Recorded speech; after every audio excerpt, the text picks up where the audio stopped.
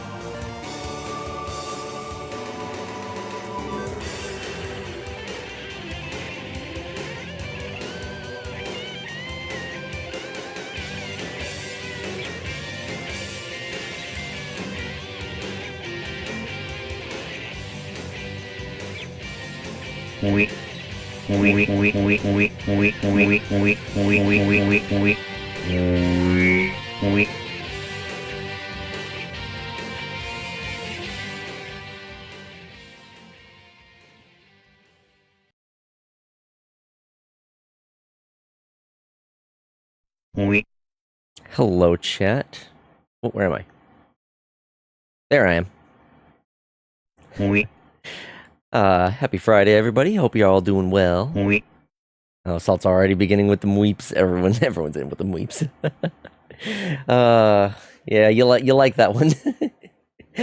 Anyway, so today I'm going to be doing a bit more of a chill stream. I know that I still need to finish Zelda eventually, and then tomorrow, big reason I wanted to do a bit of a chill stream today is because I know tomorrow's stream is going to be tiring for me. So, yeah, I'm recovering from my illness, and my hatred for the French is also coming back. Well, glad to hear that you're feeling better, and I guess I'll just leave it at that. Anyway, we're going to be doing some more shiny hunting today. I'm still trying to get myself a Pokemon, or I'm still trying to get myself a Fennekin.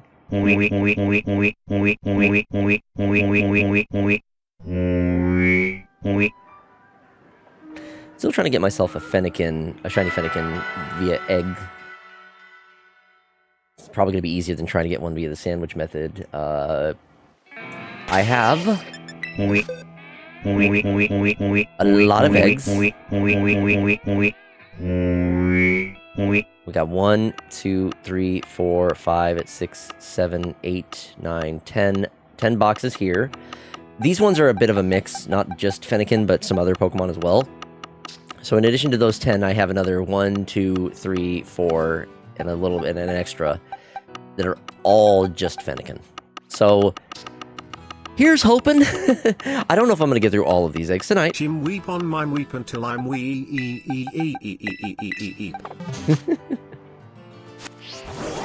Oh yeah, I need to do a sandwich for egg power to help with the hatching speed. Yeah, so this is going to be the stream. It's just, I'm going to be carting around. I do have drinks tonight. I'm not sure if I'm going to do the same thing as before, where if I get a shiny, I take a shot. You know, fuck it, I'll do it. If I find a shiny, I'll take a shot, because I'm not using sandwiches to find shinies, and I'm going for just the eggs, so my odds are not the greatest. I already had a shot before I began, just because I, had the booze, so why not? Yeah. So how y'all doing tonight? Anyone up to anything interesting? Anyone got plans for the weekend?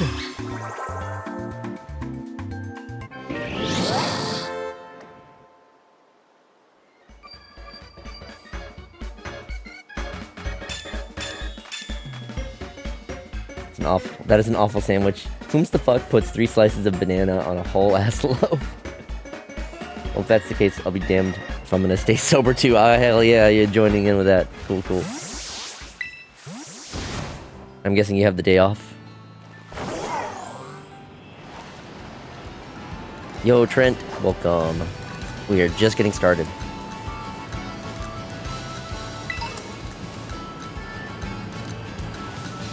Maybe getting drunk would help out with my illness. I don't think so. I think that would have the opposite effect.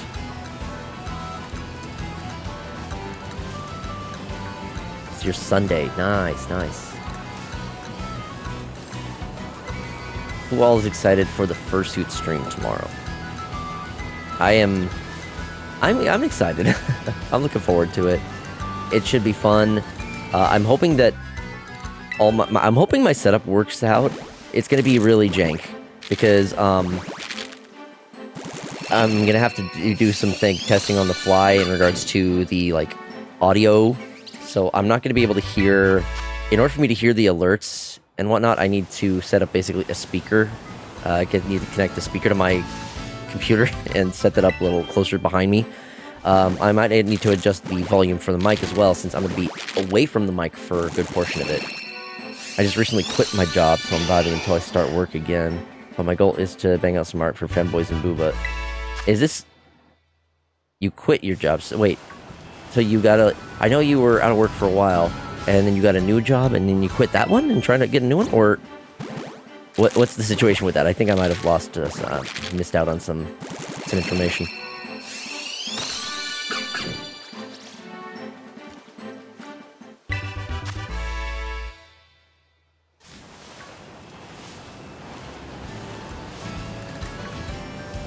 Setup will be built on duct tape and dreams. Honestly, yeah. Excited for that striptease portion of the first season. No, I don't know where you're getting that information. That is not what I promised. I was working with the mentally disabled, and it was not for me at all. So I got a new job as an industrial commercial cleaner. Okay, I see. Gotcha. Oh, sorry to hear that first one didn't work out. But, you know, sometimes you don't know a job doesn't work out for you until you actually try it, so... At least now you know. No, there will be no striptease. Made first. If y'all get me to 100 subs, I will get a maid outfit and do a fursuit stream in that. You gotta get to 100. We're only halfway to that, okay? That's a long, long goal, okay? I might have to update the... I'll have to update the goal to that then.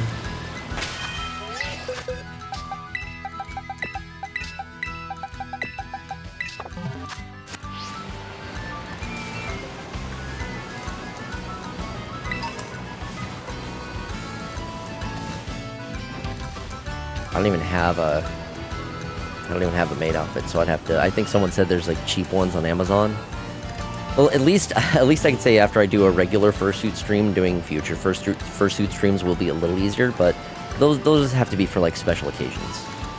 They're not something I'm just gonna do regularly because it is really difficult. Even just wearing the head can be really tiring and exhausting. It's just so hot in that damn thing.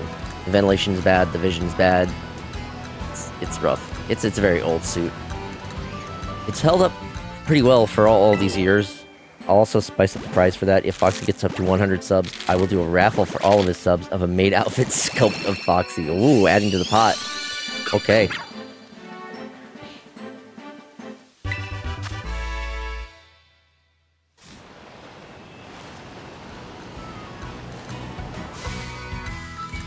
Slowly making new emotions with the symbols.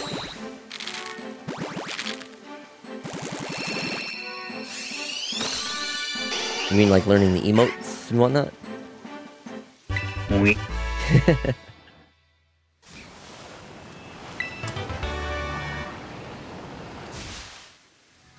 I wonder if I actually get an... I want to get a shiny from one of these eggs. Preferably the Fennekin, obviously. That's my main goal. But honestly, any of the ones that I have gotten eggs for, I'll be happy with. Originally, my plan was, I'll get myself a shiny Fennekin and then move that over to Pokemon Legends ZA when that comes out. But apparently, the compatibility with Pokemon Home isn't even going to be implemented until, like, 2026. So, the community coming together in the wake of gentle bullying. I mean, in that case, I can't even be mad. I just got to take the bullying and deal with it.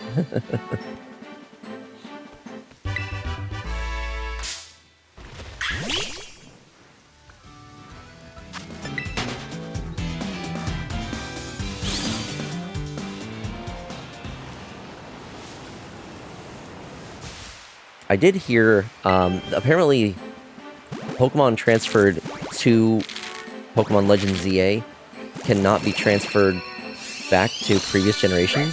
So I guess Pokemon Legends ZA is a Foxy pinup calendar went, no. Maybe if I get a new suit.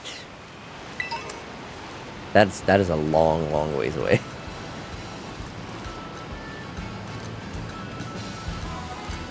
There are probably a lot of things I would do if I got a new fursuit.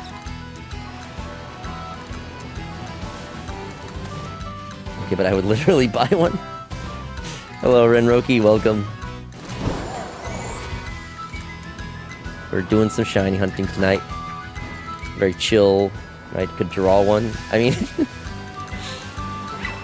that is an option, I guess.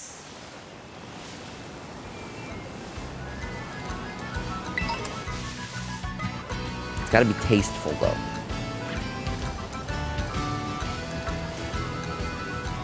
Oh, shoot. Sorry, can't stay long doing some karaoke tonight. Ooh! That sounds like fun. Hope you have a good time. I appreciate you stopping by. Tasteful nudes, yeah. I have enough of the other stuff elsewhere. I mean... So you think we're gonna get this shiny? Oh, he's already attached.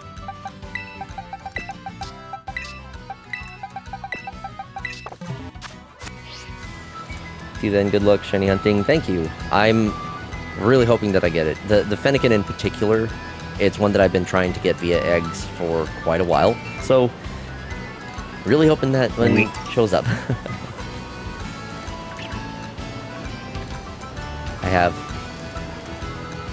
like 300 eggs. I said I was 10 boxes. Each box has 30 eggs. No, I have like 14 boxes. Each box has 30 eggs.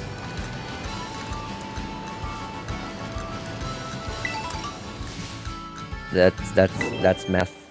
Let's see. 30 times 14.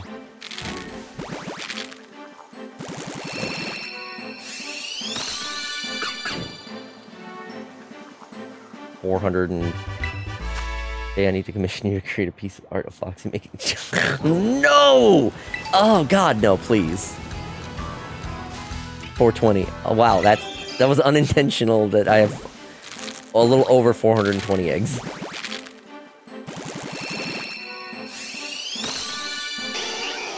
Well, considering that the egg method with the Masuda, the egg hatching rate... Sorry. The shiny odds when using the Masuda method for hatching eggs is only 1 in 512, I want to say. So, I don't know if that... I don't know how good the odds are gonna be. It's just always, it comes down to luck and persistence. When it comes to shiny hunting, persistence is the key. If you just keep at it, you will get the shiny. It's just a matter of time. Right behind the sexy doctor and sexy fireman Foxy Pin. Oh my gosh.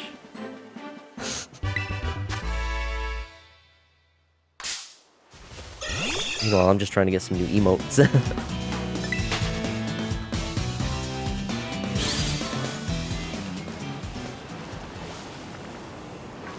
I'm also waiting on another PNG tuber expression. So when that is ready, I will be able to add that in. I think I'm gonna wander somewhere else because not really digging any of the Pokemon I'm finding around here. I always like wandering around when I do the shiny hunting via egg, just because it's faster theoretically to just run around in a in like a town, someplace where there aren't going to be encounters. But you aren't going to find random shinies if you're just doing that, and it's just not as interesting, I feel. Especially if I would do that kind of stuff if I'm just shiny hunting on my own, where it doesn't matter. But, you know, I'm trying to keep things interesting, not only for you all, but for me as well. So, sticking to just random areas where I can potentially find other random Pokemon does keep things a little more interesting. All the outfits will be bought from the Halloween stores.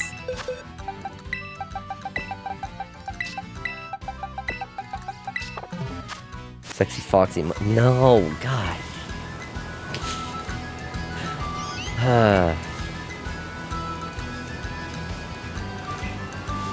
Y'all are a bunch of goofs. Bunch of goofy goobers.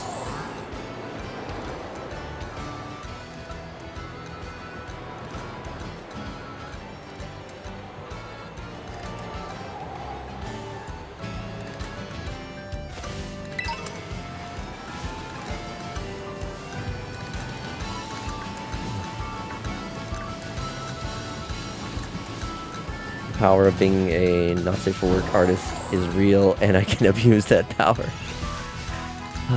I can't argue with that. Spitting straight facts. Oh, damn it, I ran into a bird.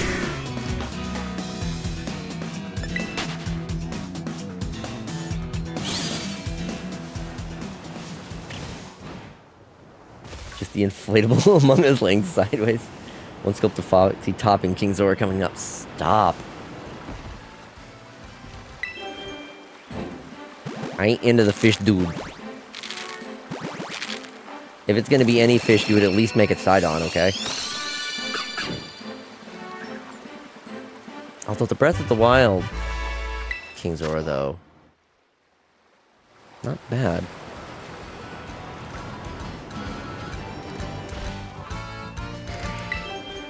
What, you don't think I would be a top?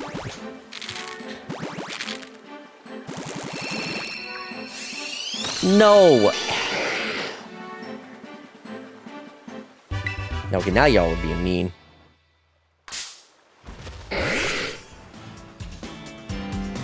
Y'all are just running with the Fox stereotype.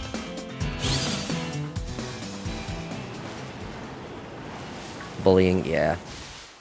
It's an easy shot. I get it. I mean, if you want to prove me wrong, well, if you know where to find some of my art, you can see that for yourself. I'll just leave it at that.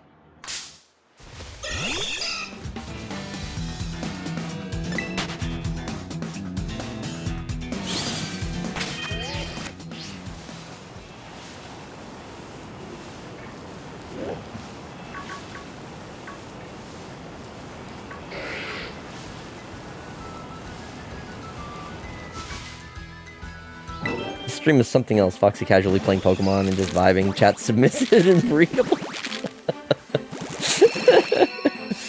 Yeah, we're. I mean, I've had one shot to start the night, and y'all are already going off the rails. What stereotype and what do y'all mean? Topping and bottoming.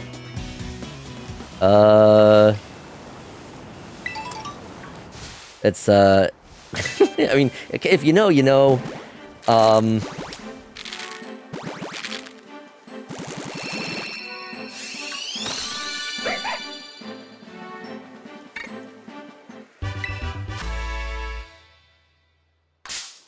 Just talking adult stuff, basically.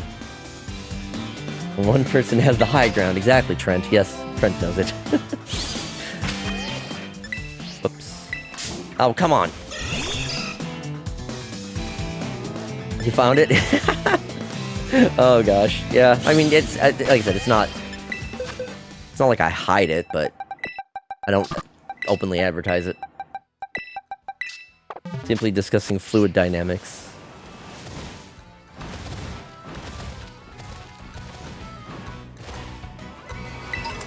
Look, how do you think I got all of these eggs?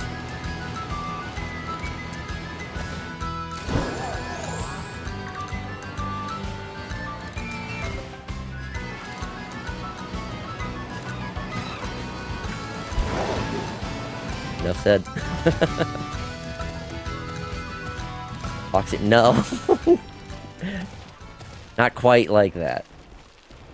Think he has a ditto? He was the ditto. Someone was saying that they wanted me to do a smash or pass on Pokemon. I mean, I'd have to go through every single Pokemon. That would take a while. Could be fun, though. Shoot. It was you? Okay, I couldn't remember who specifically it was that recommended that.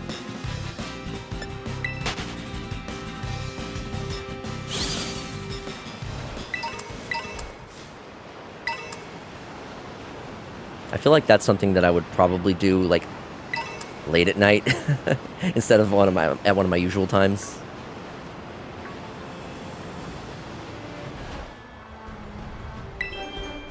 Still sick. Sorry for not understanding. It's okay. I mean, usually I'm the one that has these that has jokes and stuff just go over my head, so it's kind of nice not being the one like a little more oblivious tonight. Adult swim hours, exactly.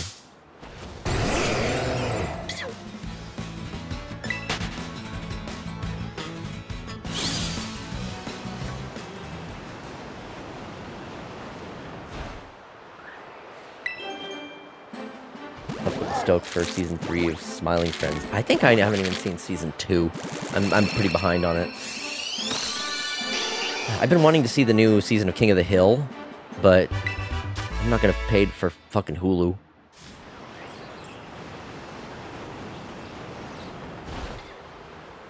I need to find another way of watching those episodes.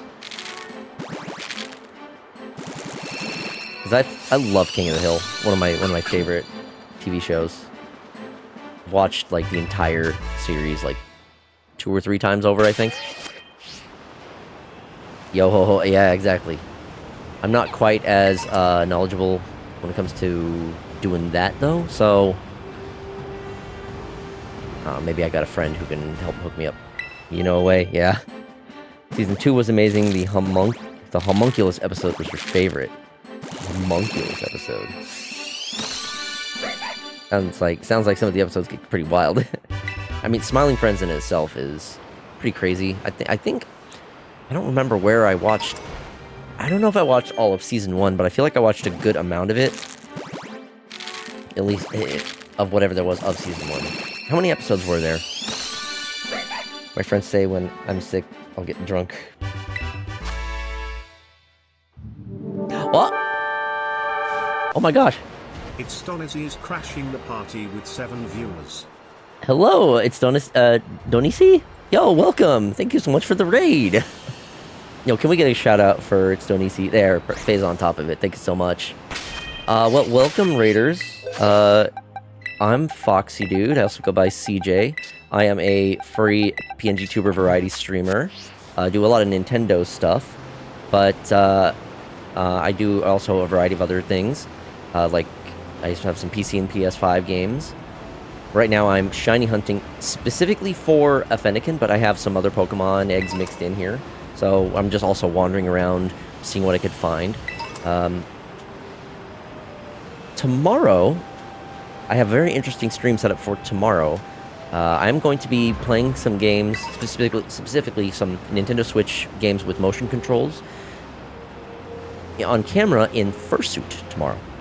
So it'll be my first time doing a Fursuit stream. If that's something that you have any interest in, make sure to drop a follow, and you'll be notified when I go live. I'll be roughly around the same time tomorrow, around like 4 p.m. Pacific time. He's a nerd that beats us with sticks. He has to keep us in line somehow. I'm usually the one that's been beating the most. Y'all are... Gosh. I mean, I'm usually the one that's trying to keep y'all in check. Y'all are just going haywire. But either way, welcome. Thank you again so much, Istonitsi, and welcome, Raiders. I am hoping that I will get some shinies tonight. I've only just started a little while ago, but I have about over 400 eggs to hatch, so decent chance, I believe.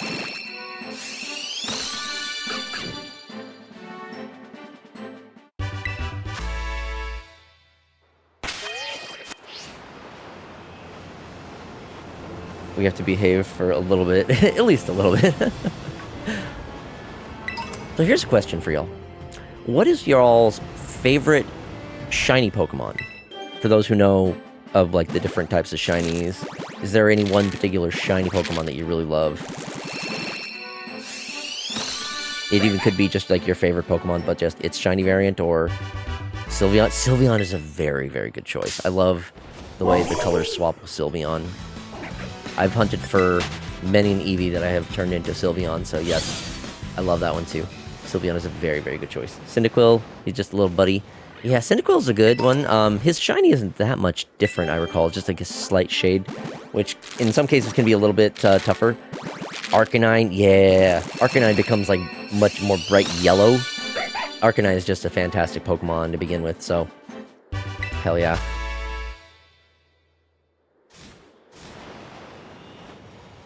Shiny Arcanine is a good one. Very, very. Obstagoon. Yeah!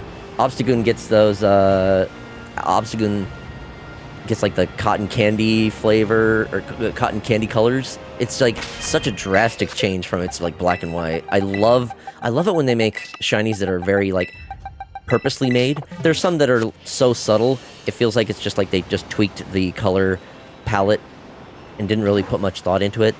But then you have ones like Obstagoon. Ursaluna is the only one I know. Yeah, Ursaluna is, I think that's another one that suffers from the unfortunate side effect of, like, its shiny turns into, like, a sickly green color. Also, Solarius Silver? Sorry if I butchered your name, but welcome. Thank you for stopping by. You know what bothers me? All my favorite characters have been besmirched. Anka and the Cynical Evolution line. I have a question for God. Why? Oh, yeah. They have definitely suffered from certain media.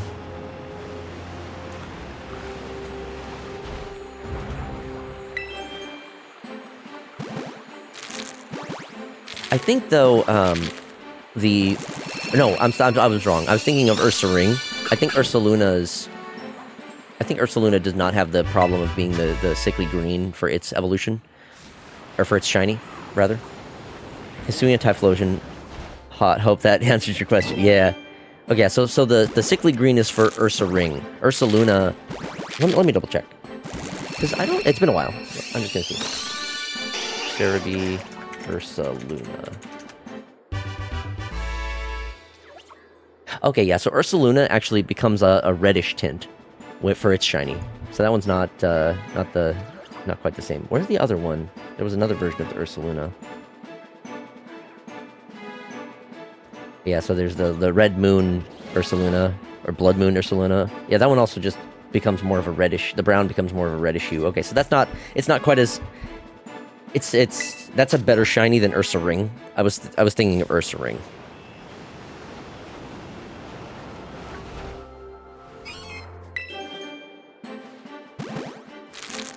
Yeah, that's a good one.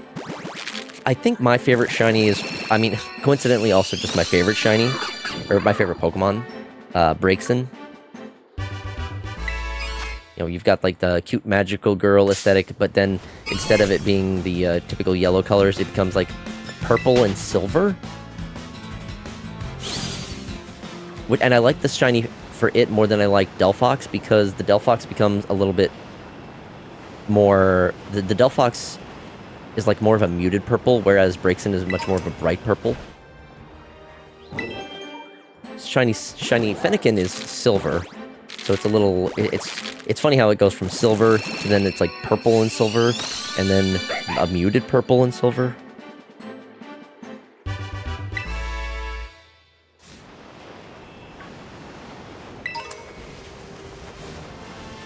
I had no idea how to say Ursaring as a kid. I called it Ursaring. Yeah, Ursa, as in like of Ursine, meaning bear. And then ring, because it has like the ring on its belly, which I believe is supposed to represent moon. Because I think Teddiursa, I recall Teddiursa has like a little like crescent moon on its head, and then, you know, you've got Ursaluna completing the moon theming with it, going full moon. Whereas I believe Ursaring is supposed to be more like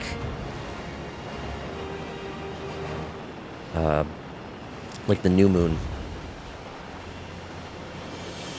The Ursine armor from The Witcher 3 is fucking badass. Should have gotten it from Teddiursa, but yeah, I mean, there are a lot of Pokemon names that like I don't quite get until I analyze them, or until like someone makes a comment about them and then it clicks. I think I made my way back to the West Province. I don't want to be here. Let me travel somewhere else a little farther away, so I'm finding some different Pokemon.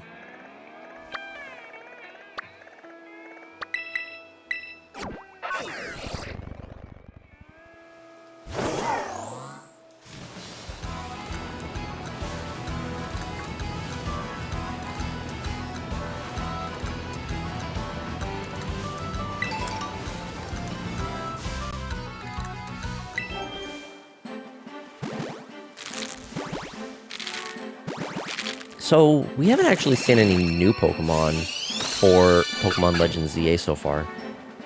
At this point, all we've gotten are new Mega Evolutions, but no, like, new Pokemon themselves, or even new variants of Pokemon. Because, like, Legends ZA introduced a few brand new Pokemon, like a couple of new evolutions, and then we had the Hisuian variants of several Pokemon. They don't seem to be doing that with Legends ZA, or they're really keeping the new Pokemon secret. I don't think we're going to be getting any more reveals. The trailer, the one trailer that showed off the Kalos Megas, was actually labeled as the final trailer. Pokemon is creatively bankrupt, but not as bad as Call of Duty. Yup. Correct me if I'm wrong, but wasn't Call of Duty accused of using AI for some of its, like, banner art or, like, player banner things that they were offering in the Battle Pass? I believe my buddy plays a fair bit of Call of Duty, and I'm pretty sure I remember him showing me something about that. Yeah, okay. I thought I remembered correctly then.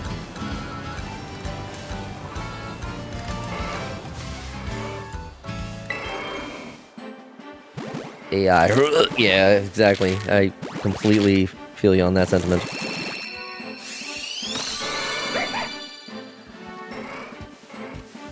It sucks.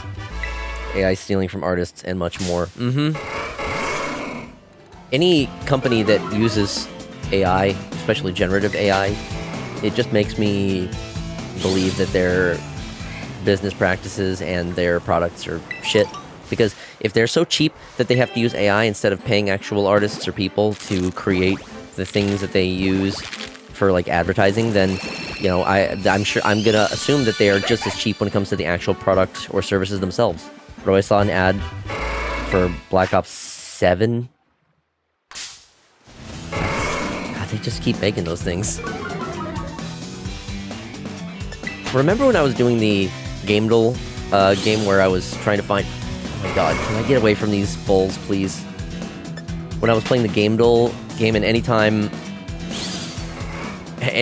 one of the Call of Duty games came up, I was like, oh god, okay, I have like several dozen I have to try to guess from.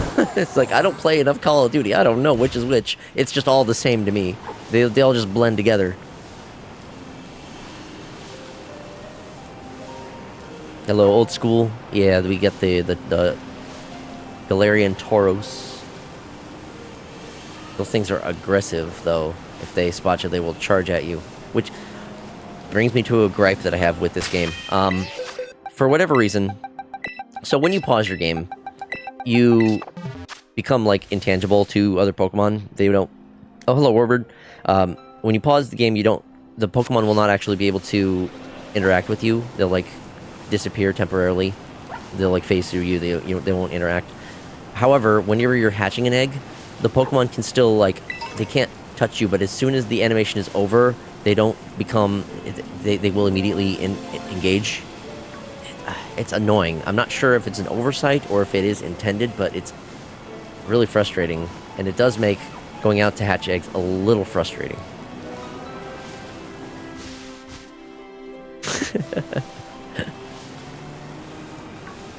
I have no idea how to code, but I'm sure I myself can create a better Call of Duty than Call of Duty. I mean, they've just been doing pretty much the same thing for years. Oh yeah, so I can see that Flamigo. I'm going to interact with that one as soon as this egg is done. You gotta fill in everyone. I do need to update the sub goal for that new goal.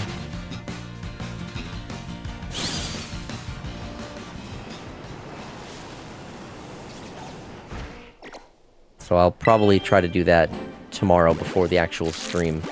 It's yeah, so tomorrow also, since we have more people here, tomorrow I am going to be doing a special stream around like 4 p.m. Pacific time. I'm going to be doing a fursuit stream. I'm going to be playing a couple of different motion control Nintendo Switch games on camera in fursuit.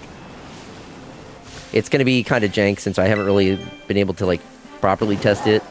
So I'm not sure how well I'll pick up on the mic between, you know, not only the mic being farther away from me and also wearing the fursuit. So I might have to make some adjustments on the fly. Also, it's going to be very difficult for me to read chat. Y'all will probably have to use TTS if you want me to hear things. I'm going to be setting up a little speaker to like play sound so I can still hear alerts and whatnot. So yeah, it should be fun though. I probably won't be able to be in fursuit more than like maybe 2 hours at most. I'll try to go as long as I can though. The Foxy pinup calendar is still pending, but the talks are in the works. Gosh. Y'all are giving me so many ideas, but like, Lord knows I don't know how I'll be able to fund those. We need to figure out outfits and poses. Oh, gosh. Y'all are great.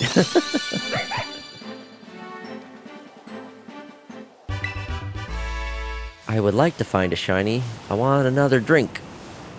I've only had one so far.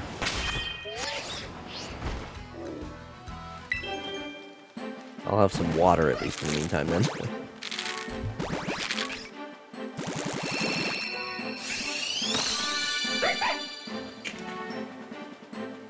I got all these foxes though.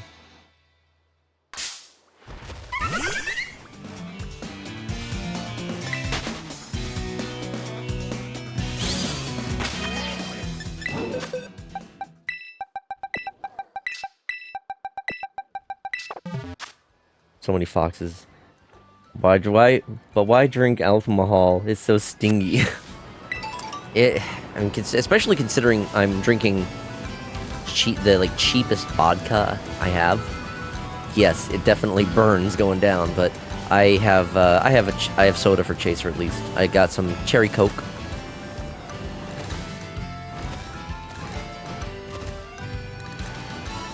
Alkafluence of alcohol.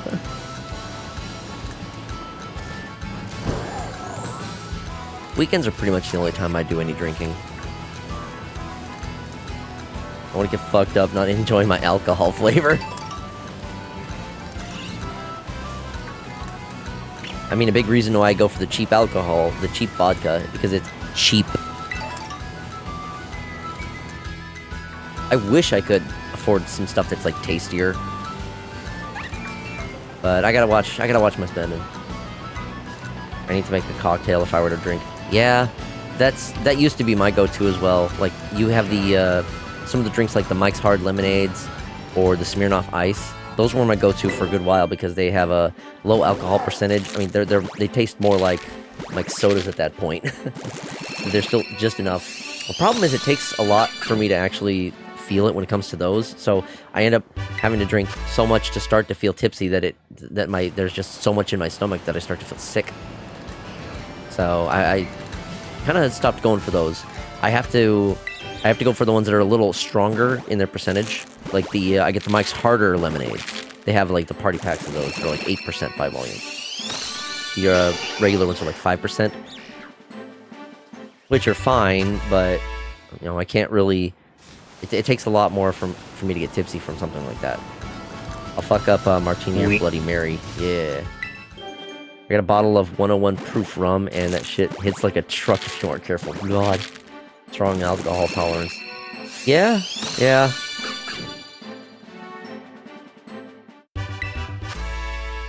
I mean, I'm not sure if I would even say it's a tolerance. Just more so. Probably because of my weight. I'm not heavy, but I'm like average build. So, I'm no lightweight, that's for damn sure.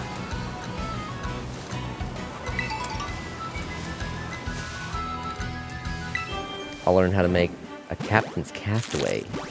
Ooh, for the rum. If the alcohol can't disinfect a wound, I don't want it.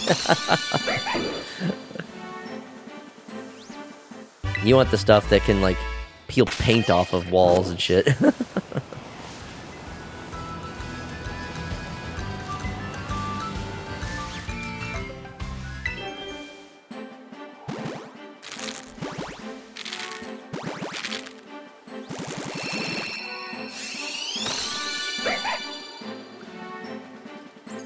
I drink like a 50-year-old Irishman. Holy shit.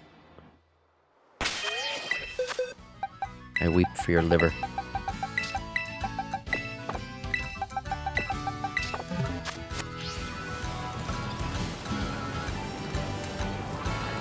I mean, I didn't really set up any kind of rule about how much I should be drinking, should or shouldn't be drinking tonight. If I really wanted to, I could just take a shot, but I don't know. I don't know if I want to be starting that too early. I also don't want to drink too much because then I will have a rougher time in the morning tomorrow.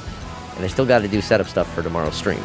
So I don't want to be having to deal with a hangover while getting all that set up. Oh yeah, so here's an Ursa ring.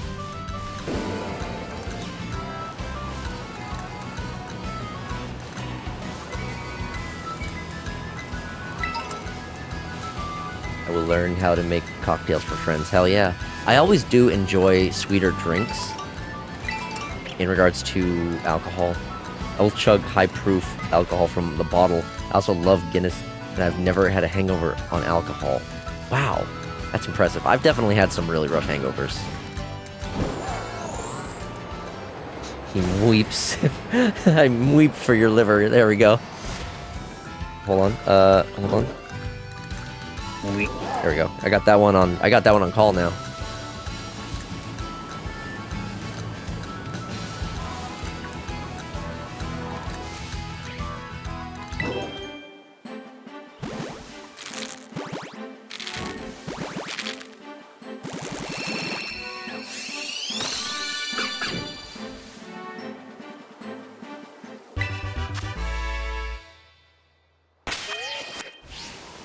I got a long way to go and a lot of eggs to get through. I'd just been like slowly building up additional eggs since the last time I did a stream. I recommend one called Slurm. Oh, like the Fruit Futurama drink. 2 ounce melon liquor, 2 ounce white rum, 1 ounce lime juice, 1 ounce honey, shake, and then top with Sprite. Ooh, that actually sounds pretty damn good. For whom does the fish weep?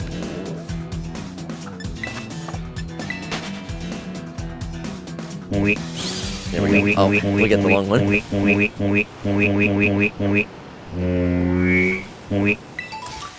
I really do feel the length on that one is just right. It's obviously a little longer than the base one, but it's not too long to the point where it gets annoying. There was someone yesterday who used the TTS. It was just a bunch of emoji, and it was just the TTS was reading out each emoji and saying emoji after every one. It took like several minutes to get through the TTS message. So, just for future reference, try not to use too many, or if any, emoji when using the TTS. Because it will have to read out each one.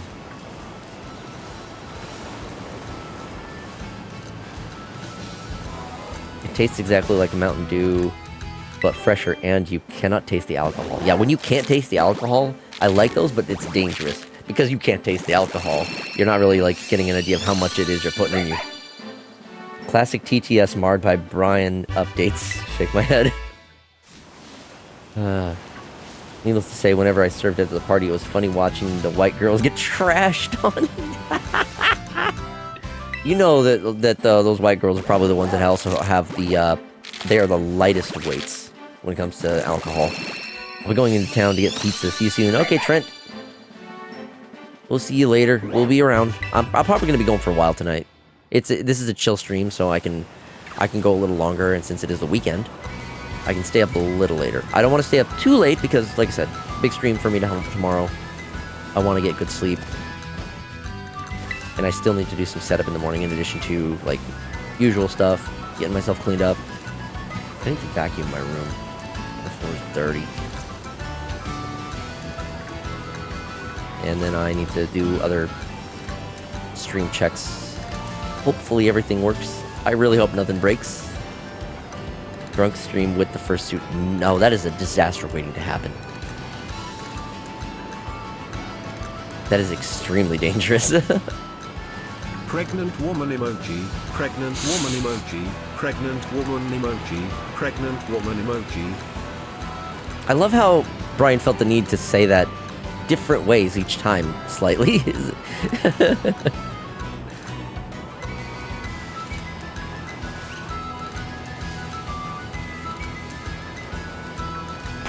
He's all hatched. I keep doing this. Is my... Do I still have my egg power? No, that ran up. Oh, great. I'm gonna get an encounter here. Fucking...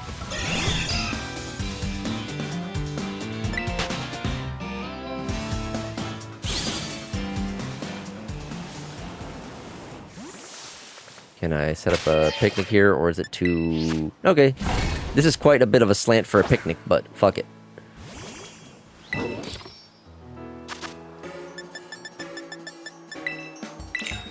There are some people who, at cons, will drink in suit. And that is very dangerous, because, I mean, you already need to worry about overheating and staying hydrated, so adding alcohol to that mix sounds dangerous. I think you should kill one to show an example of force towards the other Pokemon.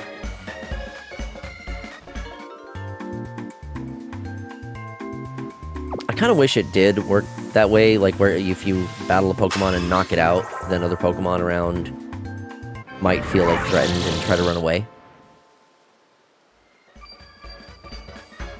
All the Pokemon have very basic AI in regards to like how they react to the player and how they move around and whatnot, so hopefully they can make that a little more interesting in Legends ZA, especially since, you know, you're going to be actively battling and moving around a lot more. Dude, at my first FurCon, some dude got alcohol poisoning, and looks the paramedics were hilarious. Oh, do tell me more. Was the person in fursuit, or did they just like come into the area and then just see all of the furries? Like, give me some details. I need more information. Tell me about this. I've only been to one FurCon so far, and it was fun, but it was very tame. I haven't been to any of the more wild FurCons, so I don't have much in regards to like interesting stories.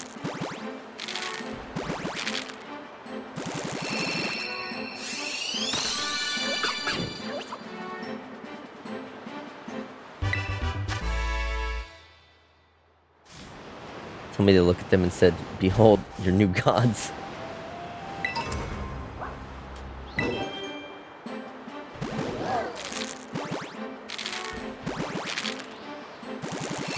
They weren't in fursuit, but the paramedics showed up, and they had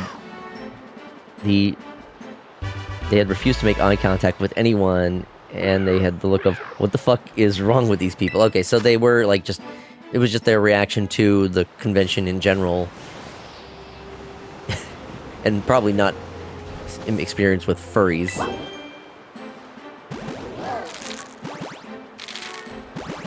It almost seems like a tradition that there has to be, that the paramedics or the emergency services has to be called at least once to a furry convention. For some reason or another.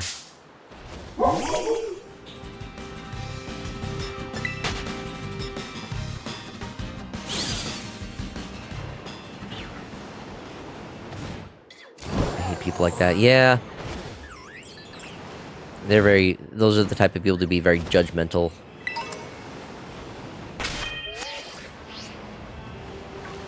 It legit enrages me.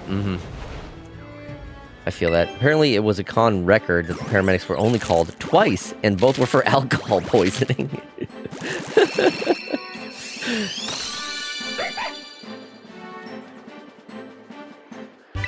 I still want to go to some other conventions. It doesn't help that the one local convention is a very like safe for work type convention, or like family friendly is what it advertises itself as. Furries are the classic litmus test for assessing how people... Whoa. Okay, we're just looking through the terrain here. Furries are the classic litmus test for assessing how people deal with other people who are a little weird or off. Yep, if someone doesn't like furries, that's usually a good sign to just stay away from them, because they're gonna be like a very judgmental type of person. As someone who was high, I died laughing when I saw the paramedics. I mean, there's a level of being like shocked at seeing something like that you're unaware of, but you know how you act after that initial shock says a lot about a person. I mean, you know, they could have just been there. I mean, obviously they're there to do their job, to help people. So, adds in 5, thank you, Faye. So they're there to do their job and help people. So they probably want to try to stay focused on that topic. But I mean, you still have to have a level of personability with that kind of a job. You know, you're there to help people. You want to make sure the people around you are still feeling safe. I mean, they were chill, and we cheered for them. That's good. That's good. It does sound like it might have been more of like just an initial shock type of thing rather than like looks of judgment or prejudice. I mean, I can't say without having experienced the scenario firsthand, so, you know, you would be the one more to better say on how that went. And of course, we can only assume so much from initial looks.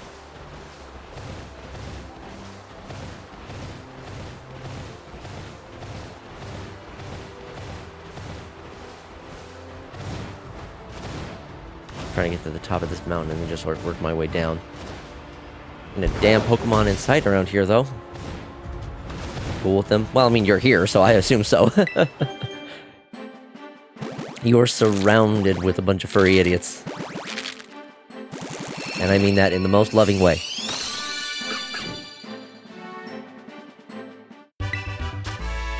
It was also the same con where I helped a dude back to his room, being blackout drunk. Carried him the entire way there. I was fucking struggling the entire time, not because he was heavy, but because I had smoked 2 full bowls before then.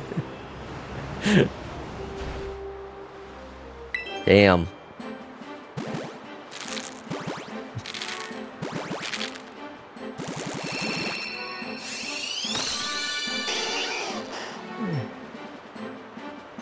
Speaking of weed, I have not had any... I don't smoke, but I do occasionally have, like, edibles. I haven't had any in a long while. Mostly because, like, the edibles that I have, one of those will, like, knock me out for a good, like, 6 hours. Those last a long while for me. When I have one of those, I pretty much become a lump. I, like, lay in bed and just, like, watch videos and shit. I also gave a baby for a 5K milligram gummy? 5K? What the fuck? That's insane. Mine are 10 milligrams, and that's way too much for me already. 5K? Oh my god, you'd have to, like, ascend. You killed them. That would be... Oh, no, yeah, 5,000 milligram gummy. It was called a El Diablo. The name is fitting, then. Holy shit. That would send me into the stratosphere. I didn't see him the entire con afterwards. Yeah, you killed him. You would have to sleep for like a day to get over that. I would imagine. There was one time where me and my neighbor tried to... My neighbor, who was a lot more into weed of various sorts, and he proposed the idea of making edibles. So we got I don't remember exactly what kind it was, but it was some sort of a weed oil, and we infused that into... I was making a new type of a cookie that I hadn't tried before. Well, I tried it once before. They were called bacon fat cookies. Basically, you just replace butter with bacon grease. And it adds like a sort of, it sounds weird, but it kind of works. It adds a bit of a savory flavor to them. And the texture ends up being roughly the same as with butter. But we infuse the oil in with the fat, send it... I don't know how much each of those cookies were, but like I had one and I just was ruined. I couldn't do shit. I could barely talk. I had to like go back upstairs and just sleep. I was like, bro, these cookies are way too much for me. Like, do you want to just buy the batch from me? Because like I don't want these. I need to go back to my safe 10 milligram gummies. Funniest thing was I got it for free back at my smoke shop because I told them I would be going to a con, and the owner was like, bring some free samples and smoke stuff to share at the con and get my name out. Hell yeah. Hell yeah. Alright, before I get back to doing more hatching, I'm going to do a BRB. So I will see you all in a few minutes.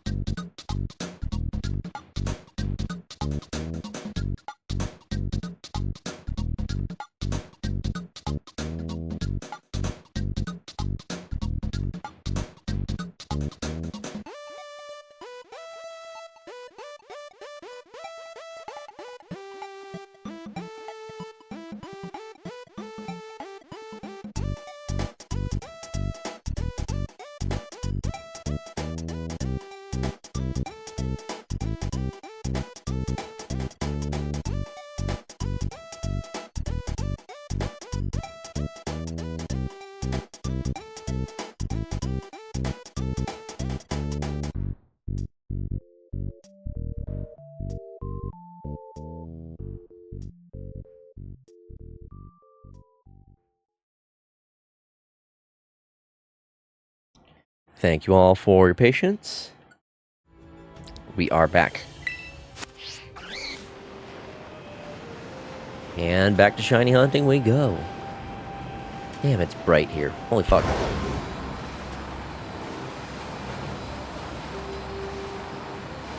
It must be my monitor. That does not look nearly as bright on the capture.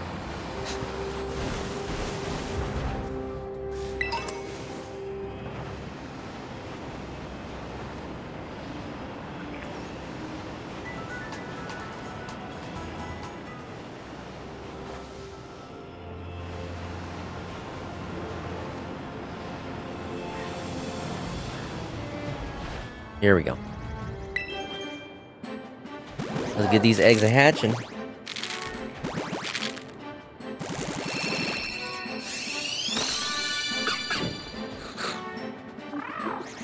I think what I might do is maybe do like one shot on each BRB I take.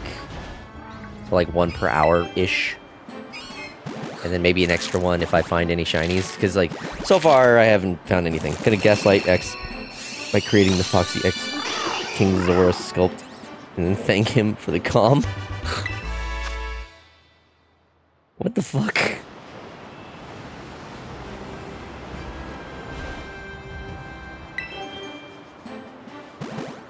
Like, if you're gonna do any King Zora, at least do the Breath of the Wild one.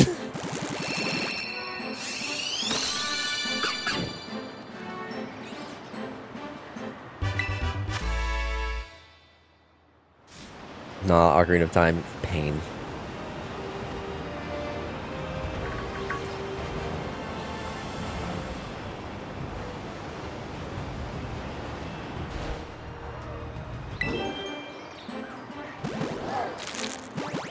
You notice how we never see a Queen Zora in any of the games? Wait, do we? Wait, there might be one in, like, Twilight Princess? I don't remember enough about Twilight Princess to be sure. I've played through it. That's Mipha. No, Mipha is like... Mipha's a champion. She's like... Well, wait. She's a princess. Link already drained his nuts. Mipha is a princess, not a queen. I'm specifically talking about, like, you know, existing Queen Zora. Also, Mipha dies. Did you forget that? She is literally dead when you start Breath of the Wild.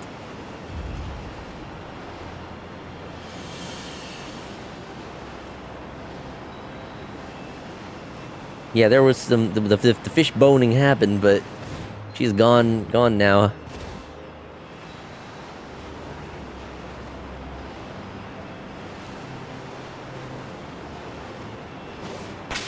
Oh, man, I always keep forgetting. And through the power of fanfic, she stays alive. Fair.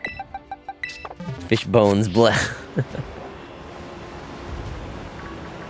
It's a bad joke, but that's how you die.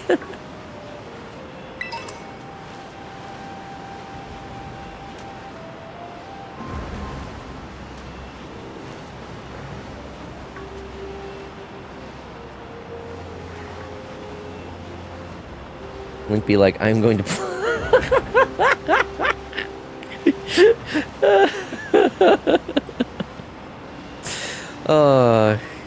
Y'all are funny tonight, goddamn. Woo-wee. Y'all are keeping things very interesting tonight. Do you think when Zoras get horny, they start rotting alive like salmon? Oh my god. That is such a weird thing.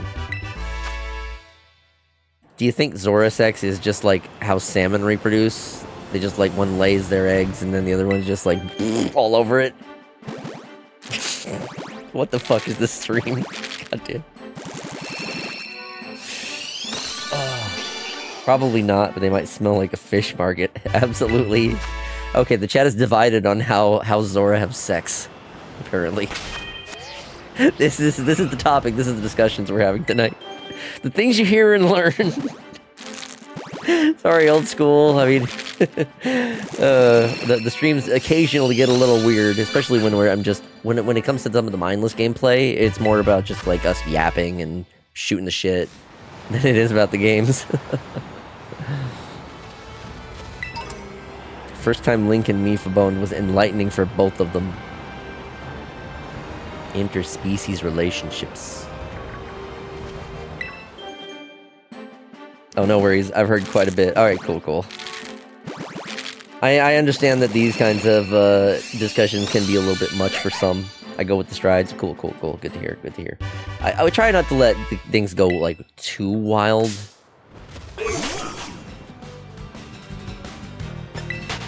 We don't get, like, super raunchy. But when the booze comes out, you know, you never know what you're gonna get. As long as I can at least focus enough to keep playing the damn game. Gotta spook off the normies. Right. I have to curate my audience, so to speak. Hold on, babe. Let me pop a squat and pop out these eggs so you can splooter on.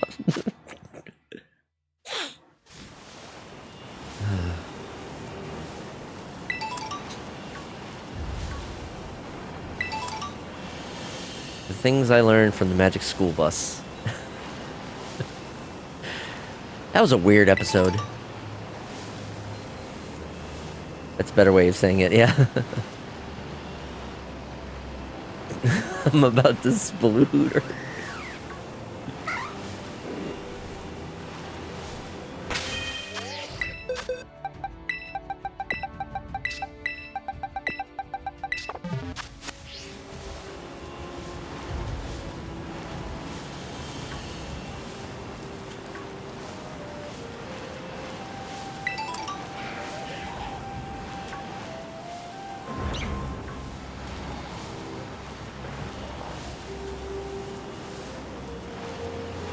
Magic School Bus. Funny enough, my goose is nicknamed that.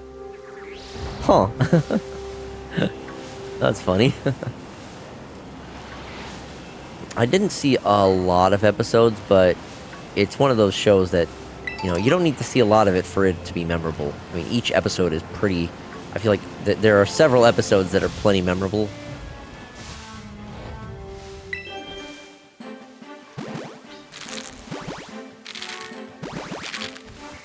So, you know, they stick with you. Is it because that goose can hold a bunch of people in its caboose?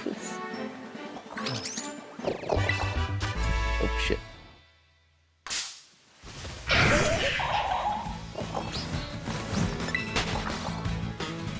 Oh, now I see. The icon is for the wild goose, or the... Is it the wild goose? Green goose? Pico's ship. I'm forgetting the actual name of it.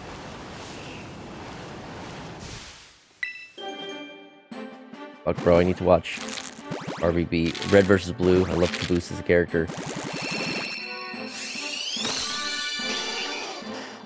He was one of the, like, the bumbling idiot type characters, if I recall. I've watched it, like, I watched through it once. I don't remember a whole lot of it, aside from, like, maybe a couple of the funniest moments, sort of. Not just the colors and my name. Oh, okay. Oh, wait, no, you were answering Salt, not me. Hit a single brain cell fighting for fourth. Right.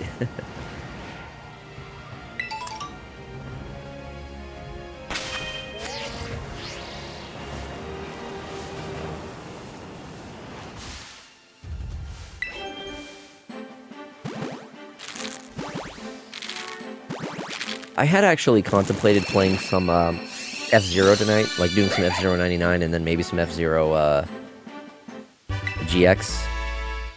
But I'm like, no, I want something that's going to be more laid back, something more chill. Despite how much I do enjoy F-Zero 99, it still does require a good amount of focus. It's a lot harder for me to interact with chat when I have to when I have to really focus on the game. And obviously there's a level of that, you know, I want a decent amount of focus on the game. Sometimes. But considering how tomorrow I'm gonna be having the bigger day. I wanted to just do something chill tonight because tomorrow I'm gonna be very tired after the stream. It probably will only be a short stream because I'm not sure if any of you do have experience wearing a fursuit. It's hot. It's tiring.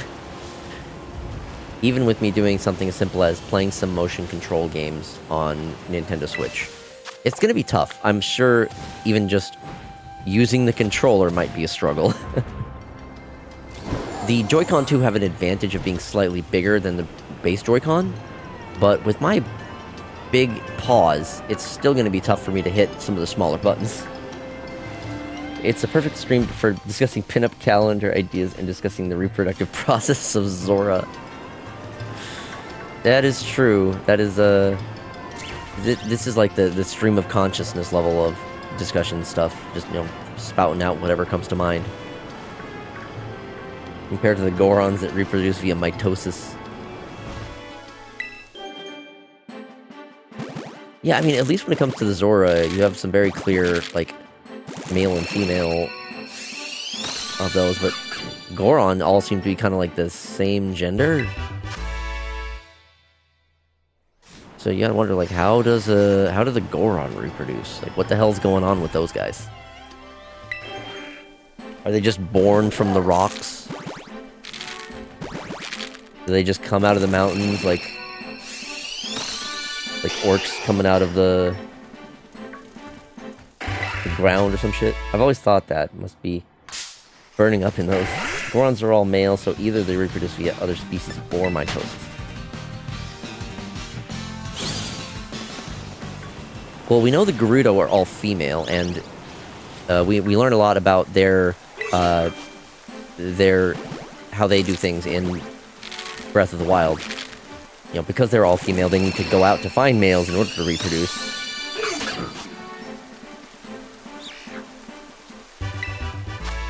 But yeah, we don't really know anything about the Gorons. They're a bit of a mystery in that regard.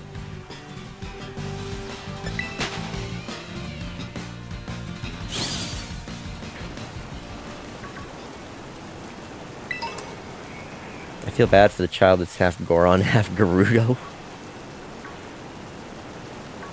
I don't think the Goron do breed with other species, so I think they have to have something special going on with them.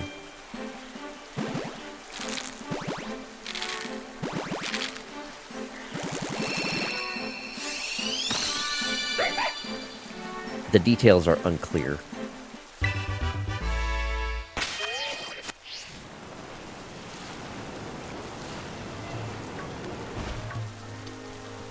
I'm surprised I haven't really had many people question that.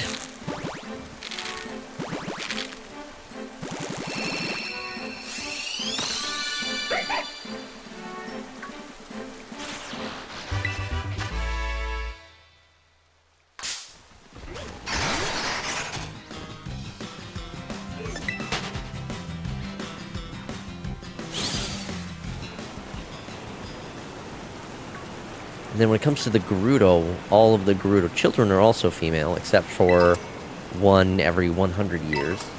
Not a lot of people are sexually attracted to Goron, so Nintendo doesn't have to dive into their lore. That's true. That is true.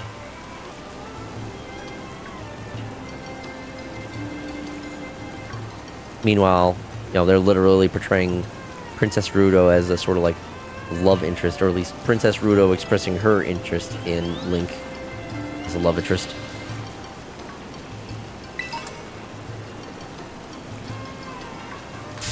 Oh, damn it. I'm into a bug. There are a lot of bugs around here.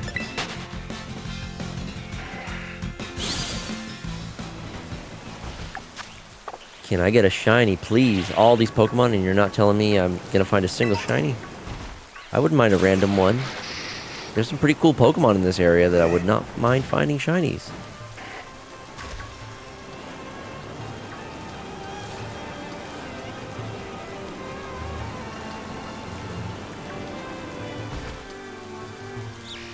Spray that dumbass bug with Raid.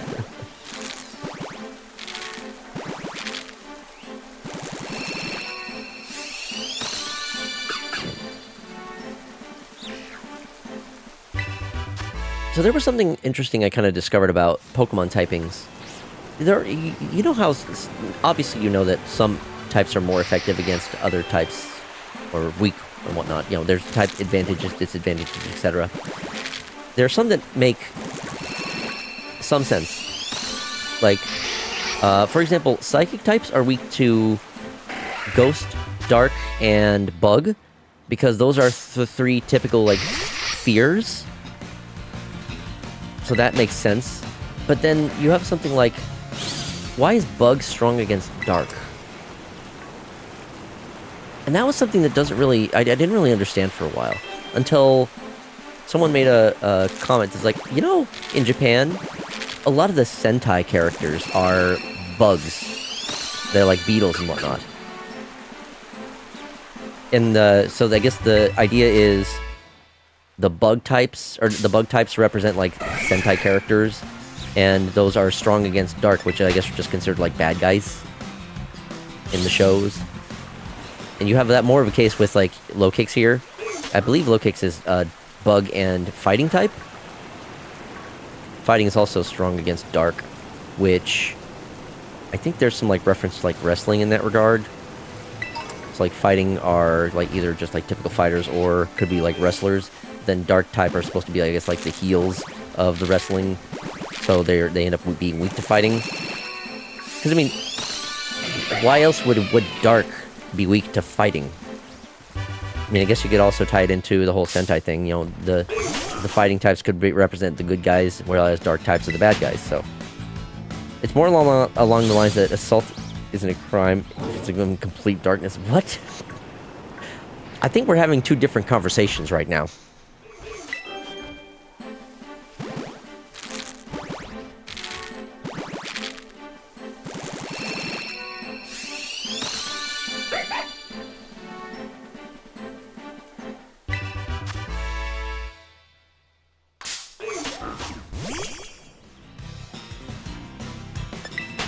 If I'm gonna have to deal with all these bugs, I would like one of them to at least to be a shiny. I recall the shiny of those being pretty cool. It's hard to press charges against someone who punches you in pitch black, just saying, bro. I don't think that's the logic that the Pokemon Company is using for why the types work the way they do. That's what I'm talking about. The reasoning, and not just... more so like the reasoning why they make the types weak to or strong against certain other types. There's a logic behind it, in a sense.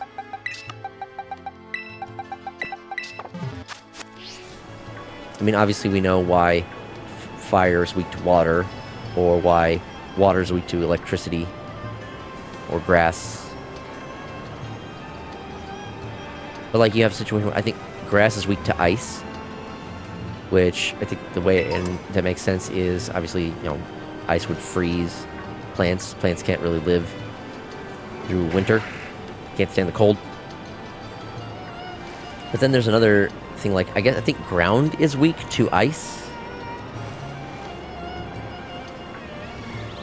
Not sure I get why on that one. Fire being strong against ice makes sense until you think about it. Yeah, it's... ice, I feel like, is probably one of the weakest of types. Like, dragon is also a really confusing one. Dragon is weak to dragon and ice. It's like, why?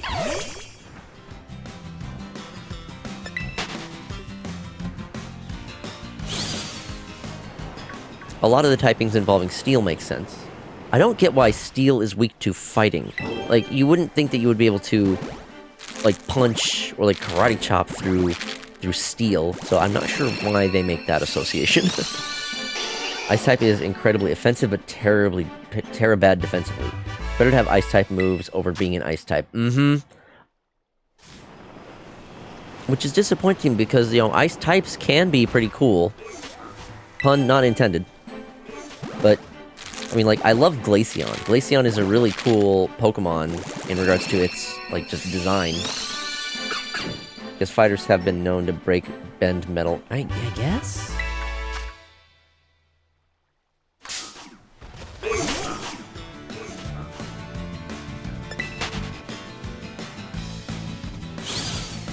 Okay, again, I'm making unintentional jokes Yeah, Glaceon is cool.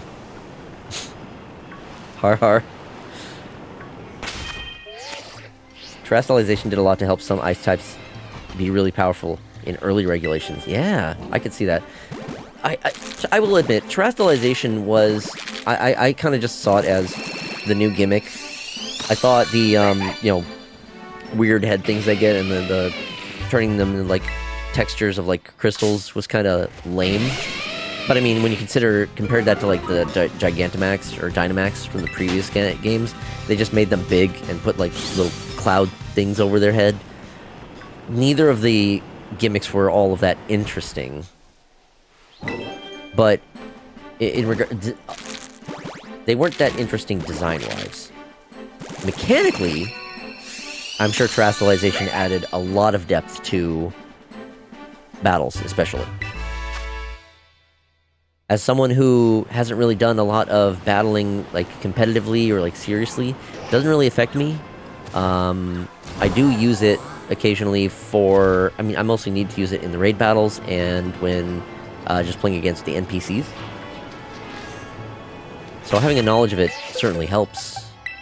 I mean, it just...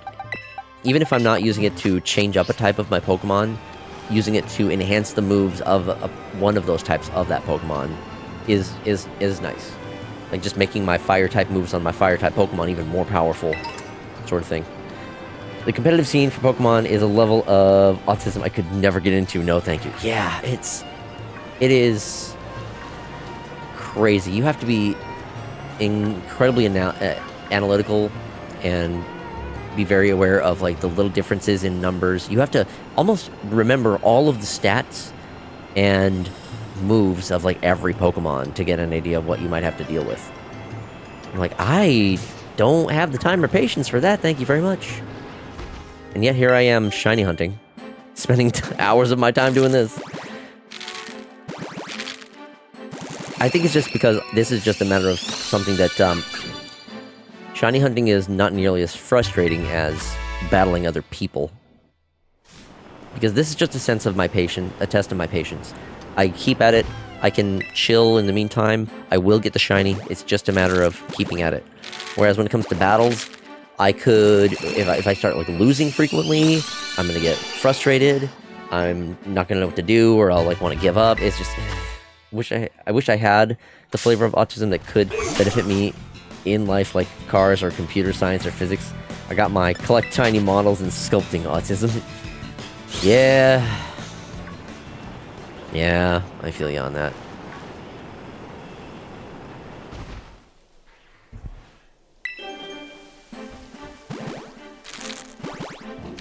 I wouldn't doubt if I'm somewhere on the spectrum, but haven't really gotten like diagnosed or anything like that, so I don't know. Now's a great time to drop that I'm a VGC judge, really. VGC being Video Game Championships, so like the official championships for the, like, Pokemon games.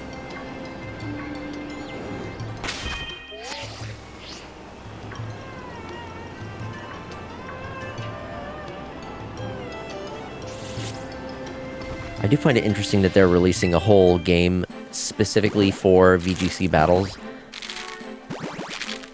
I have no doubt that Pokemon Champions is going to be what they use for all of the competitive battles going forward. In the, like, official capacity. On the topic of battles, I'm still annoyed that I'm going to have to play ranked in Pokemon Legends ZA in order to get the Mega Stones for Greninja, Delphox, and Chestnut. That's badass. I'm slightly jealous because that shit sounds dope.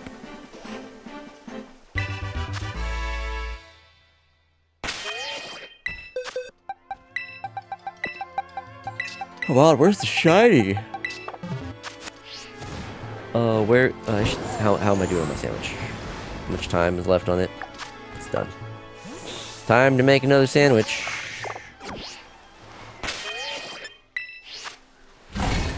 I'll just hold a picnic here. No shiny for you because you haven't prayed to Miyamoto. Miyamoto don't got shit to do with Pokemon. if anything, that's Iwata who was more responsible for that. Did you know that Iwata was the one who actually managed to get all of the data for like the red and blue worlds onto the cartridge for gold and silver? I don't know how he managed to compress basically 2 games into those, but he did it. He's the one who was responsible for that. It's fucking dope. Can't wait to see how Game Freak is gonna fuck up champions. I mean, I've already heard that, you know, you need to earn like credits in order to train your Pokemon. There were people who were worrying that it would be like monetization. I mean, it has to have some kind of monetization because it's going to be on mobile and Switch. I think the Switch version is going to cost like $10, and then the mobile version is free. They have to have some kind of monetization shit. Okay, so apparently you can. My understanding is there are like points you can earn by like battling, even just participating in battles, and then you use those points to you can use those points to train your Pokemon, i.e., like, you know, modify their stats, change their moves and whatnot.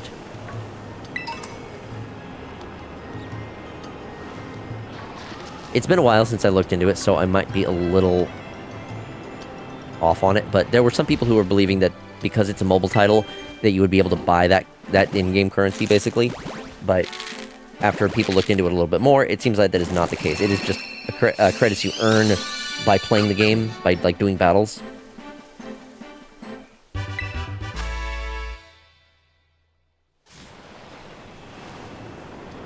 Apparently there are also like rental Pokemon that you can use, and those also require the in-game currency. But again, it's you have to earn those. You can't just buy them, apparently. But if they are releasing a mobile version of the game, there has to be some kind of monetization. They aren't just gonna they aren't just gonna have that for free. Game Freak wants gotta get that money. You gotta get that moolah, the dinero. Also, I think they've really been holding off on giving us the first-gen Pokemon titles on, like, Nintendo Switch Online. I feel like they're going to do one of two things.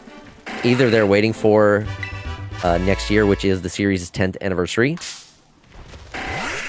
and then maybe they'll add them to Nintendo Switch Online. Or, I think the more likely option is they are still going to be releasing them on the 10th anniversary, but as, like, a separate purchasable bundle. Maybe integrating, like, Pokemon Home, so you can get Pokemon from that game and move them into Pokemon Home. This is all just my random guess. I know people have been asking for the, like, OG Pokemon series on NSO for the longest while, but Game Freak knows the value of their games. They know people want those. They know people have bought those on 3DS. They don't want to just... I don't think they want to just put those on the NSO for free. They don't mind doing that with some of their side games. Like, they put, I think, Pokemon Puzzle League on there. Both, I think it was the Game Boy one, the Game Boy Color one, and the N64 one are both on there. And then they think there's also a couple of Pokemon pinball games. But when it comes to the mainline series, they're not just going to put those on there. They're going to want people to buy those. They want more money. So I think they will release them as like a bundle. An anniversary bundle thing. Hopefully it's not something that would be limited. I'm still really annoyed that the 35th anniversary of Mario, they had the Super Mario 3D All-Stars collection, which had Mario 64, Super Mario Sunshine, and Super Mario Galaxy. Altogether for $60, which is not a bad deal. But then, you know, you can't buy that anymore. I guess the trade-off is Super Mario 64 is at least on NSO, and they will be adding Super Mario Sunshine to NSO, so those two titles are going to be available on Switch, even if they are via the subscription service. However, when it comes to Galaxy, which is the other title on the collection, they're re-releasing that, Galaxy 1 and 2, next month. with like enhancements for Nintendo Switch and even like upgrades for Nintendo Switch 2 as well. I think what needs to happen is for indie devs to create their own Pokemon games to rival Nintendo. When Power World wins the lawsuit, it shall open the floodgates. Yeah, I'm really curious to see how that's going to work out. I haven't heard many updates on it lately, so it'll be interesting to see how it develops.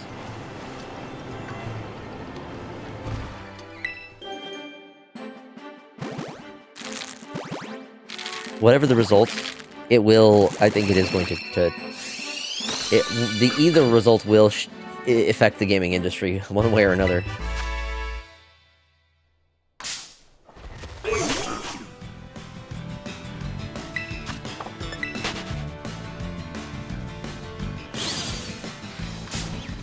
I will say, a lot of people have not been happy with Nintendo for how, for their practices in regards to the patents and the lawsuits. So they're certainly not gaining any favor from Nintendo with all of the litigation.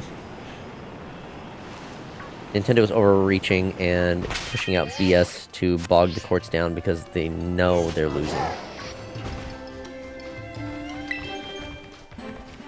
Quite possibly. Nintendo, a lot of people saw Nintendo as bullies for the whole Power World thing. Just play Showdown. Yeah. There were a lot of people who I saw were concerned that, you know, Showdown was going to get taken down after Pokemon Champions was revealed, but it doesn't look like there's been any worry about that so far, you know. And yeah, so at least currently that still seems to be an option for the people who... Showdown, I've never had any interest in Showdown because it's pretty much a just battle simulator. I don't really care that much about the battle part of Pokemon, if I'm being honest. The battles are, like, something I do in between all the creature catching. For me, Pokemon is more so a creature collection game. That's what I enjoy the most about it. Now, ever since the first generation, I've always been about gotta catch 'em all. That's the tagline that they used. They haven't used that much anymore, but it was... That stuck with us who remember that. It was such a catchy tune. It was the tagline for Pokemon games for a good while. I don't even think that was a tagline that was in Japan. I've heard that it was a US or like North American thing primarily. The whole gotta catch 'em all thing wasn't a focus when it came to the games in Japan. If only they took Showdown... I think if they took Showdown down, they really could be sealing their fate. The VGC players keep the tournament circuits alive.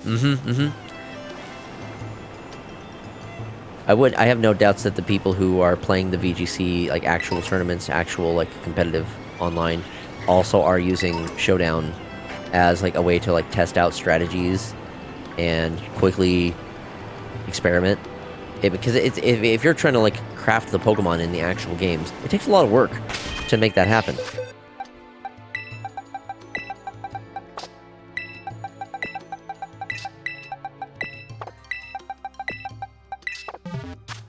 It's gone from gotta catch 'em all to open your fucking wallet and give me your money. I mean, I went on that rant earlier about how I feel about Pokemon shiny locking the legendaries and how fucking stupid of a decision I think that is. But I don't want to get on that again.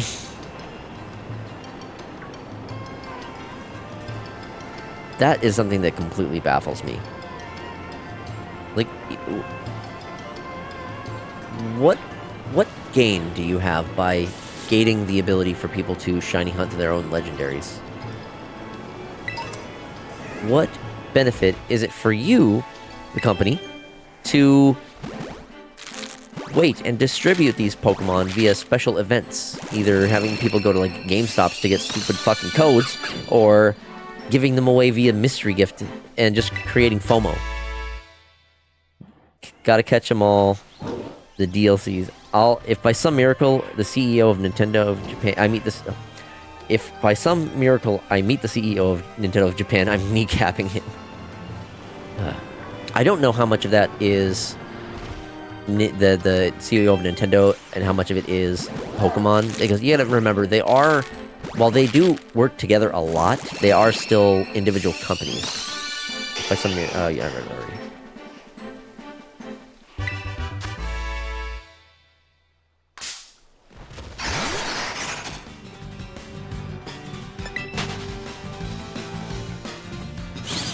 Kneecapping both CEOs.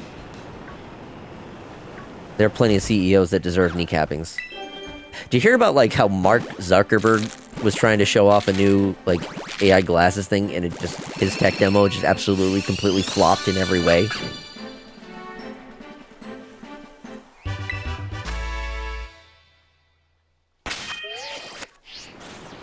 I love seeing CEOs just get completely embarrassed like that.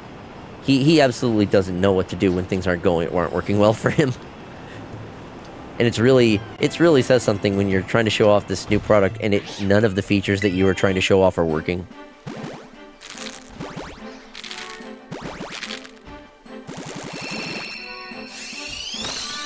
A very strange man.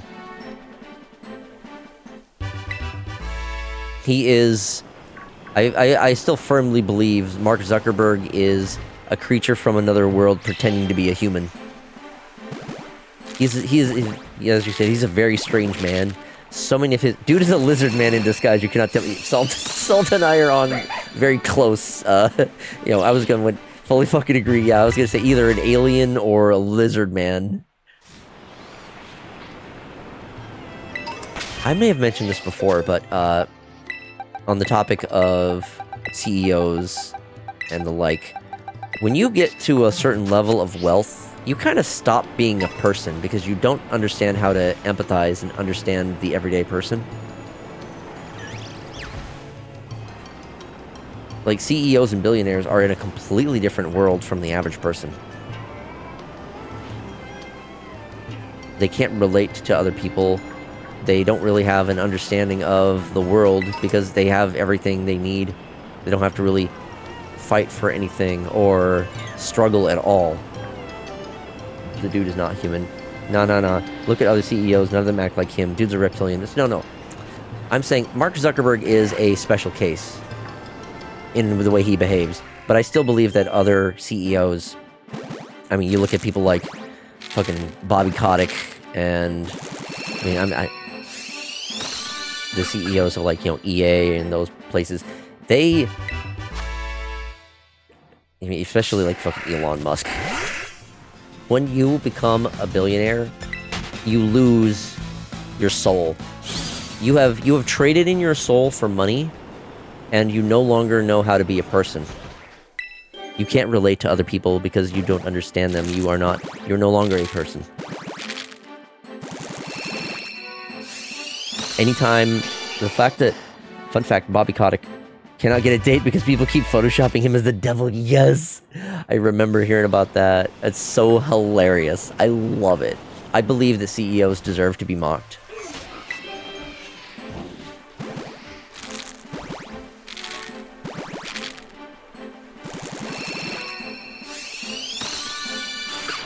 You never really hear about any good CEOs because none of them are not... usually those are the ones that aren't putting their faces out there and, you know, saying and doing shit. They're usually the ones that are kind of like staying behind the lines, just doing the work and getting shit done. I'm sure there are some examples. I can't think of any off the top of my head. And I don't necessarily think they're any better than the rest because, you know, like, you even if you aren't, like, a person in, like, the media portraying yourself as a billionaire, you know, or, like, talking about your company or, like, giving speeches and shit like that. Hold up, there are actually good CEOs. Do not talk about the Arizona Sweet Tea CEO. Okay, there are exceptions. There are exceptions. Yeah, Arizona Sweet Tea and, like, Costco, I think, are two examples I can think of where are people who, like, the owners, the CEOs, are actually trying to do good. They are extremely few and far between, those types of folks. So I'm not saying this is the case with all of them. I'm not, like, Gaben's all right as well. I think he's I think he's all right. I'm not necessarily talking about CEOs. Billionaires is more so my clarification, because not all CEOs are billionaires.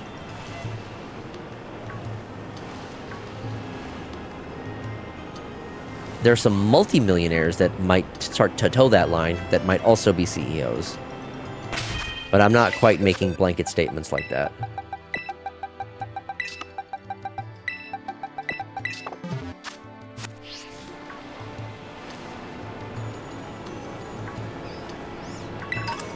But I do feel like a majority of billionaires and multimillionaires don't really know how to relate to actual people, and as such, lose quite a bit of their humanity that way. I do not condone violence against anyone, but I understand the violence against billionaires and CEOs. Yes, I agree with you on that.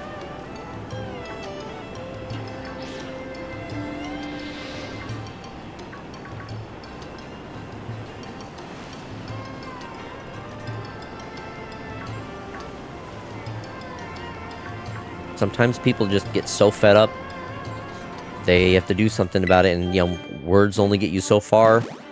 Literally, you know, trying to go through, like, proper channels only does so much.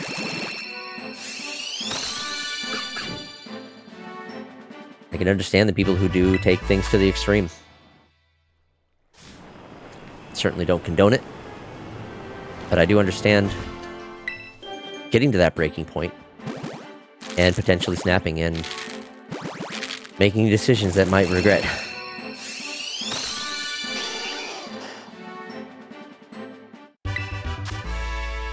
Wow, this conversation certainly took a turn. Remember when we were talking about fish sex earlier?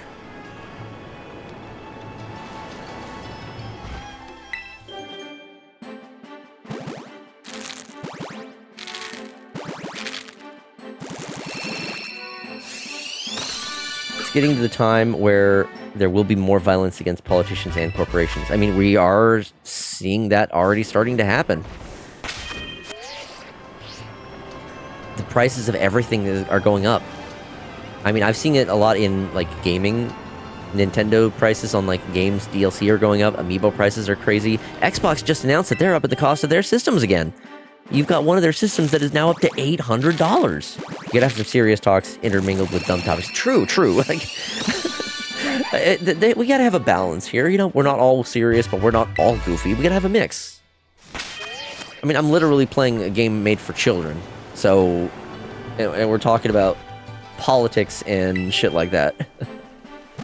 I'm not a no politics stream, but I do try to, like, kind of limit it. But it's hard not to talk about it's hard not to talk about politics when politics do affect so much.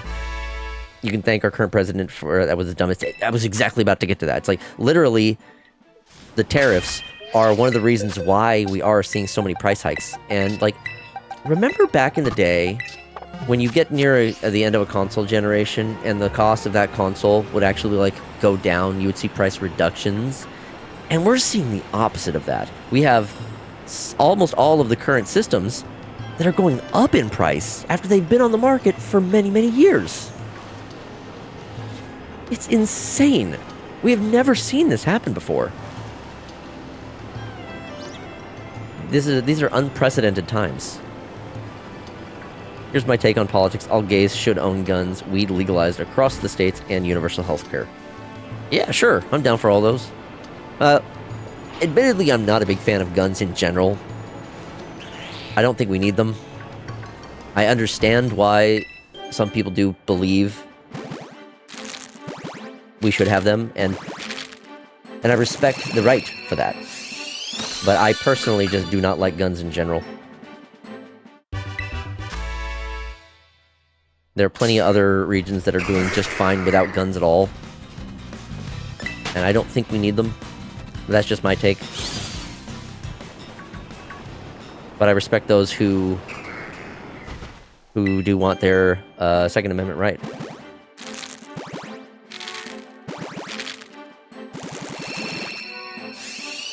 And yeah, gays especially with how targeted they are, even by just the government. We're getting more and more legislation that are trying to just target trans individuals especially, but you know, you will see the rest of the LGBTQ folk affected by those as well. It's not just going to be trans. It's going to be like they're going to keep pushing. They're going to want to take more and more. And also the whole, like, so many places trying to enact censorship. And that's fine. I like guns, but guns have been ingrained into our culture so much that instead of trying to ban guns, we should take steps to add programs for gun safety, mental health, and actually act upon suspected activities. Yeah, I'm down for all of those. Those all sound great. I'm completely with you on those. I understand that, like, you know, banning guns isn't really an option for us at this point. So, you know, stricter regulations, more thorough checks, and better better programs to, you know, inform, educate, and assist people are what we need. Like, we're getting deep into the politics right now. It's like a lot of the problems that we are facing right now are because of capitalism. Capitalism is causing capitalism and the greed as a result of capitalism is causing so much stress, and it is the lack of proper, like, care for the people are because so much of it is just getting an interesting topic to come back to. We have drastically changed switched gears with what we're talking about. Yeah, it's gotten wild. Yeah, like, the problem right now is so much of the government is trying to push for more assistance for capitalists. So as a result, the people are just suffering, and even if I don't agree with you on something, I can very much agree to disagree, because I fully believe in freedom of speech and respecting the views of other people. Yes, exactly. I am always one to try to understand the views of another person, and even if I don't agree with them, you know, we can still come to an understanding and agree to disagree. I certainly feel strongly on some topics, and less so on others. And I can understand that some people feel more strongly about things than I do, so that's absolutely fine. The world would be a much better place. Zaza had been acquired. Oh, hell yeah. What kind did you get? Tell us. Fill us in. What was I saying? Yeah, I think the world in general would be a better place if we all could just have more empathy and better understanding and care for our fellow man. Just... it goes a long way when you actually care about the people around you instead of just focusing on yourself and your own greed and your own well-being. Just cheese and pepperoni? Hey, that is a solid option. Still thinking about Foxy being a sexy firefighter. Bro got that sticky, icky diesel.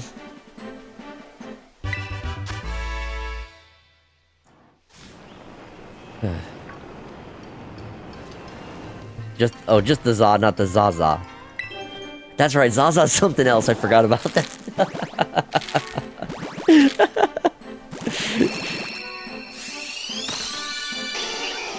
I forgot, actually. That is funny. I want a goddamn shiny. I'll take even a random shiny at this point. Zaza's the dank stuff. Like I said, I still have a bunch of those gummies. I haven't had any of them in a while. I feel like if I tried to, like, have one and then stream, it would not... No, just za is pizza.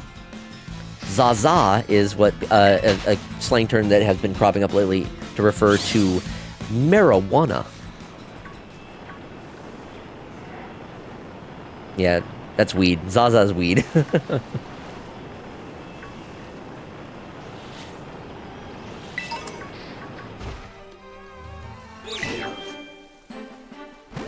I've usually seen it referred to as, like joints in particular. I'm not sure if that's just because it's, like, the typical thing that people look at, that people think of when they think of weed, but, you just wanted to quote something. Yeah, you're all good.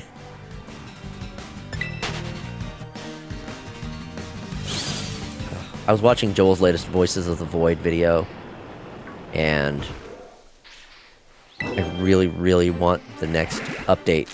I want 0.9 so bad. I want to get back into Voices of the Void. I need something new in there to get me going. It's actually a brand of THC, smokable, disposable, that's become synonymous with wacky tobacco. Oh, okay. I see. I wasn't sure. I didn't know it was a particular brand. Funny how that works. I mean, there are some brands that have become synonymous with their products. Like, for example, so many people, instead of calling something a tissue paper, they refer to as like Kleenex as just their go-to. Sometimes that doesn't even refer to a specific brand, but it's just all of them. Same thing with Band-Aids. They're actually adhesive bandages, but Band-Aid is the actual brand. But people just refer to the adhesive bandages as Band-Aids, because that's just kind of how it just kind of like became the colloquial term for that. Which you would think that would be good for the brands, but it's actually not. The brands actually want their product to stand out amongst similar types of products. So when everyone is referring to the same type of product as a single brand, that kind of diminishes it. I remember there was something similar with like, even when it came to like video games. I remember seeing some instructional thing for like a Nintendo guide, and it was basically clarifying. It's like, you know, a game system isn't a Nintendo, the consoles aren't a Nintendo, but like so many old people will refer to anything games as a Nintendo. But like there's the advertising for like the employees was trying to clarify, like, no, it's a Nintendo Entertainment System or a Nintendo video game type shit. So like they're trying to do that thing where they're trying to distance themselves from just like the general term. They want it to be the brand term, so theirs stands out more. I need my adhesive bandages to have hot, sexy, furry men on them. I would buy that.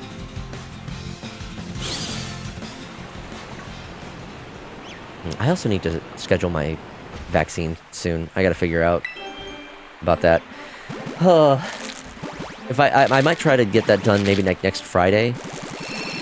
So if I do the weekend streams after that might be a little lower, or like a little slow, a little shorter, and maybe like less energy. Because if my experience with after getting the vaccines is anything like last time, I'm gonna be pretty wrecked. I'm just very, very tired, sore.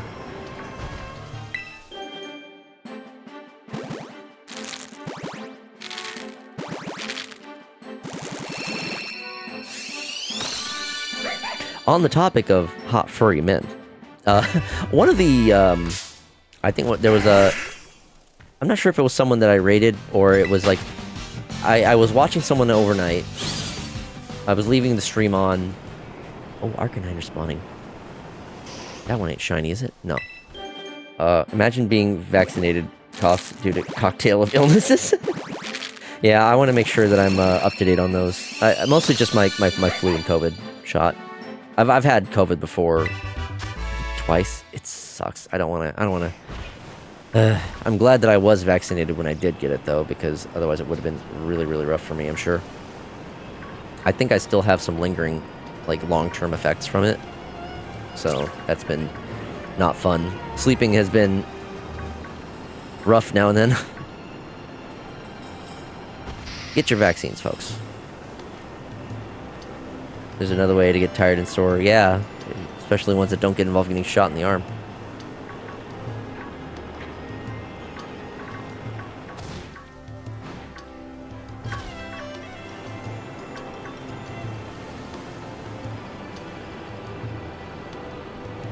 Running, yes, that is a very good option. I need to get back into exercising. I'm really worried about tomorrow. It's probably not going to be as bad as me doing the fursuit bowling, because at least I will be in my room with my AC, so I'll be able to stay relatively cool with that. But it's still going to be, you know, me playing motion control video games for a couple hours. I've not been vaccinated from the COVID virus, just due to how quickly they pump that shit out. Don't feel right, but I am for all 4 vaccines. I would advocate for you getting it, and one of the reasons why they did pump it out quickly is because it was such a huge outbreak and pandemic. They had to work fast to actually make it happen. I've heard plenty of stories about people who got COVID when they weren't vaccinated, and you know, the shit they had to go through, and some of the long-term effects they dealt with afterwards, and so many people just not making it when they did get sick.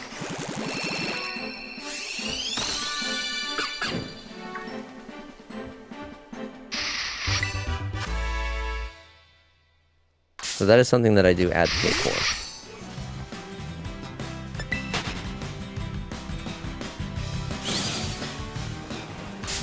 I just ran away from this thing and I run right into it. I'm an idiot. Look at it eventually, just waiting for a bit.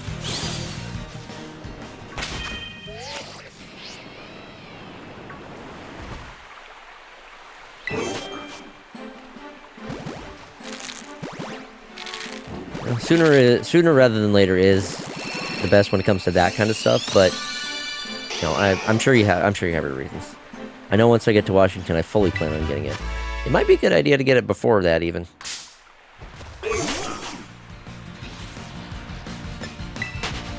One of my biggest things is I have to do a lot of public transit, and I'm going to be a lot more susceptible to getting illnesses because I have to use public transit. Thankfully, got the vaccine and the booster. Good. I'm looking into getting mine scheduled for next week.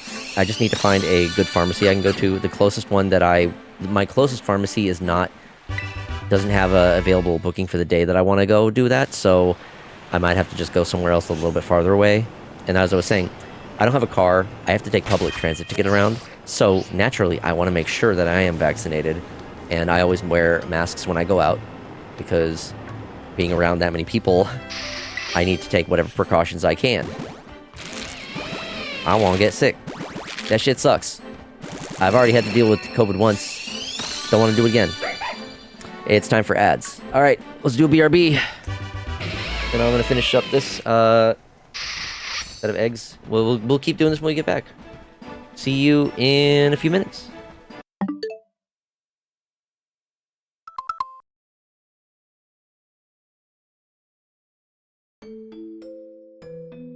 Oui.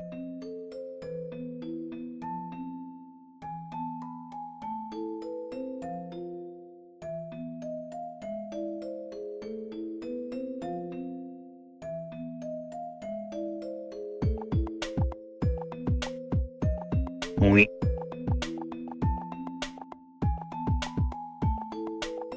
Oui.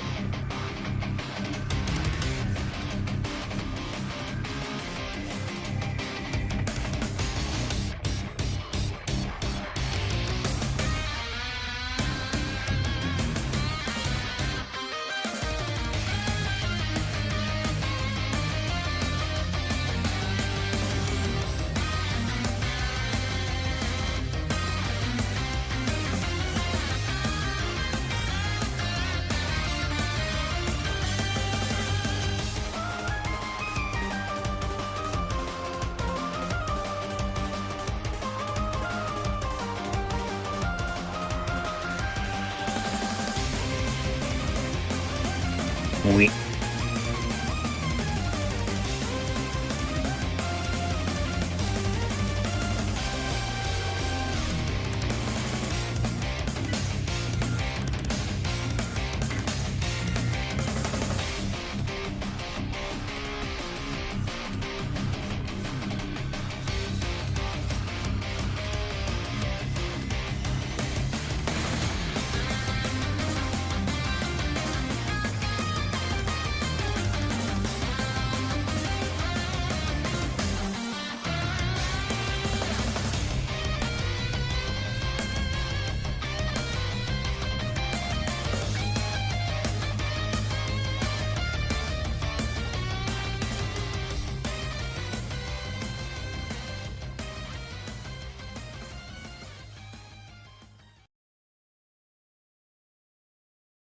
Thank you for your patience.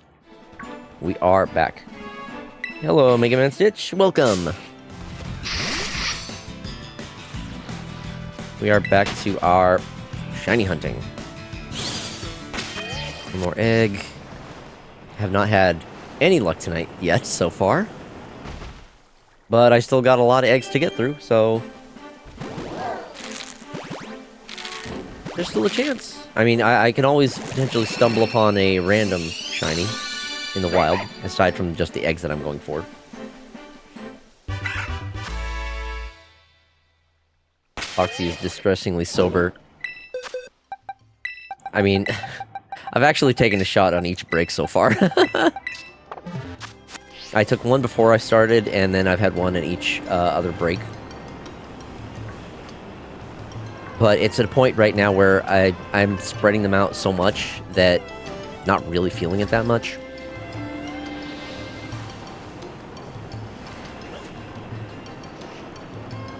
I had a fairly good dinner before starting.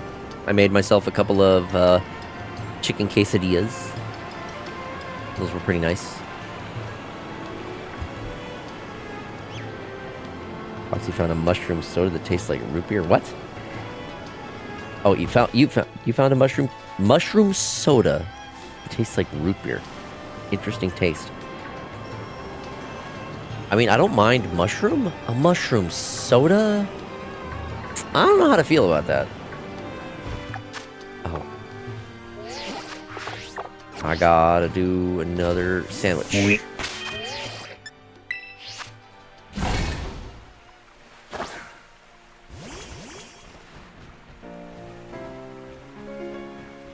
Oui. On survival mode?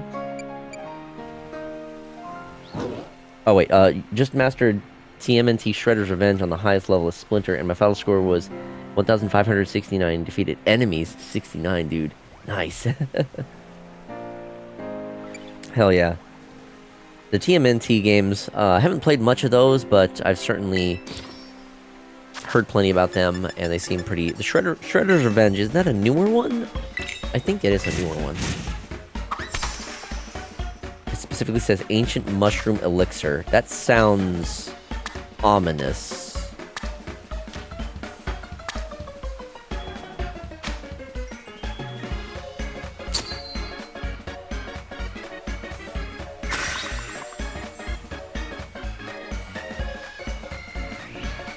It's a newer one and available on Switch. You can get it and we can play. Oh, sounds good. Is it? It's a beat 'em up style game, like a lot of the other TMNT games, right? At least they're clear in their advertising. True. Yeah. Okay, I'll look into it. I don't do a lot of beat 'em ups, admittedly, but maybe if it goes on a good sale, I can consider checking it out. I usually will put games like that on my wish list, and if they go on sale for a good price, I'll pick them up. I did just pre-order Hades 2. I've got that downloading, so that's going to be ready to go on Thursday. Expect a stream of that. I am very, very excited to play it. I know that Hades 2 has had various, like, demos out, and, like, pre-release, builds that you could play, but, I haven't touched any of those, haven't looked into any of them. I figured, I already know, I love the first Hades. I know I'm going to like the second one, since it's a lot of more of the same. I'm just gonna wait and get the game on release and have fun with it. You can see it. Plus, you have to get the DLC for survival for Radical Dimensions. Yeah, Fennekin is the main one that I'm going for. I have a mix of eggs for these first few batches, and then I have a couple of boxes that are all Fennekin. Ideally, I'm trying to get a Fennekin so I can use that one in Legends ZA. I don't know what the... I'm very curious to see what the Legends ZA shiny hunting methods are going to look like, or how, even what it's like even discovering a shiny Pokemon. I really hope they took a page from Legends Arceus, because I want to have that actual, like, animation and sound when I spot a shiny Pokemon. He's trying to get a Fennekin to then evolve it to add to his Fox Harem.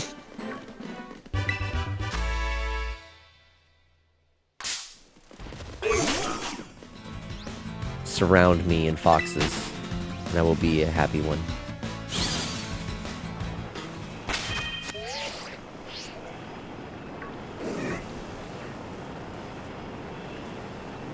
My luck has not been great. I am using the Masuda method, so I should have the best odds for eggs, but even the eggs odds are not the best, especially compared to some of the other methods, like using outbreaks combined with sandwiches. I can get a lot better chances of finding shinies, and also just I think it's the odds might be the same, but doing those methods I get a lot more encounters, whereas eggs take quite a bit of time. I have to like spend 30 minutes just collecting the eggs, and then I have to hatch all of them. You know, I have to like wander around. I have to sit and watch the animation. Yeah, I am hatching all of the Pokemon that I am hatching tonight are foxes. I've got 2 different flavors of Zorua. I've got Fennekin, and I've got Alolan Vulpix.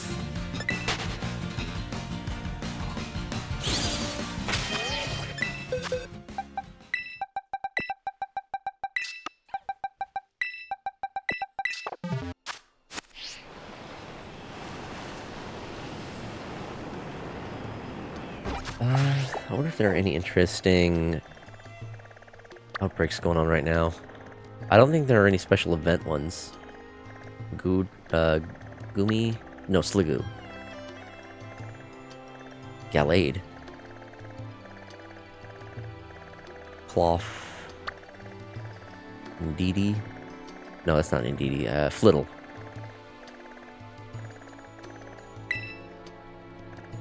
Chimico. Is that it? Oh. Fomantis. These are very, very bland outbreaks. Not interested in any of these. Where'd Nickit? Nickit is not in this game. And also, of all of the Fox Pokemon, Nickit is actually one of my least favorite.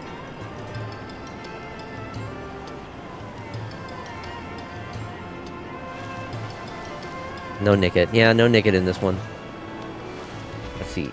And then he has to spend time breeding in order to get the eggs, and he has to take a break every time he finishes, which also adds to the time. Thievul is pretty cute. I don't like that that both of the genders have the little mustache. I like the little mustache, but I think it's... I don't like that one on the female ones. I wish that they had different styles for the male and female versions of that one.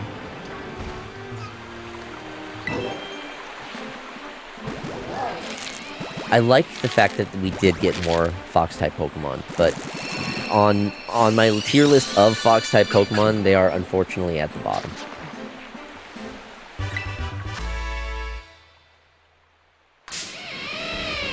Yeah, non-mustache one on the distinguish one to distinguish the female. The females have goatees instead of mustaches. I mean, it's just something to make them more different. I love when Pokemon have different, even subtle differences between the male and female versions.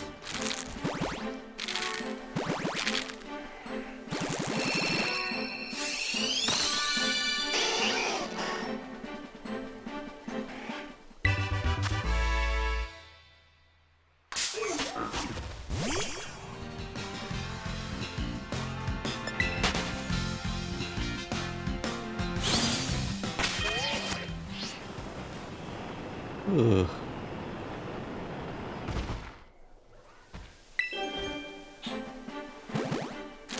Feeling a little sleepy.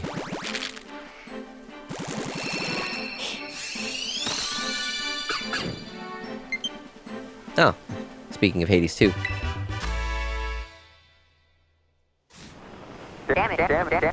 Oh, thank you. Mega Man Stitch 87 just followed.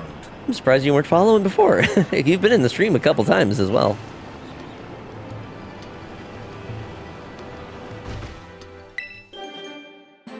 Thank you very much. I do appreciate that. Heck, you're even subbed.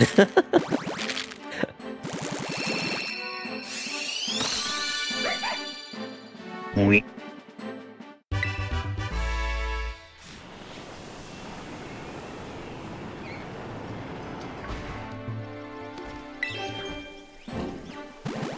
That's probably what it was, Faye.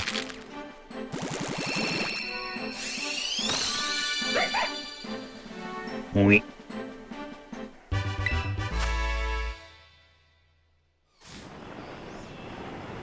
Salt and Faye at the top of the gift sub leaderboard. I did figure out how to change the leaderboard so it's all time instead of weekly. I don't know why it's not showing the leaderboard for clips, though. Yeah, Faye started it, and I couldn't let them outdo me. You're right.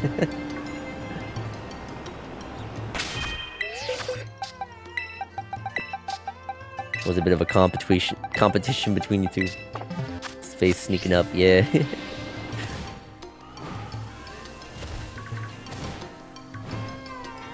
I hope you all do enjoy the Fursuit stream for tomorrow, and I will apologize in advance because I'm not going to be able to read most of chat. Y'all will have to make good use of TTS for me to actually hear comments.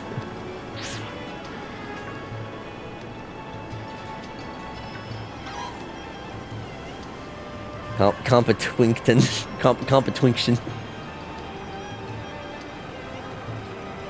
I think I want to go to a different area. I've been wandering around here for a while. Let's do it at the tag tree thicket.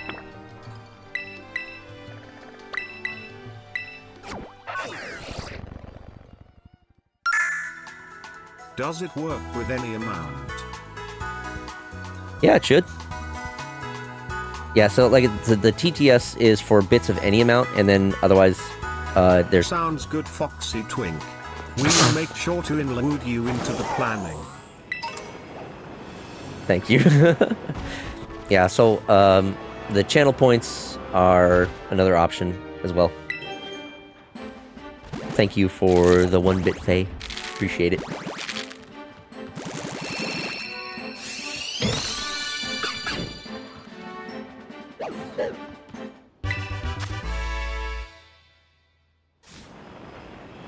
I'm gonna go into the tag tree thicket, see what I can find around here. Tosses pennies at you.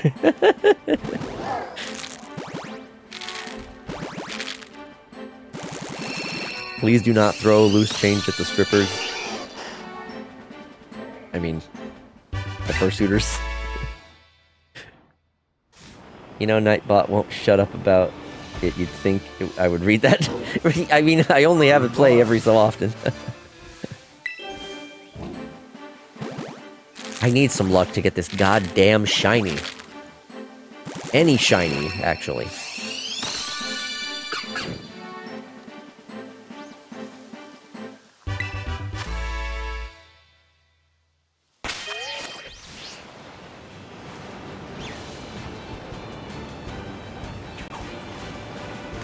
Oh. I didn't even see that thing there. Oh. Well, how about that?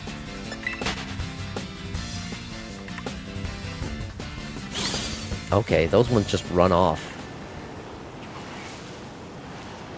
So you can't even, like, re-encounter it if you do. Now we get the actual good luck. Thank you.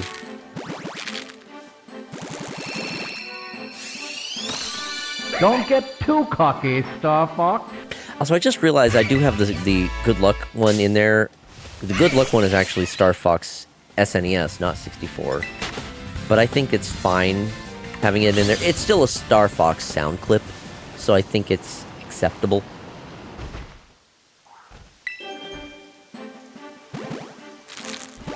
I don't think that the good luck from Star Fox 64 is quite as memorable as the one for Star Fox SNES.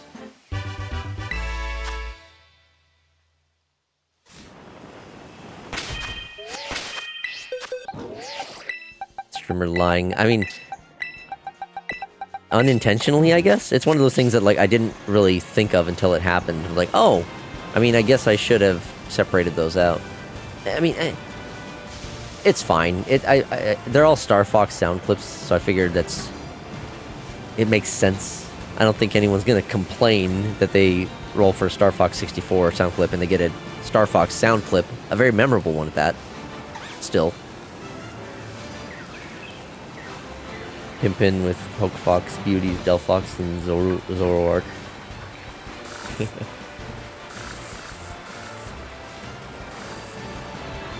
I love Fox-type Pokemon.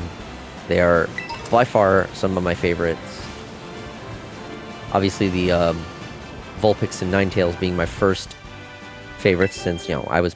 It's funny, I think those were only available in Blue, but I had Red to start, so I had to, like, trade with my brother to get them. And I think we didn't get another Fox-type Pokemon until... I think it was... Funnily enough, I think Zorua and Zoroark were Generation 5, but that was the one that I didn't play much of. I kind of missed out on that one. I played a little bit of it, but then kind of dropped off of it, didn't get back into it. It was Fennekin that kind of brought me back into Pokemon. Because it was a starter. It's like, oh, okay, you're telling me I can start off with a Fox-type Pokemon. And it's Fire-type, which is typically my favorite of the starting types to go for. So I was like, why wouldn't I?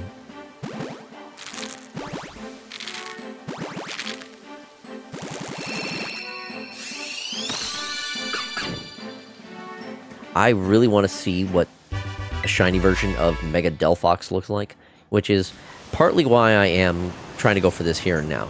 The Fennekin, the shiny Fennekin that I eventually hatch here will be the one that I move over to.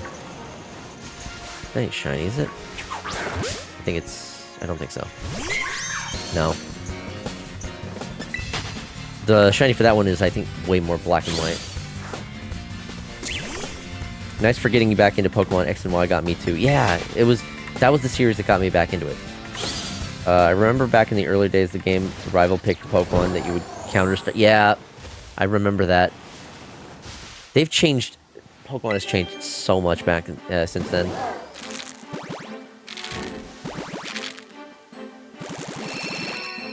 They've realized that a lot of kids play the games, so they have kind of tried to make them a little easier in several senses. For example, the rival won't pick the Pokemon that is strong against yours. But now there are some games that actually have like 2 rivals. So you do end up fighting against all of them in some way, shape, or form. Wish it wasn't so hand-holdy. I get that. I understand. Okay, reading the ingredients of the elixir, and it's just 3 mushrooms combined with apple cider and root beer spices. Okay, so it's like extra flavoring, but not the main flavor by the sound of it.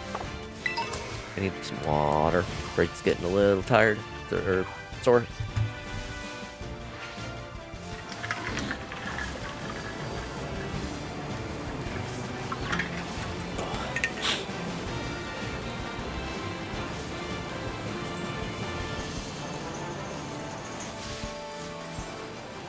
Oh, just Virizion right here.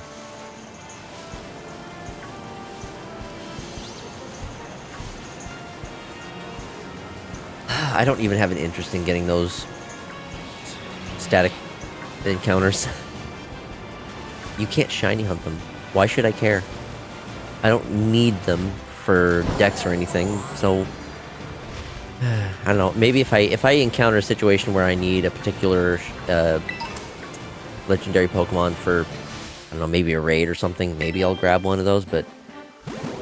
I am so disappointed that Pokemon stopped letting you shiny hunt for Pokemon here. Virizion is not a fox. That one's Gen 5, yeah.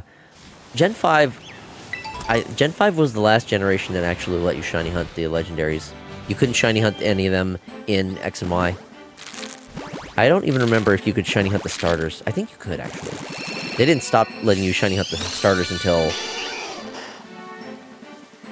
What was it? I think it was Sun and Moon. No, it's not Sun and Moon. Sword and Shield. I think Sword and Shield was when they stopped letting you shiny hunt for the starters. I know you could do that... Wait. I know you could do it in Sun and Moon. Maybe it was Ultra Sun and Moon where it stopped. Don't quote me on that. I'm not totally sure. I don't remember. I didn't play all that much of Ultra Sun and Moon. Any hole is a goal, Fox boy. I mean... Yeah... I'm still a little picky now and then, though. Gonna quote ya. Noted.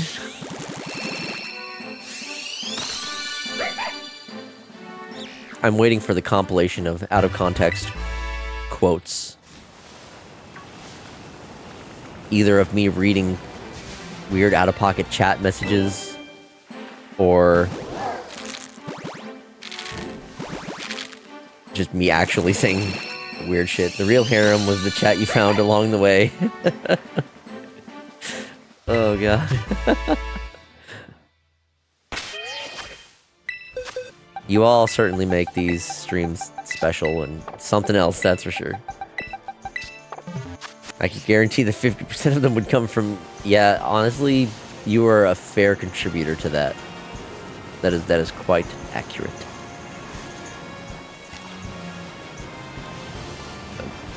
A small portion of the other ones are just me trying to make jokes. Usually that I've stolen from Vinny. I get a lot of my humor from him. I've watched so many of his videos and live streams throughout the years. Nuh-uh. I said nuh-uh, so I win. I'd look good as fucking a Veil and harem outfit. I am a being of chaos with my hatred towards the French and Ohio. Yeah, we all will know how much Salt was so against us picking the coach in Dawn Chorus. Also, you got a lot of hate for Ohio from being from Utah. Fuck Ohio. I do need to continue that series eventually. I absolutely need my friend to help me with voices, because doing all that on my own is really, really rough. Even just with me talking as much as I have. I think a big factor of it is the weather. I've just had to have my AC on for most of it, and hating pineapple on pizza. You're all very passionate about your passions and food opinions and hatred of Ohio for whatever reason. Lots of opinions in this chat. That's true. I mean, you're gonna get that almost everywhere. One thing I'm really glad of is that so many of us can have all of our different opinions and still be very understanding of each other and very accepting. So that kind of is... I am very proud of this little community that we've built because of that. Fuck you and your taste in pizza. Thank you, Trent.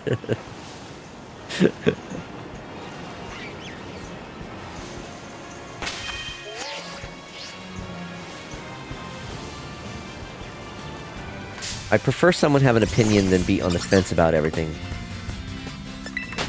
Yeah, those the centrists.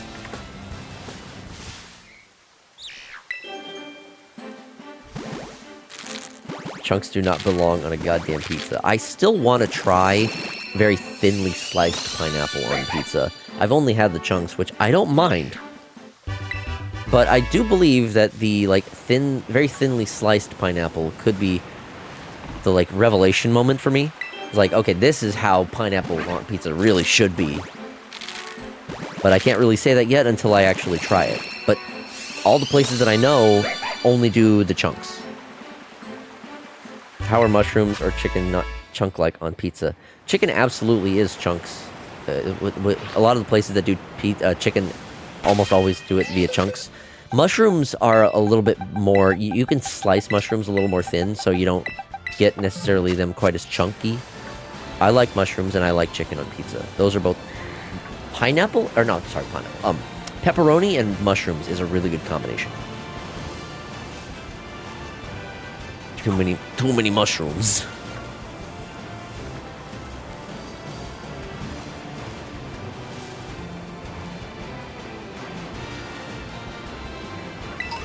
Chicken is a meat, and most meat goes on pizza, and mushrooms are a meat-like vegetable. That is true. Mushrooms are... A lot of people, I believe that a lot of people don't like mushrooms because of the texture, and I get it. There are certain foods that also will affect me because of the texture. Pineapple chunks? You will just not let it go. I will say, the smaller the chunks, usually the better.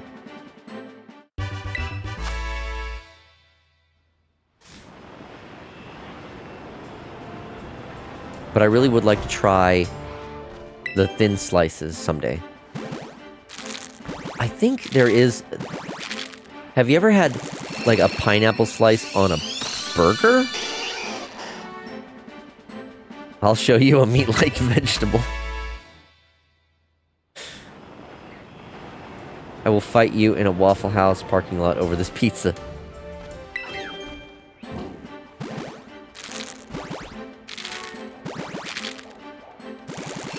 I've never been to a Waffle House. I will meet you in person, Foxy, and I will make you a pineapple pizza the proper way. Sweet, bet, do it. I would love that. Fun fact, I actually have made my own pizzas a handful of times.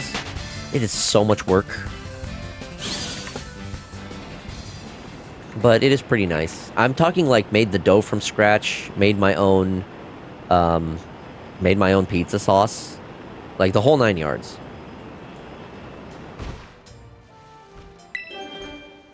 You can tell when the gummy starts hitting because I get less funny. Oh, that's what you're going on. You know, I mean, that's fine. I was actually mentioning this before.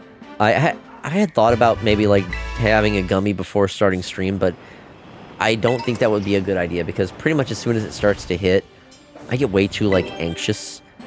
I don't want to be... when I get high, I really don't want to be perceived. I just want to like be in my room, do my own thing, and just be a lump. I also can, like, not talk when I get high.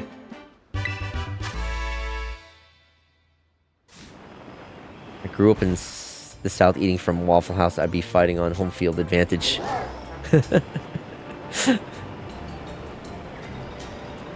Waffle House isn't a place for food. It is a battleground. Or so I've heard. Waffles do sound really nice, though. Haven't had a good waffle in, like, years. My roommates made pancakes not too long ago, and I've made them a couple times myself, but... Like, the problem with waffles is, like, if you're making homemade waffles, you need a waffle iron. You need a device specifically for making waffles. That is so inconvenient. When you have a cooking device that serves a single purpose... It kind of sucks, you know? Like, you want to have cookware that has versatility, that has, like, options, you know, things that you can do multiple things with them. But having a device specifically that does one thing for the kitchen, it just is not worth it.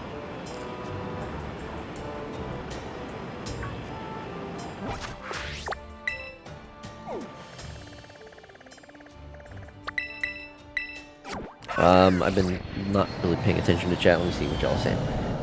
It's a meal and a show. I love Waffle House. Vash won't go with me, though. Waffle House is a battle royale. It's like medieval times, but for less than $10. I saw the Long Walk movie by Stephen King. It was brutal.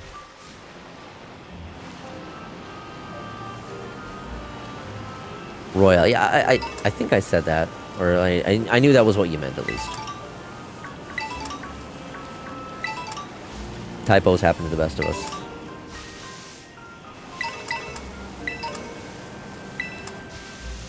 Yeah, you mentioned Waffle House, and I just got thinking about just waffles in general. I hear Waffle House, and I think they serve primarily breakfast food. Is that accurate? It's a battle royale with cheese because of the metric system. We get spelling dyslexia. Waffle House is a restaurant that you don't go there on purpose, you just end up there. It's pretty good.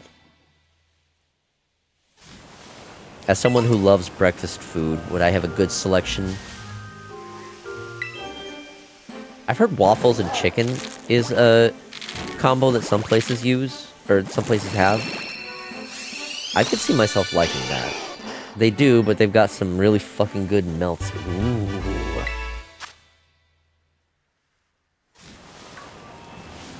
You know, I think I'm gonna go to the Burrow again on Sunday. Go there, get myself an egg sandwich, another coffee. The Barely Awake is so damn good. I need to look up what exactly it is, but let's see.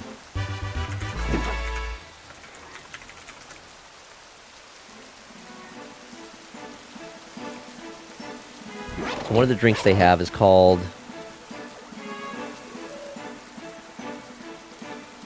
Why does this not show what actually is on it? What the fuck?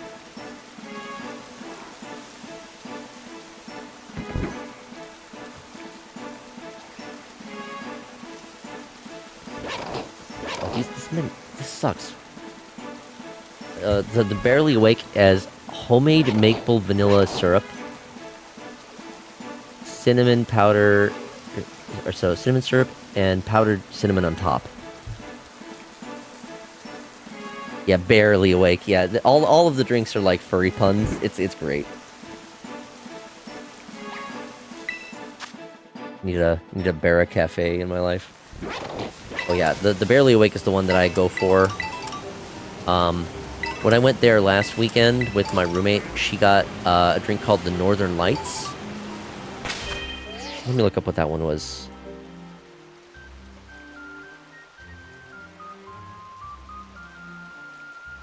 One second, chat. Oui.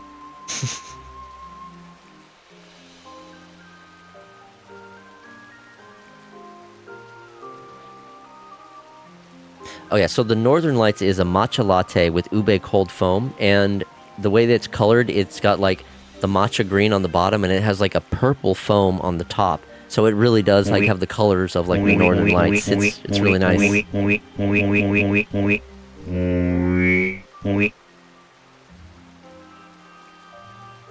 And then double checking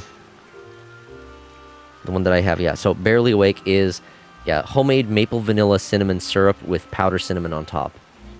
It's so good. So damn good. The Long Walk is a long-distance, endless competition, unlike... Wait, until one last walker is standing. Those who go under 3 miles per hour are used up 3 warnings, get shot on sight, called ticketed? What the fuck? Yeah, the Barely Awake has been my go-to for the drinks. They're really nice on like the chilly mornings. The matcha, what was the other one I was saying? The matcha, no, Northern Lights, with the matcha one.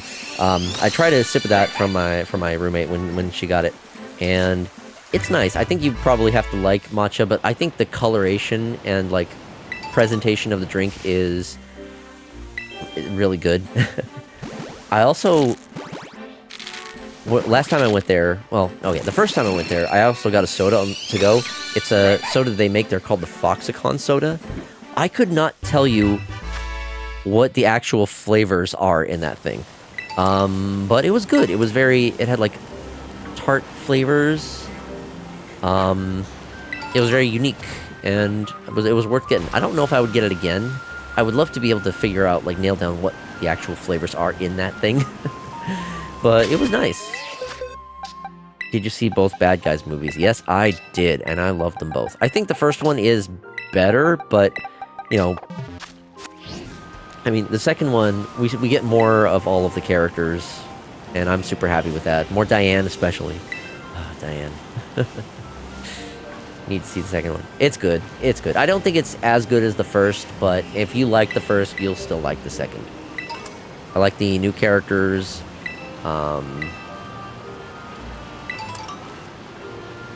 And I like that we just get more expanded on their story and whatnot. It's fun. The animation is still great. The style is awesome. Getting more in that universe is just very nice.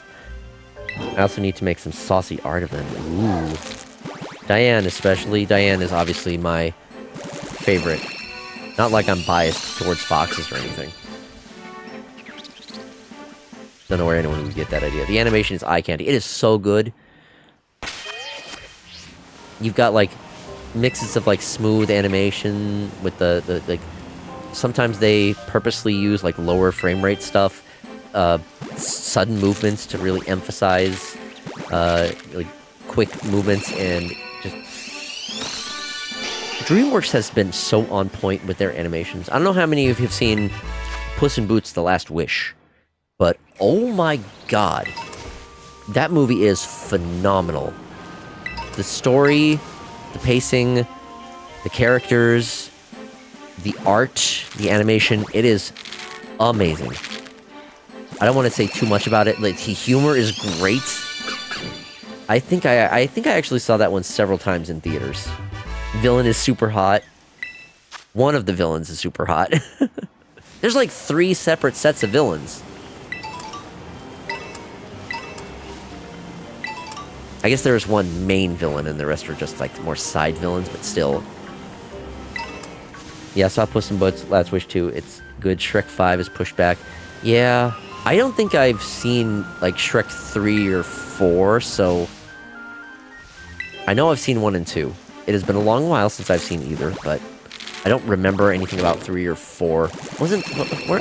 Didn't they start introducing like the baby characters in 3 and 4? Like, man, I don't know about that. I don't care.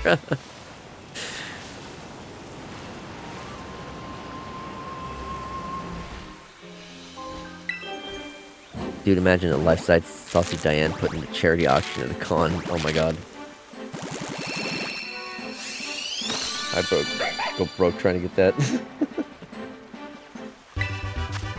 You know which villain I'm talking. I know which villain you're talking about. Definitely. They do it at the end of 3, and it was alternate reality on 4 that Shrek got himself to. Huh. Okay. I see. Yeah, so I never saw 3 or 4. So I guess that tracks. Or at least, if I did see 3, I don't remember anything about it. Wait. Wasn't 3 the one where Shrek gets turned into like a human and Donkey gets turned into a stallion?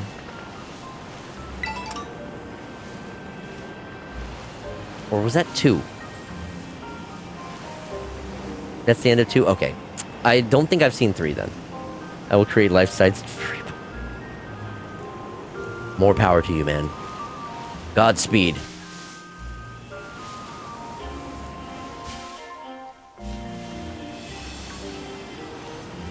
Oh, it's terrestrialized. Vulpix. Shrek was hot as a dude. Eh. I see it, I guess. Not my kind of type, but, you know, if he is your type, cool. 3 is to get Kid Arthur from Sword in the Stone? Okay, yeah, no, 3 and 4 I have not seen then. Or, yeah, no, I don't remember 3 or 4. Haven't seen either of them. I think, maybe I didn't even realize there was a Shrek 4.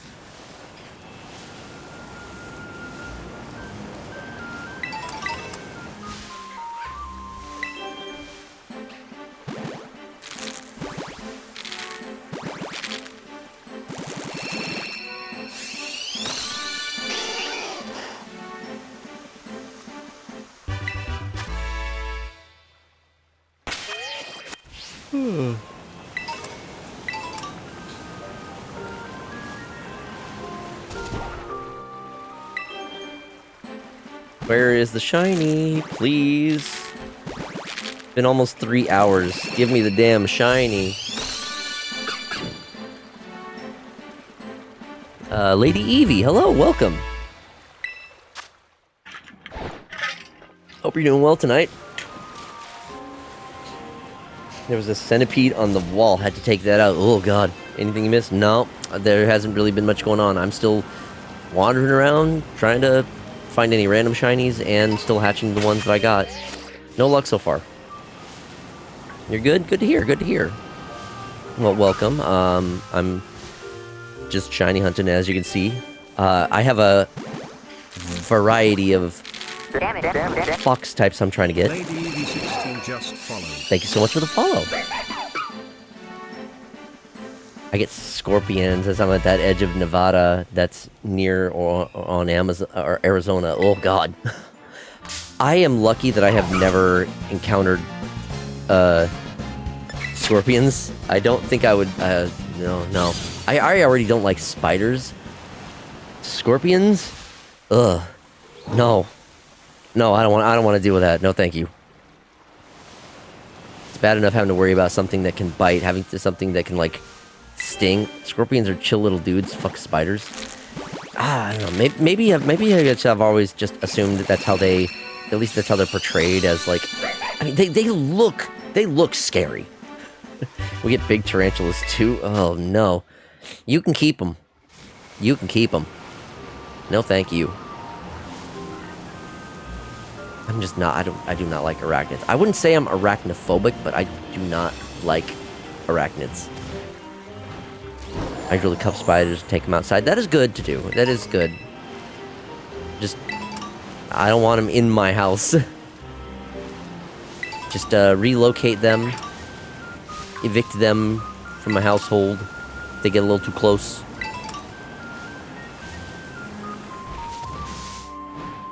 So what does the fox say? Does someone want to do the redeem?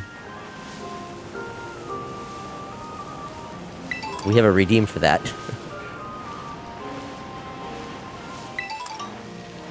Scorpions look intimidating because they want to ward off predators and rarely sting people unless threatened. Oh, I see.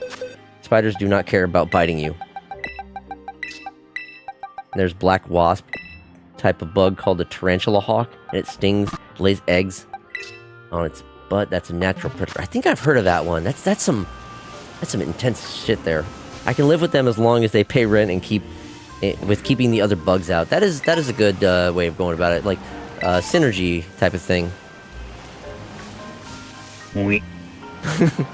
That's not what the fox says. But yeah, you found one of our more recent redeems. There is one of the redeems for fox noises where I literally will make some fox noises. Not like it doesn't play a sound clip, that's me actually making the noises. Stop gonna lurk as my headphones charge up. Okie dokie, Deadeye, sounds good, man. Welcome in, welcome.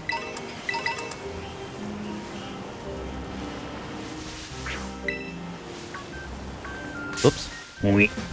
Oui, oui, oui, oui, oui, oui, oui, oui, oui, oui, oui, oui. As long as they don't crawl on me in bed. Yeah, no. Ugh. They need to stay a respectable distance. Naturally, we get crickets, like lots of them. They get stuck in windows and will do their chirping sounds at night. I like the sound of crickets. I think we got crickets when I was in Idaho, but I don't think there are crickets here in Washington. Or at least not in this particular area of Seattle where I'm at. Which is kind of a bit of a bummer. Jumping spiders are little buddies, though. I will always try to go out of my way to take them outside. Yeah, those ones are harmless enough. I try to search them and put them outside. Yeah. That's a good way of going about it. You need like a proper spider removal kit, like a cup and a piece of paper type thing.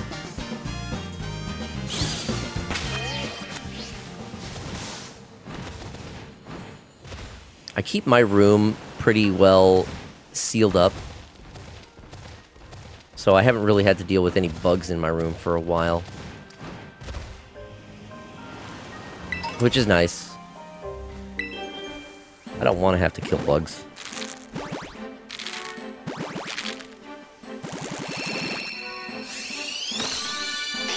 Thank you for the pets.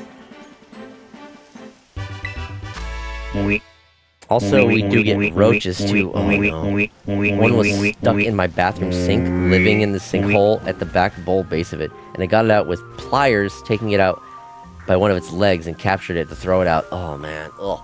So, I remember one of the apartments I was at had a roach problem because I guess our neighbors got a roach problem, and their roach problem got so bad they were starting to come into our place, and that was just awful because they were in everything. It just felt gross having those things around. So we actually eventually moved out of there and didn't have to deal with that problem anymore. Right now we're on like the second story of an apartment, so we don't have to deal with a lot of like ground level bugs, thankfully. Like no ants, shit like that. I am designated bug remover. You know, Pheromosa is based on a roach. Yes, she is. I'm surprised that many people find her hot. They tend to be like that. Once the person gets it, it infests neighbors next to, above, and below. One of the worst. So, I've had to deal with the various types of infestations throughout my life at the different households that I've lived at. When I was a kid, you know, we had a house. My family had a house, so we dealt with typical stuff like ants and there were several seasons where we had to deal with these things called, I think they were called elder beetles? Red elder beetles, maybe? Let me look it up.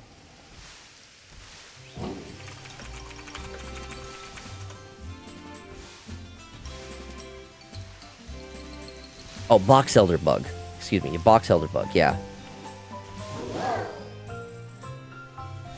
Yeah, so we had to deal with these they're called box elder bugs. They're just like all over. So we always had to deal with those, in particular like summer seasons. They were just annoying and everywhere.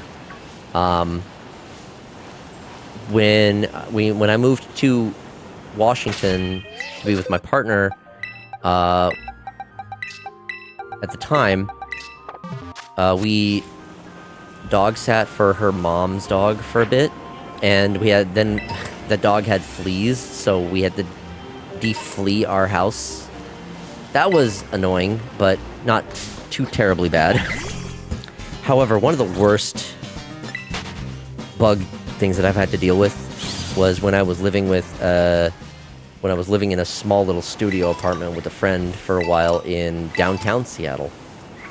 And he got some bedding from a stuff swap, and the bedding was not washed. And we ended up with bed bugs. Yeah, I'm not sure how many of you ever had to deal with bed bugs. I would not wish bed bugs on my worst enemy. Those things are... I can oh yeah, I can deal with a lot of types of bugs, but when it comes to parasites, I think parasites serve no purpose. Parasites are just disgusting. They just give me the worst of the heebie-jeebies. I worked in pest control and treated for bed bugs. Yeah, no. They're the worst. They're the worst. Oh, God.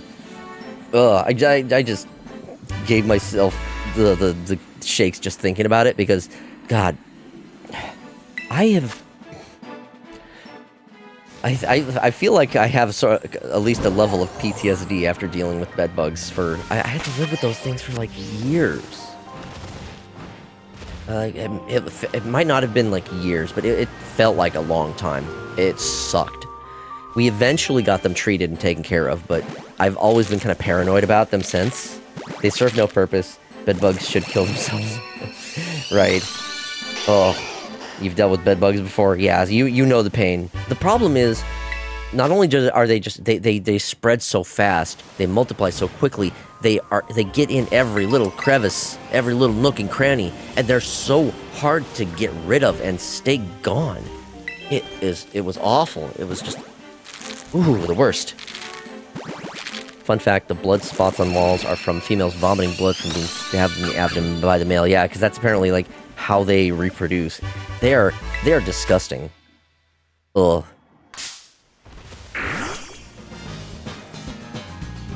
Ads at 4, thank you. I think we, the ads will be a good chance for us to have a palate cleanser, so we're not on the topic of gross bugs. So, yeah. Ugh. The conversation, the topic, wow. The topics of conversation are kind of all over the place tonight. No, it's okay. I'm the one who brought it up, I think, so, no, I only have myself to blame. The mattress will be set on fire. Fire is literally, well, not exactly fire, but heat is the way to deal with them. If you ever feel like you've been in contact with bed bugs, throw your clothes in the dryer on a high heat for a cycle and you'll be good. Yes, yes. Heat is the adversary of bed bugs. I learned that very quickly.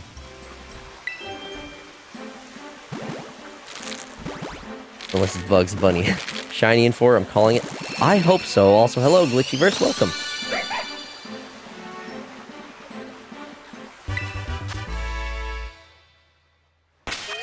Okay. So that's 1. So you're saying in this next batch, I should have a shiny. Alright, let me see if I can get through these before the ad break. Oh, dang it. I don't have my egg boost. I'll have to do that after the ad break.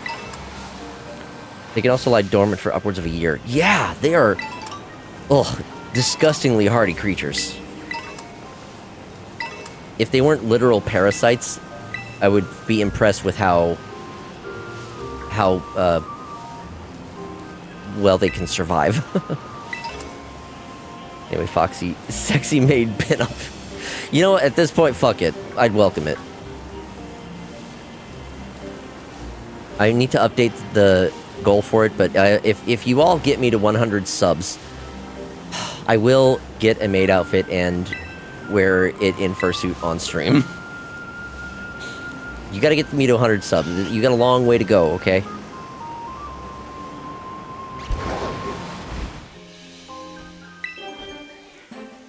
Striptease stream when? I'm not making any promises about anything like that.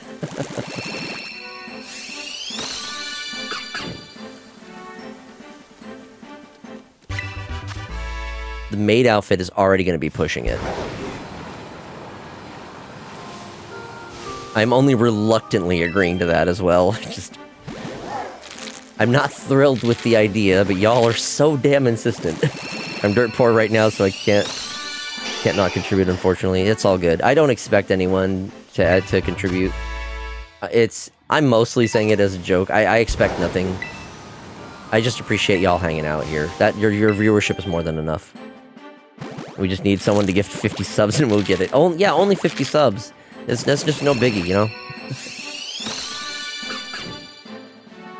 Maybe I'll host another discount on gift subs when I do my fursuit stream tomorrow. It's only 50. Only 50, yeah.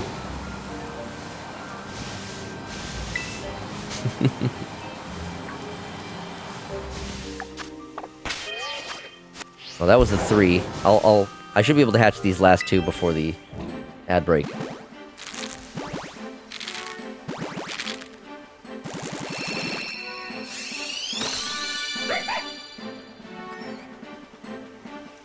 Nothing yet. One more? Come on, one more. Alright, last one.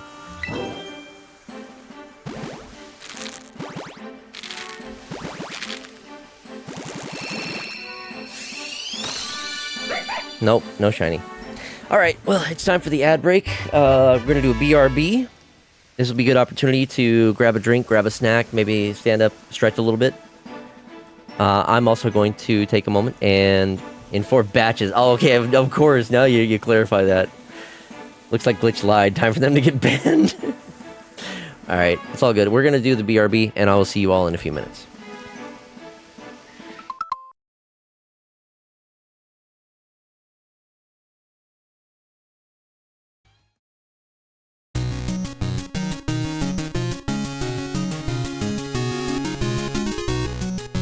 Oui.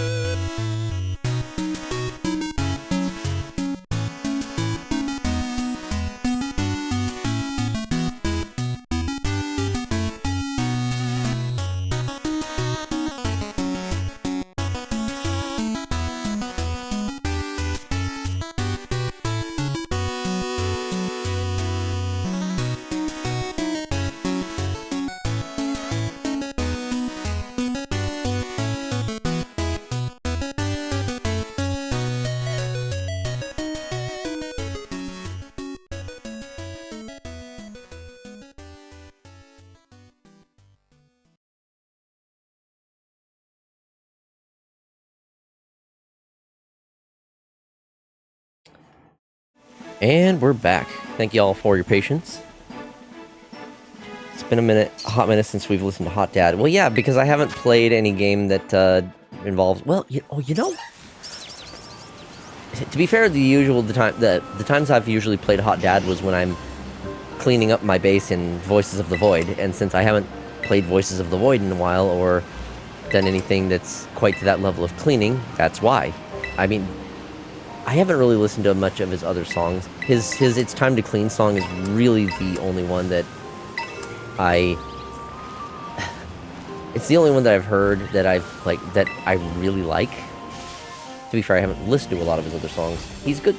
He's got a song about a cool dad. It's unironically good. I think he's also worked with Brutal Moose on a bunch of...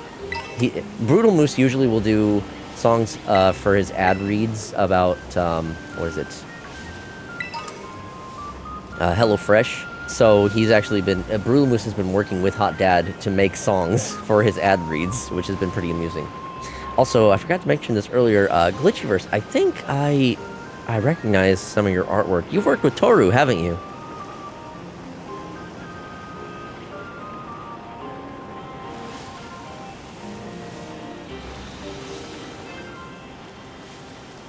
Toru is one of your friends. Hell yeah, okay, yeah. Yeah, Toru is great. I'm sure you recognize his art in my PNG tuber. I'm working with him. He recommended your channel. Oh, did he? Oh, that's so nice of him. Toru's so great. I have a couple of pieces in the works from him. One is another one of my another expression for another expression for my PNG tuber, and then another piece of my of my Vixen character.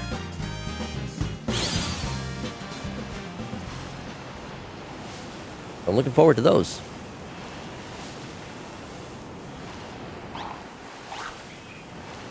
If Glitch is wrong about their prediction, I will abuse my powers as a mod. You will not. Do not. Be nice. Clarifying that. Do not be mean. Be nice. I will commit mod abuse. Don't make me take that sword away from you, Salt. Don't it? I'm warning you. 4 years. No! You can't do this to me.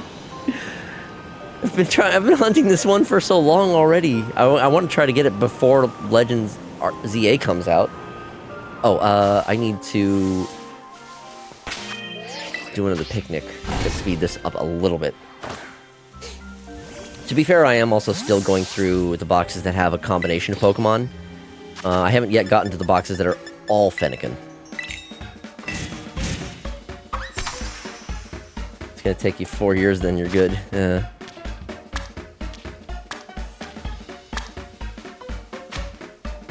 Well, to be fair, I haven't, but I thought shiny hunting was just about moving the goalpost.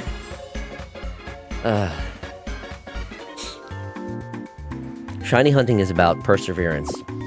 It's about determination. It's about patience. And it's about luck. A lot of luck. Mostly luck. And insanity. Yeah, a little bit of that too, yeah. Shiny hunting is masochism in disguise. Depends on the method and which Pokemon you're going for. For example, there was a while where I was trying to go for,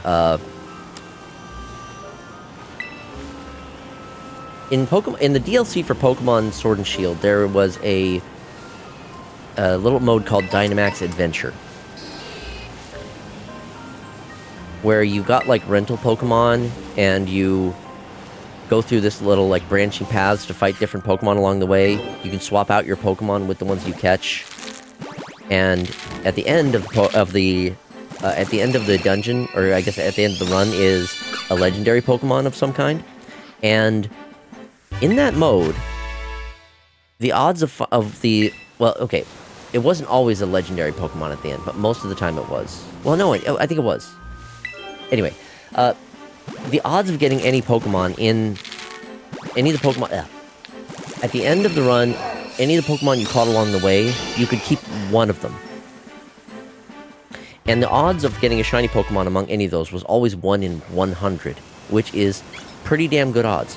But it takes a while to run through each one of those. And if you're specifically going for the legendary Pokemon at the end, that's still a lot of runs that you have to do. And what's really frustrating is getting to the end of that run, getting to the legendary Pokemon, and then failing to actually beat the Pokemon. Or, you know, just getting knocked out too many times. Because if you or any of your teammates get knocked out like 4 times total, the run's over, y'all get kicked out.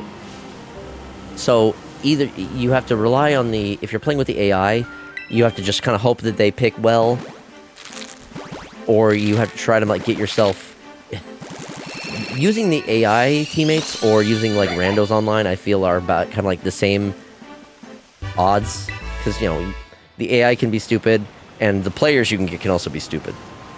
If you want to do it efficiently, you need a proper team of people who actually know what they're doing. But getting 4 people together for that kind of a thing, not so easy.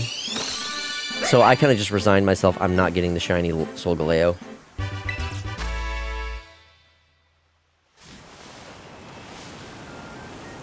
I get what they were trying to go for with that mode, but when you're trying to go for one specific legendary Pokemon, you can only catch one of each legendary as well.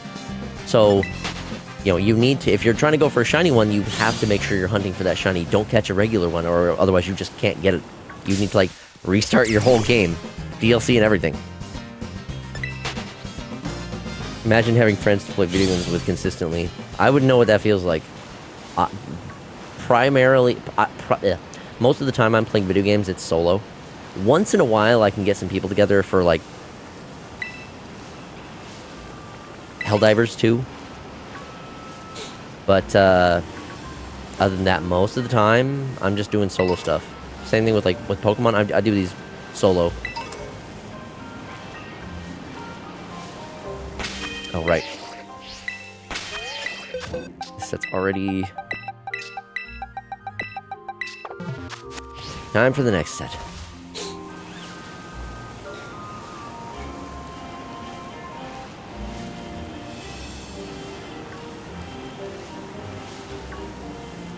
There are faster methods that I could use for getting different Pokemon. Problem is, I'm so mad that Helldivers 2 has become unoptimized. Yeah.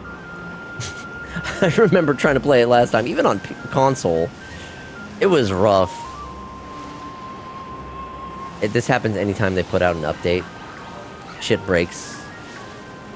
Did you catch them all yet? To be fair, I have already caught all of the base Pokemon, which is necessary in order to get the Shiny Charm. Getting the Shiny Charm is always one of my first priorities in these games, because I love shiny hunting.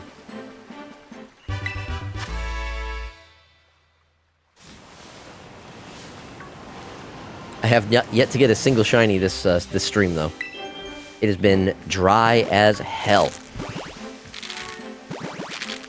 Right, I forgot I actually did complete the Pokedex in that game. It's not that difficult, especially because online trading makes things so much easier.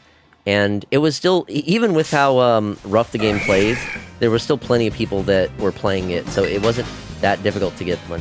He hasn't praised RNGesus yet. You're right, I need to praise to RNGesus to give me the luck and just give me the shiny fox. Any of the shiny foxes, but preferably the silver fox. But I was so turned off by the performance issues on Switch 1, I never actually used my shiny charm. That is absolutely valid. This is one of those games that I loved playing. I dealt with the performance issues, but because of the performance issues, even with how much I enjoyed the game, I couldn't recommend it to anyone. I know so many people can't deal with bad frame rates. And there were some cases where I was some areas it was so bad, it was hard for me to even look at. Take a shot in repentance. As I mentioned before, I have actually been taking a shot each break. I one shot before the stream started and one at each break. But because of how spread out they've been, I'm not really feeling it all that much. Maybe a little bit. The evil team's tank in the forest plus rain equals 4 FPS. Yeah. Oh god.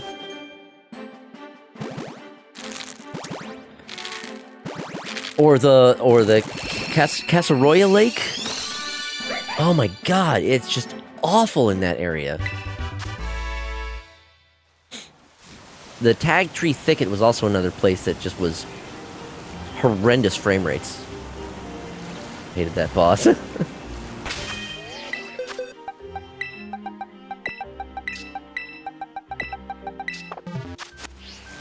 Bro, I remember playing Warframe on Switch, talk about pain. I played through both of the Subnautica games on Switch.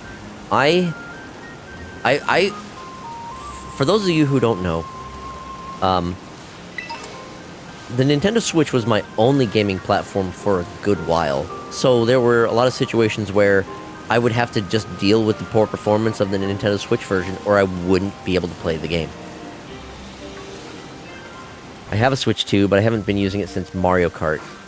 Mario Kart is great. I do thoroughly enjoy it. I wouldn't mind jumping into some Mario Kart again sometime. It's just good to, like, hop into it for, like, the online play. But I got Hades 2 coming up soon, and I did get the... Don't get me wrong, I did like the Switch one. Great first-party titles on it. Yeah. The first-party titles are really what shine the most. But even some of those aren't properly optimized. Like, you look at, like, both of the Zelda Link's Awakening and Zelda Echoes of Wisdom. Both of those were not well optimized enough for the system. They didn't get fixed until the Switch 2 version came out. Or until the Switch 2 came out. It's just... it's rough.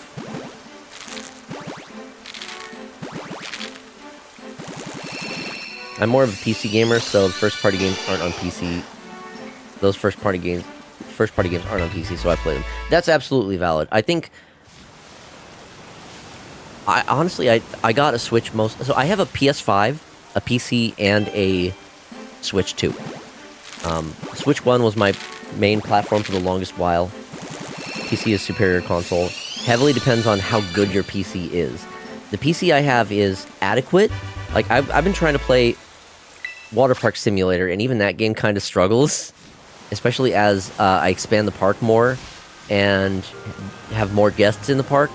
So, like, my last stream of that one was kind of rough.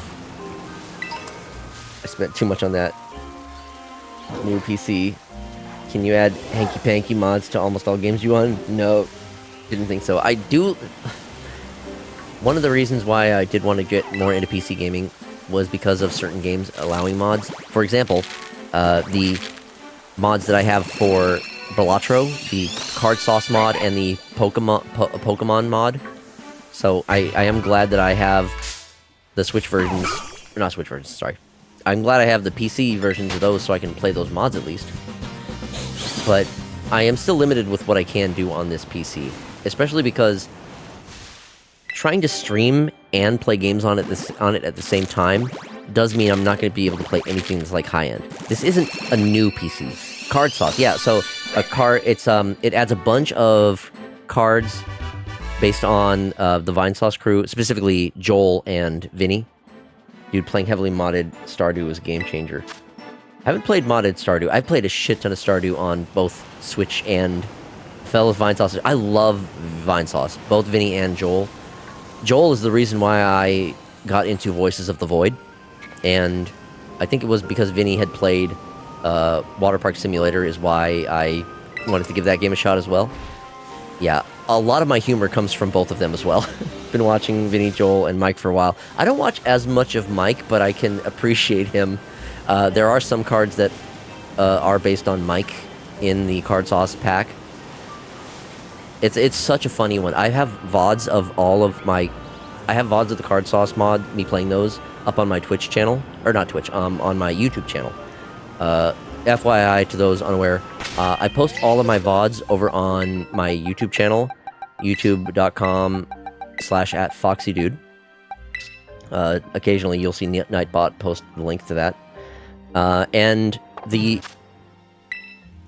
VODs I post up on YouTube are actually higher quality than the Twitch VODs. So they're a good place for that. And I'm pretty good about keeping up on them. Rubik's Raptor got me into Voices of the Void, and I met this femboy, and the rest is history. I'm not a femboy. I'm assuming you're talking about me, just because I know you're pushing my buttons. You like that.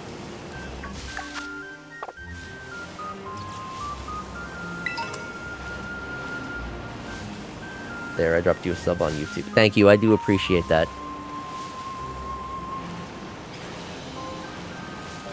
My shorts are where I'll post like the various clips. Pretty much anything that gets clipped here will end up on the shorts part side of my YouTube. And yeah, my VODs are... I have scheduled out my VODs for the channel, so I think I've got them like uploading pretty much daily. I streamed 3 different games yesterday, and I actually separated them all out into separate VODs. Say what you want, Foxy, but you always got to tell your homies they look submissive and breedable. I guess I need to start doing that more often then. I don't know. It still feels weird. I feel like I don't quite have the confidence for that kind of stuff. But I gotta say, in all honesty, I appreciate how consistent you are. I've really been trying, you know. This is me streaming on top of me also working 40-hour work weeks, 8-hour shifts. So, as someone who struggles to press the go live button, I will say, I think a big reason why I've been really enjoying the streaming is it helps me focus on the actual games. Before I got into streaming, a lot of the time when I would play games, I would have to be doing something else at the same time. I would have like a video going or a stream on. You know, multitasking was something that I felt like I had to do. I had to, like, you know, maximize my efficiency. And as a result of that, I often wasn't able to focus on either one that much. Like, if the video or the stream was getting too interesting, I would not be paying attention to the game. Or if the game was needing my focus more, I would have to, like, pause the video or just, like, not look at it for a while if it's, like, a live stream. So with me streaming, I can still focus more on the game, but at this time, the multitasking is more interacting with chat, which, I mean, I can still do a good level of both. For example, I can talk with chat during the downtimes, but when I need to, I can lock in, I can focus, and then once things are calmed down, then I can get back to looking at chat. I also need to stream more too. Life has been kicking my butt lately, and I'm a perfectionist, which then causes me to not stream. Yeah, there's a saying that I've been seeing going around lately, and I think it's more aimed towards art, but I feel like it works in a lot of cases. Make it exist first, you can make it good later, or you can make it better later. And that's kind of what my philosophy was when I started into the streaming. You know, I got some things, for example, my early streams, if you look back on my YouTube, you can actually see some of my very early streams where it was me building Lego sets of all things. My setup was so jank with that. I was using a PC that I was borrowing from my roommate. And I was only using that for playing music in the background. I had my current phone at the time, I was like set up on a shelf looking down on like this folding desk that I got where I was doing the building, and then I had a second phone that was in front of me so I could actually look at chat. So it was the jankest setup. And again, with those, I mean, I just uploaded the VODs directly from Twitch onto YouTube, but now I'm actually now I have a proper PC. I'm using OBS. I've got scenes and whatnot. I can swap between them. I got myself a stream deck. I got this on the, what was it called? The Prime Days. This thing has been fantastic. I mean, you know, this is how I'm able to switch so quickly between my different expressions or my PNG tuber. I just push buttons on there. It's so nice. How long have I been streaming for on Twitch? So, I've been... My earliest, like, VOD is from a while ago when I was doing the LEGO streams, and then there was... after I was doing the LEGO streams, I found out that the PlayStation 5 has an option to stream directly from it. So I did a couple streams that way. But when I actually got, like, the PC and got set up... Oh, my goodness. What? Hexmaniac Noel is crashing the party with 27 views. Oh my goodness, Hex Maniacal. Hello, welcome Raiders. Hello, thank you so much. I was just talking about my experience with streaming recently, while I'm also doing some shiny hunting. So my earliest streams were a very jank setup, with my phone on a shelf, and I was building Lego sets. That was some of my first streams. After those, I started. I got a PC, or not a PC, sorry. I got a PlayStation 5, thanks to a friend who helped me get it, and I learned that I could stream directly from that. So I did a few streams from that with like the PlayStation headset, which worked. But then I think it's been about 4 months or so, maybe a little, like 4 or 5 months ago, when I finally got a proper PC. My friend, my neighbor gave it to me when he upgraded his PC and got a new one. So he gave that one to me, and I finally got set up. I got a capture card, and I've started streaming. So I've been... Softy past 316 just followed. Taste of the Past, thank you so much for the follow. So I've been doing this type of streaming for about 3 months or so. Or, sorry, 3 or 4 months. I've been getting more seriously into it in the past 3 or 4 months. But, once I figured out what I wanted to do, I got the PNG tuber set up. I got, I commissioned my artist friend for it. I've been trying to be very consistent with my streaming. I've been streaming daily for more than a month at this point. I've been trying to stay very consistent with it. My birthday was last weekend, and I was playing my favorite game of all time, The Legend of Zelda: Majora's Mask. I had a lot of friends support, some folks gifted subs, and we actually hit a sub goal, which you might be able to see down below, which I will be doing tomorrow. Tomorrow, I'm going to be doing a special stream. I will be playing video games in fursuit on camera. So I've got a couple of games I'm going to be planning to play, mostly ones that involve motion controls. So I'm going to be up and moving quite a bit. So hopefully, if that's something that you want to see, make sure to drop a follow and tune in tomorrow around 4 p.m. Pacific time. He's been doing so good. Thank you, Faye. I've been really trying with this. This is me doing all of this on top of working a regular job. So I want to take a moment to all of the Raiders, hello, welcome. Thank you so much for joining. I'm FoxyDude. I also go by CJ. I am a Seattle-based furry PNG tuber variety streamer, and I do a lot of Nintendo-based stuff, but I also have some PC games and a PS5, so I have a variety of options. I've been streaming daily for quite a long while. We also have a bunch of fun channel point redeems for various sound clips you can play. To make funny noises or thank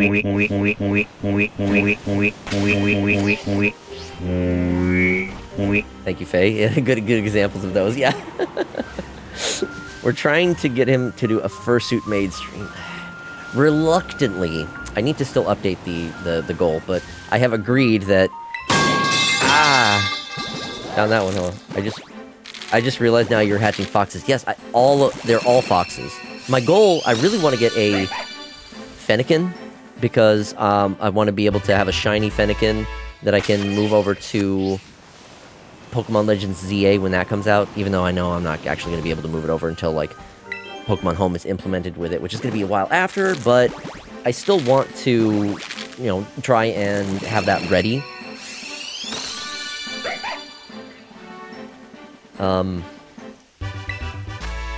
Yeah, if you can't tell, I like foxes.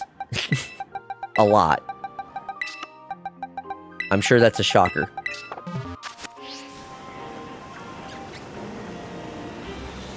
But yeah, tomorrow's gonna be the fursuit stream. Foxes in boxes. I have hundreds of foxes in boxes right now. Oh, shoot.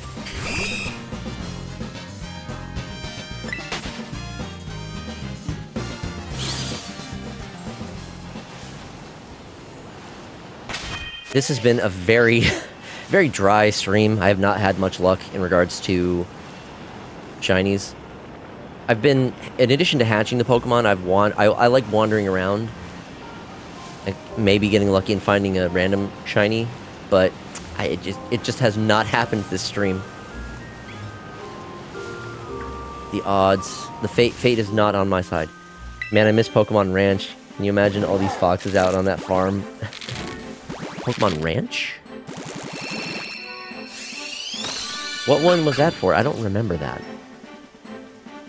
But yeah, I also, because I am a Nintendo fan, I'll have a lot of opinions about Nintendo games and plenty about Pokemon as well. I am a Pokemon let's see, GameCube. Huh. Why is that one not ringing the bell? I think it was Wii?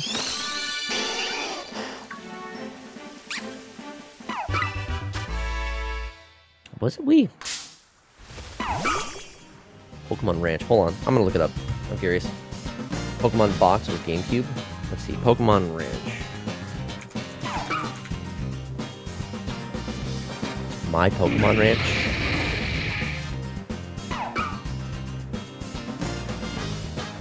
My Pokemon Ranch is a 2008 virtual pet video game developed by Umbrella and published by the Pokemon Company for the Wii. Why have I not heard of this? It uses Mii's? The fuck? Huh. Okay, yeah. I might have missed this one. I feel like the Wii generation was like around the time when like Black and White were out, and that was the generation that I kind of missed out on. I got I got Pokemon White, but it just didn't work with me for whatever reason. So I didn't end up playing that one and finishing it until way later. But Pokemon X and Y is what brought me back into it. Black and White was what brought me back. So yeah, I'm the opposite. I don't know what it was exactly about Black and White that just didn't grip me. I felt like it was like I either was just struggling because it felt like it was a bit too much of a grind, or that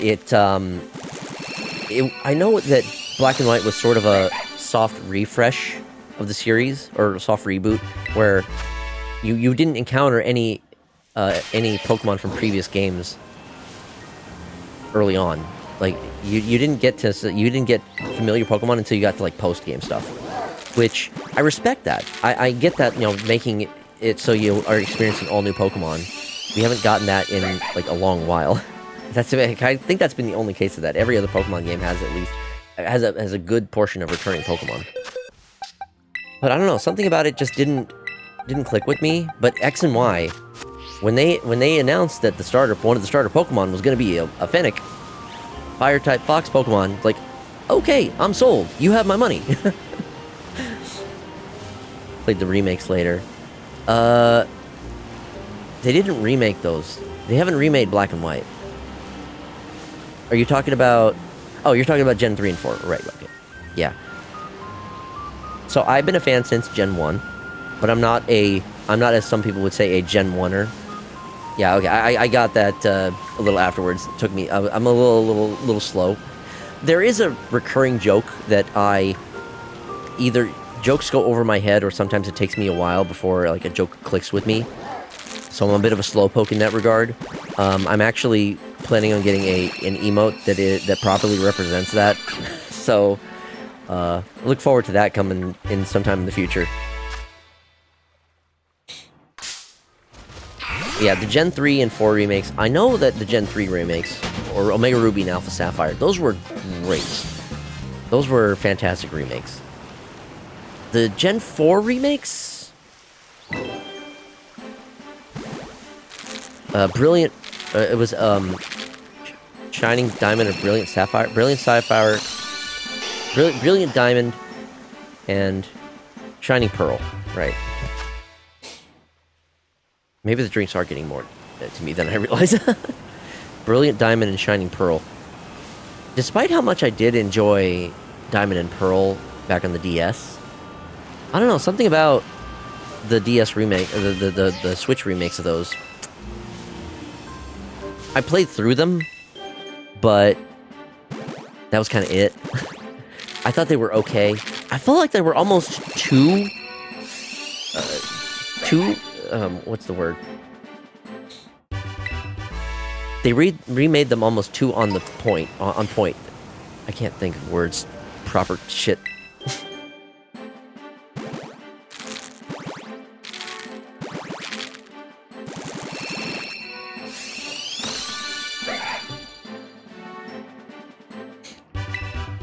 They were almost a little too true to the originals. And because of that, they didn't really seem... like, you have these goofy little 3D models instead of the 2D sprites, and that loses some of the charm, honestly. They played almost exactly the same, except for graphics being a little bit different. And I know there are some people who want that, but... I mean, I don't know. I feel like there's some games that you need to do a little bit more if you're going to be doing a remake. Like, that works with something like the Pokemon, or not Pokemon, the Mario, Super Mario RPG remake. Fantastic. You already know I like sprites better. There is a lot more charm that the sprites have than the models. So I do think that when they moved from sprites to 3D models, there was quite a bit that did get lost. But I mean, we're not going back to sprites anytime soon, unfortunately. This is just how Pokemon is going to be from here on out. The gym leader, last Pokemon music.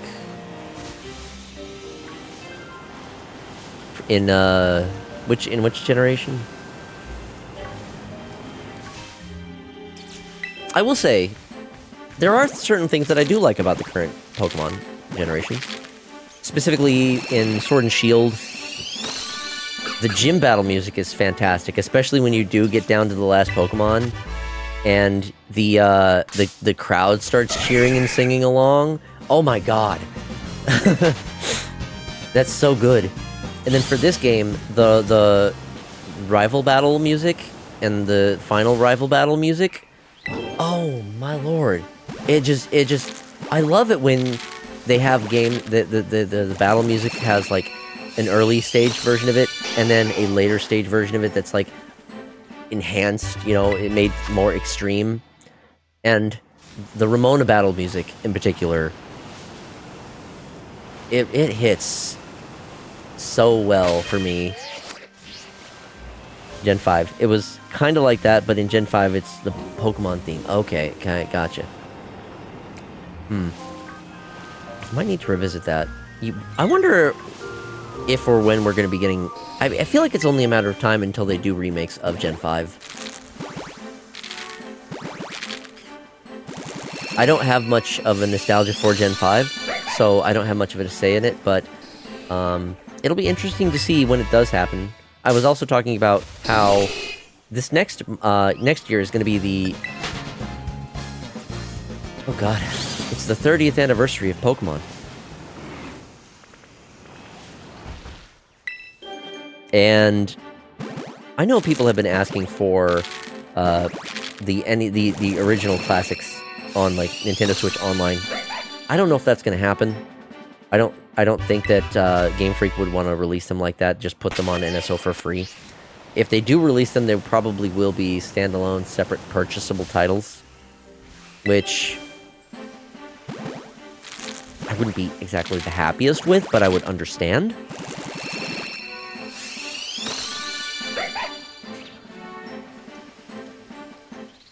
I mean, I would certainly take that over not. 30th anniversary, time to re-release Gen 1. Honestly...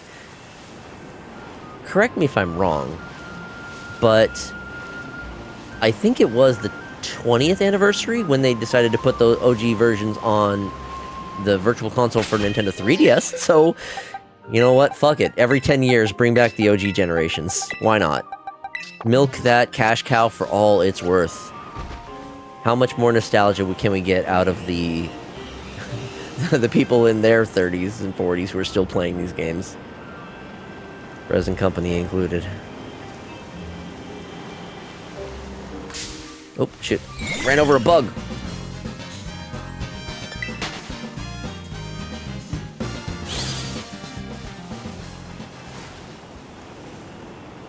It's all... I'm a Digimon shill now. They'll milk it hard. True. I've never actually played any of the Digimon games.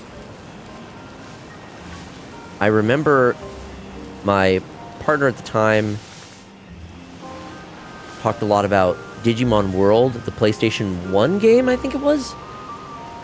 There is so much like secret shit and convoluted mechanics to that game that she was telling me how she actually had to make spreadsheets to remember all of the little details and understand things about that game, because there's just such little proper documentation about the details of it. They're surprisingly good. Nowadays, I'm sure that some of them are good. I was convinced by another chat member to pick up one of the, I think it was Digimon Cyber Sleuth, because it was like $5 on the eShop. So I have that. I don't know when or if I can include that in my stream things at some point. Very excited for Time Stranger. Nice, nice.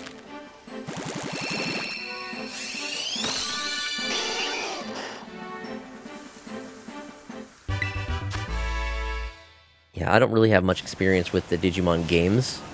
I have a little bit of experience with the series. I've had a couple of the Digivices. I know that, I think it was for one of the anniversaries, they re-released a bunch of the OG version 1 Digivices, and I actually got one of those. It's one that's like a glow-in-the-dark green one. I played it for a while. It's kind of just sitting on my shelf now after I stopped paying attention to it.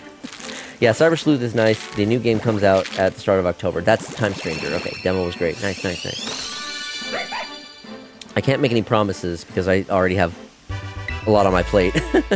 But I would like to try it out on stream, at least initially. I don't know how much, like... I need to figure out what games I can actually play, like, off-stream. Since I started streaming, I kind of have this mindset where it's like, oh, if I'm going to be playing a game, I should be playing it on stream. But I obviously don't need to do that with every game. For example, when I'm playing, I did a lot of the gathering for the eggs in this off-stream, because like, who wants to sit and watch me stand at a basket and press A for 30 minutes? You don't want to watch that. At least with me hatching the eggs, there's the potential of something exciting happening. When I'm just gathering the eggs, that shit's boring to watch. Story-based games does poorly on Twitch, unfortunately. That's unfortunate. You'd think it would... Well, okay. I guess I can see why. People don't necessarily want to be... What the fuck? People don't necessarily want to watch games with stories if they are going to be playing that game themselves, or unless they've already played through it. So, I guess there are games that can be played ad infinitum, like roguelikes, for example. I'd watch you watch paint dry. Thank you, Faye, that means a lot. Hopefully I can do streams that are more entertaining than that. Tomorrow you'll all get to see me flail around on camera in fursuit. I'll probably mostly be playing... So, Switch Sports has a couple different game modes. The bowling will be probably the one that I play most, but I might try like some tennis. Additionally, if any of you also have Nintendo Switch Sports and might be interested in playing that with me while I play in fursuit, hit me up. Because that would be more fun to play with friends than just going online or playing against bots. I work in a related job to Twitch, and yeah, I can say story-based games does poorly. That's so unfortunate. But, I mean, again, I understand. You work in a job related to Twitch. Intriguing. I won't pry more. But that is interesting to know, and thank you for your insight. I mean, for example, I've gotten raided twice tonight. I'm just hatching eggs. I'm not playing through the story. I'm a little worried about when I do play. I am going to play Legends ZA on stream. I have a feeling that I probably won't get that much attention early game because there are going to be a lot of people who are also wanting to experience the game on their own. So they won't want to tune in because they don't want to be spoiled. So, I mean, I guess at that case, in that situation, I'll mostly be playing for myself and anyone who isn't planning on getting the game that wants to watch. So, yeah, that makes sense. I guess it's also why games like Balatro do so well. There's no story in that kind of a game. It's just roguelike and, you know, kind of gambling type stuff. So, that makes sense.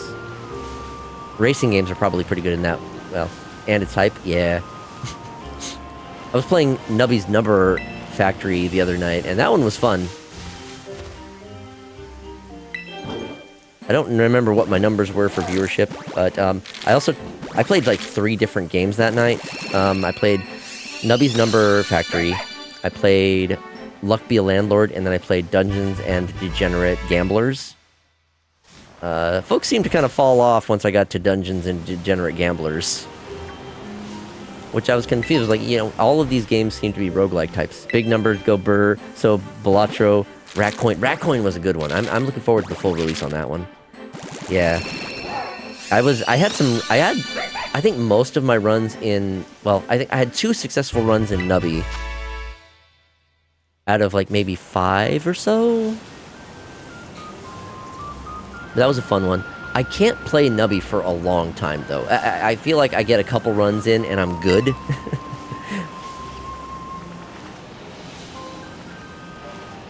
I think that one's probably good for like 1, maybe 2 hours at most out of me.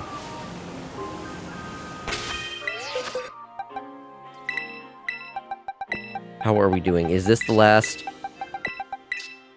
Okay, no, I have 1 more box of the mixed foxes. And then after that, I think I have 3 or 4 more boxes of just Fennekin.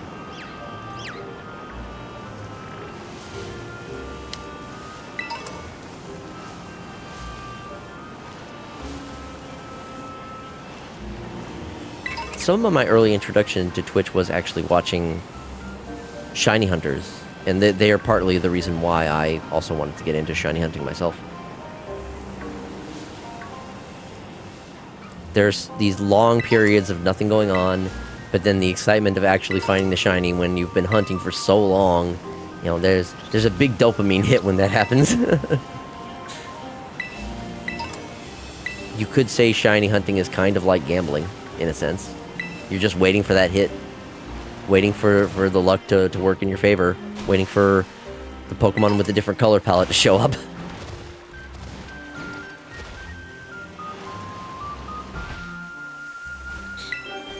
I can't remember on my side, lol, I was on Justin TV before it got acquired by Amazon. Wow, you've been around for a long while then, fuck.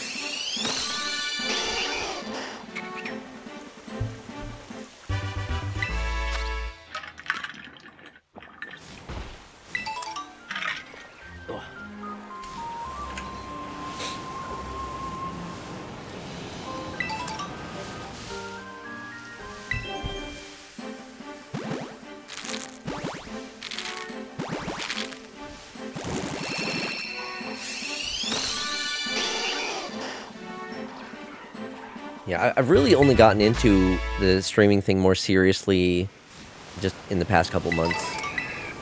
I've always had a passing interest in it, but always a bit of a worry that, like, I wouldn't have the personality or the, like, creativity or topics to discuss, but I figured, like, I just need to stop being self-conscious about it and just do it.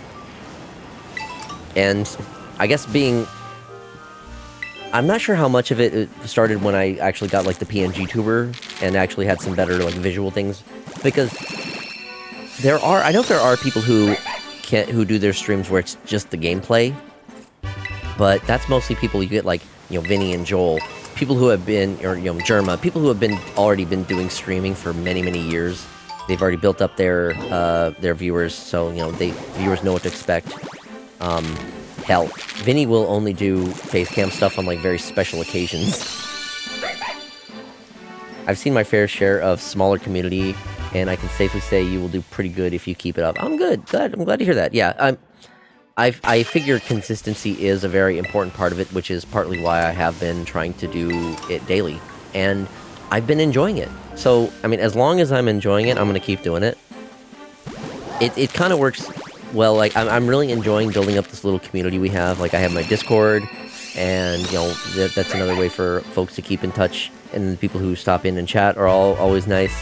I've got the wonderful artists that I get to work with. Not only artists for my PNG tuber, but also for the emotes. You know, Trent also has done various artwork for me.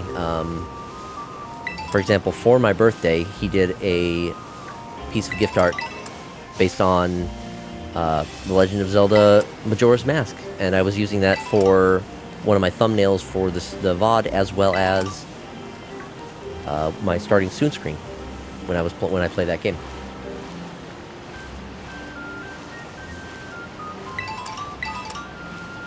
So it's great that I get to hang out with so many cool people in my chat, and, you know, work with cool artists and whatnot. It's just so nice. I'm usually more of an introverted person, so this is kind of a way for me to try to, like, branch out and express myself a bit more, interact with folks a bit more, while also just doing what I love, which is playing video games.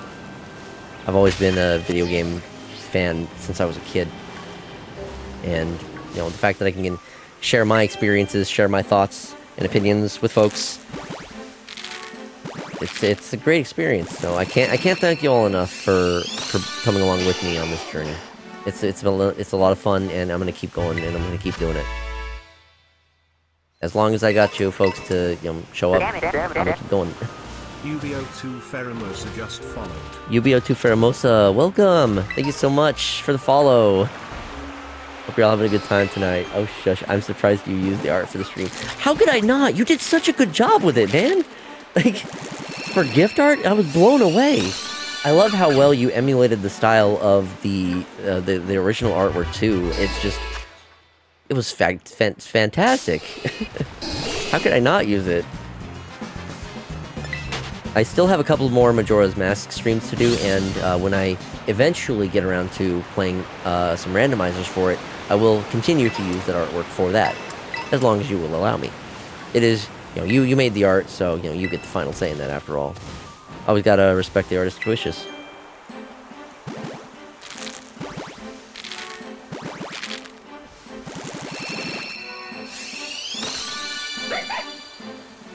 Please, where's the fucking shiny?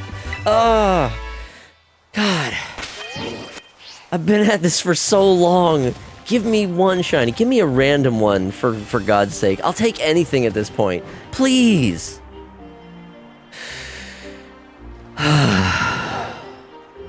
I'm okay.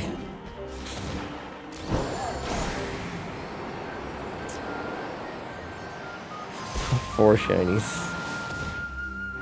If I really want just shinies in general, I would just use the sandwich method.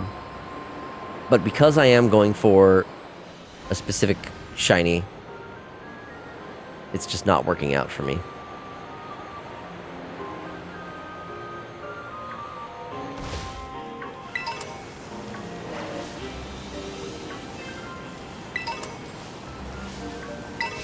And I have been trying to pay good attention to other Pokemon in the area so I'm not missing out on any. But sometimes there are those subtle Pokemon, those subtle shinies that you could barely notice. Yeah, you can use it.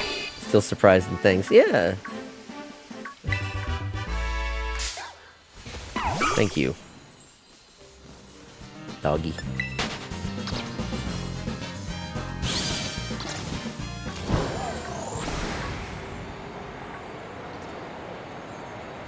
Ooh, ATM I didn't get? Ah.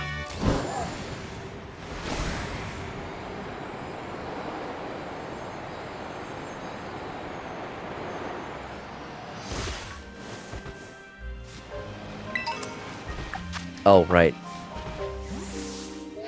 Let's see here. Okay, I'll hatch this last one and then I'll do another sandwich to speed up the rest of them. I forget that sometimes. Gotta keep up with them sandwiches. Or, yeah, the ones for, at least for egg hatching.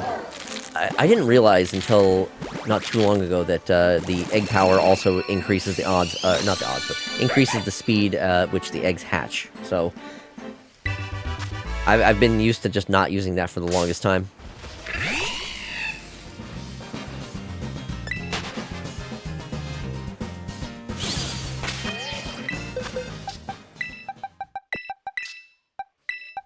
Okay, so this is the last box of mixed foxes. I'll do a save. I'm gonna get off my ride-on, and then... Oop, no, I don't want to do that. Picnic. We want to do a picnic. We'll make a peanut butter sandwich. Greek peanut butter sandwich.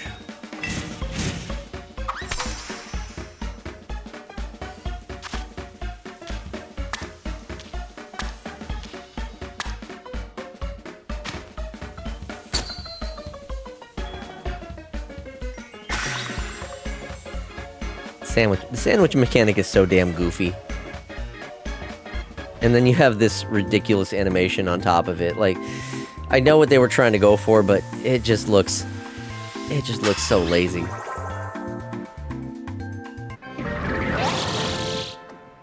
Game Freak was trying. I have mixed feelings in regards to, like, just Game Freak in general, because I know that, you see the kind of, like, with how poorly Scarlet and Violet perform, and so many of, like, the lazy animations and whatnot, you can't help but think, oh, they just didn't put effort into it. But I think one of the things that people don't consider, and this is not me defending them, it's just me stating something that people don't usually think about, is that Game Freak, in particular, are very pressured in getting out their games on time, because the Pokemon franchise as a whole is very reliant on the games to introduce many of the new Pokemon or new mechanics or things like that. So you will never see a Pokemon game get delayed, because they need those games to come out. As an example, Mega Dragonite was the first Mega Evolution announced for Pokemon Legends ZA. Not even long, I don't think it was even more than like a month after it was announced. The anime featured Mega Dragonite. And I'm sure there are also other Pokemon, like, haven't checked anything about ZA. I have thoughts about the game. I have a lot of thoughts about it. I am generally excited for it, because I really enjoyed Pokemon Legends Arceus, and I do like the new sort of battle system that they are going for, like an active battle system for ZA, and it's Kalos, so I'm very excited about, going back to the generation that introduced Mega Pokemon. There is definitely will have, Fennekin in its evolution line, so, I want that. There are a bunch of new Mega Evolutions that they've already announced or shared, so, we have some of those coming. However, yeah, it seems their employees are probably on crunch time, not Halo 2 levels of it bad, but still, yeah, pretty bad. Yeah, Game Freak has to maintain the Pokemon release schedule, because there are so many other aspects of the franchise that rely on the announcements pertaining to the games. You've got the anime, any movies, you've got the trading card game. All of these work in tandem. So if one thing gets delayed for a game, then that delays the cards game, and it delays the anime, and you can't really have that happen with the big of a franchise like Pokemon, which unfortunately means you get lesser quality titles, like the result of Scarlet and Violet. I love Scarlet and Violet for the gameplay, and I love just Pokemon in general, so I enjoyed my time with Scarlet and Violet, but I acknowledge how awful the performance was for the Switch 1 version, and because of that, I could not recommend it to anyone. I love Slop.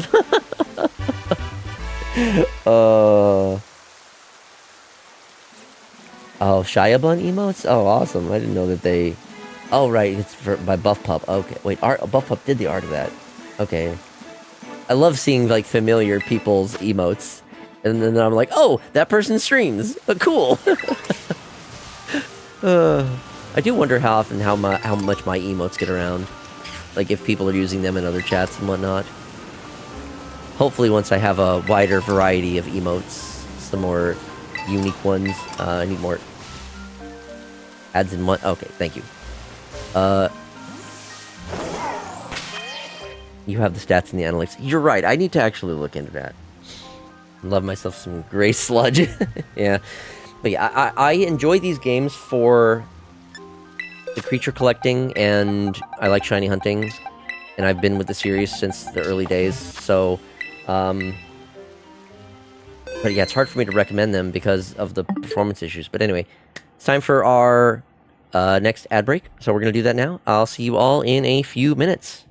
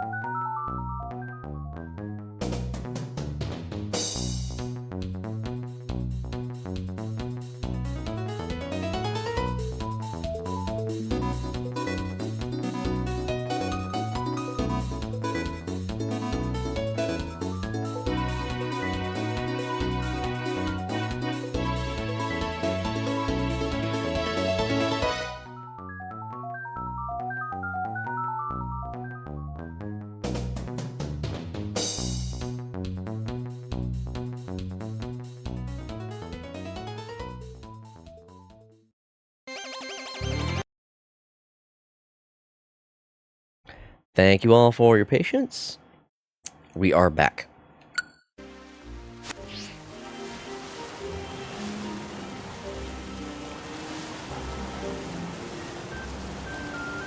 I will be disappointed if I go this whole stream and don't get a single shiny. I might even resort to just doing one sandwich, just so I can say I got something tonight. We'll see if I can actually get through all of the eggs first.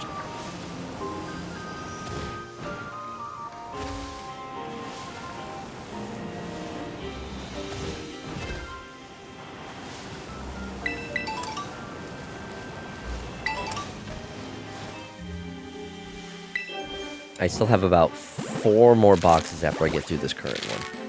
And the 4 boxes after this are all Fennekin.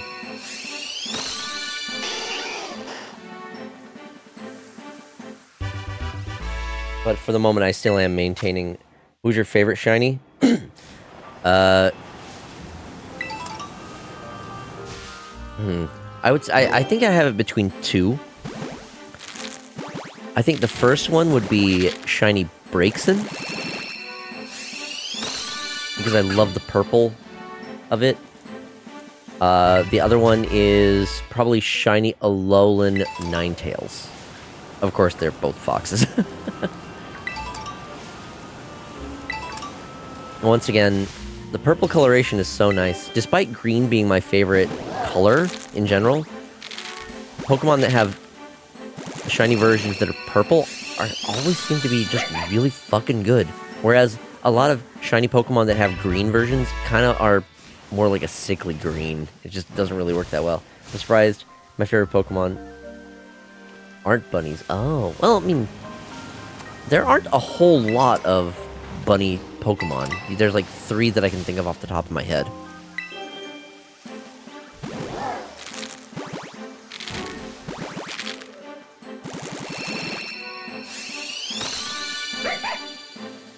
So what is your favorite Pokemon then? Or your favorite shiny? Maybe both. What favorite Pokemon and or favorite shiny?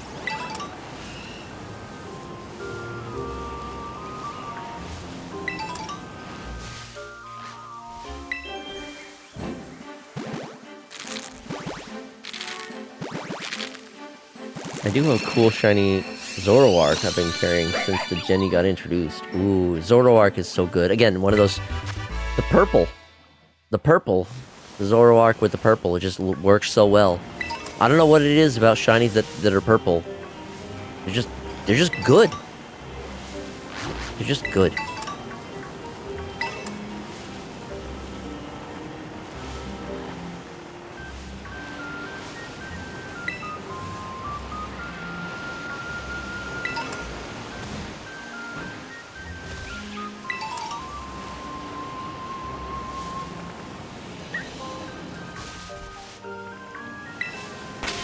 He's all hatched already. I always gotta... I keep forgetting.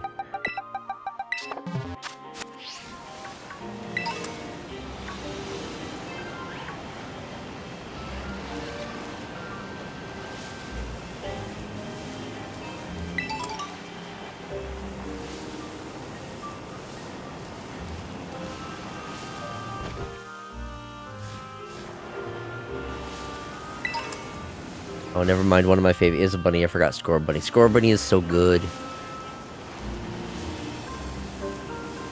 I feel like the shiny of that one is kind of weak. Just kind of turns into like a chocolate bunny. Same thing for my feelings with the Sword of Ruin from this game. The shiny version of it is just... It's just like it's like the snow leopard with a sword for its fangs, but the shiny version is just kind of like, instead of a snow themed, it's just like brown and like chocolate. Miss Mega Lopunny. Yeah, well, you know, we very well could see Mega Lopunny return in Legends ZA. There seem to be a lot of returning Mega Pokemon, so, you know, that might be where it happens.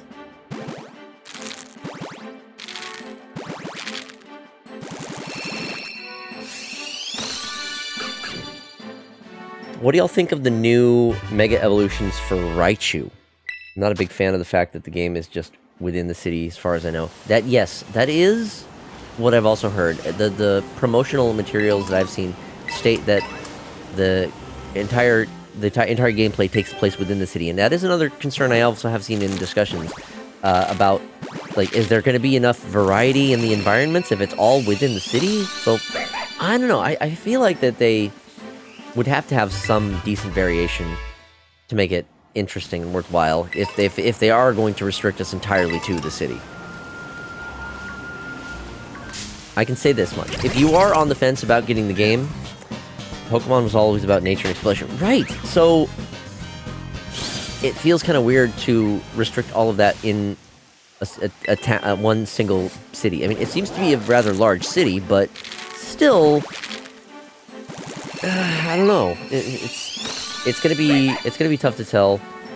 So I will say, if you are on the fence about getting the game, if you want to at least get a look at it, stop by my stream when the game comes out. I'll be streaming it, and, you know, I can give you my thoughts on it after I've had a bit of time with it.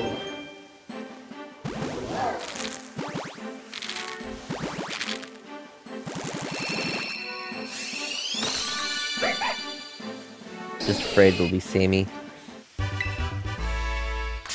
In regards to the environments, yes. In regards to the battle system, at least, that the battle system alone is different enough that it has me excited. I do have a gripe. I'm not sure if I've mentioned it. I'm not sure how many times I've mentioned it, or if I've mentioned it while you've been around, but it was revealed that the Kalos starters are going to be getting Mega Evolutions. So we will have Mega Greninja, Mega Delphox, and Mega Chestnut. I was super stoked when I heard that we were finally getting those. Damn it, for a moment I thought that was shiny. However, my excitement kind of was diminished when I figured out how you have to go about acquiring those stones. If you're unaware, in order to acquire the Mega Stones for the Kalos starters, you must proceed in the ranks in the online ranked mode for the online ranked battles. So you have to play the ranked battles and rank up in order to earn those stones. And they are offered in different seasons. So Season 1 is going to be for the Greninja Stone, Season 2 is for the Delphox Stone, Season 3 is for the Chestnut Stone. Oh, well, it seems I'm not getting the game. Yeah, I was not happy to find out that I'm going to have to play. I don't like playing ranked online, especially Pokemon, where you have some of the sweatiest online players. But I need Mega Delphoxite. It's so absolutely dumb. I'll be enjoying my Digimon game. Yeah, I am not happy with it. But I am unfortunately a sucker for the Pokemon games. And, I mean, I'm already subscribed to NSO, so I'm like, you know what? I believe that you probably don't have to proceed up too high in the ranks. My guess is they'll probably be lower ranks, and it should be easy enough to get some ranks, even if you aren't playing well. So it shouldn't be that hard, but it still is annoying because, I mean, essentially you're gating them behind the online. You need the Nintendo Switch Online in order to play online. So, you know, it's an additional paywall to access those. And they are releasing them in seasons, so, you know, you have the potential of just missing out. Sweaties, but also pro hacking too. Hopefully I don't have to deal with hackers that early in a brand new game, but I wouldn't put it past people. Which is why, another reason why I just tend to avoid online Pokemon multiplayer. Especially the PvP. If co-op shit, I can deal with some co-op. But when it comes to PvP, no, I just don't have any interest in PvP most of the time. He's already hatched. I keep doing it. I keep forgetting.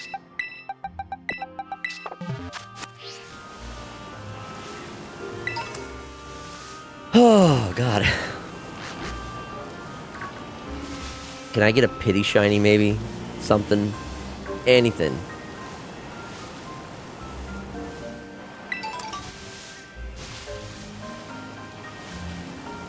This is the longest drought I've had for shinies.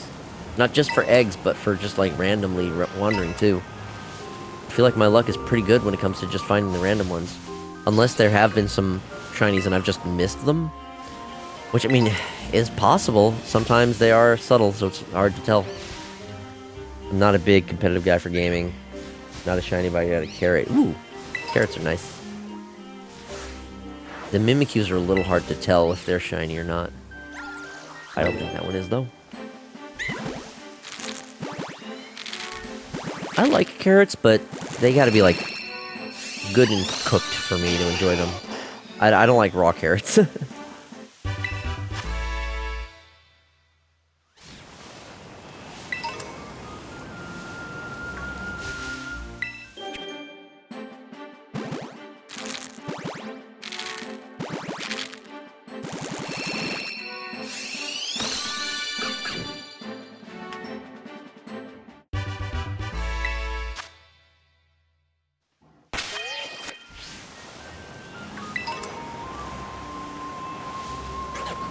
Yeah, if you don't have any interest in the game, but at least want to, like, watch it, come to my streams. I'll definitely be playing it.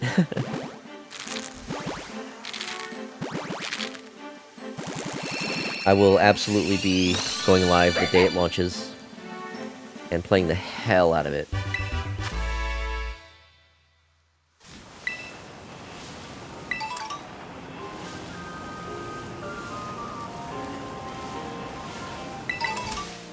I'm very curious.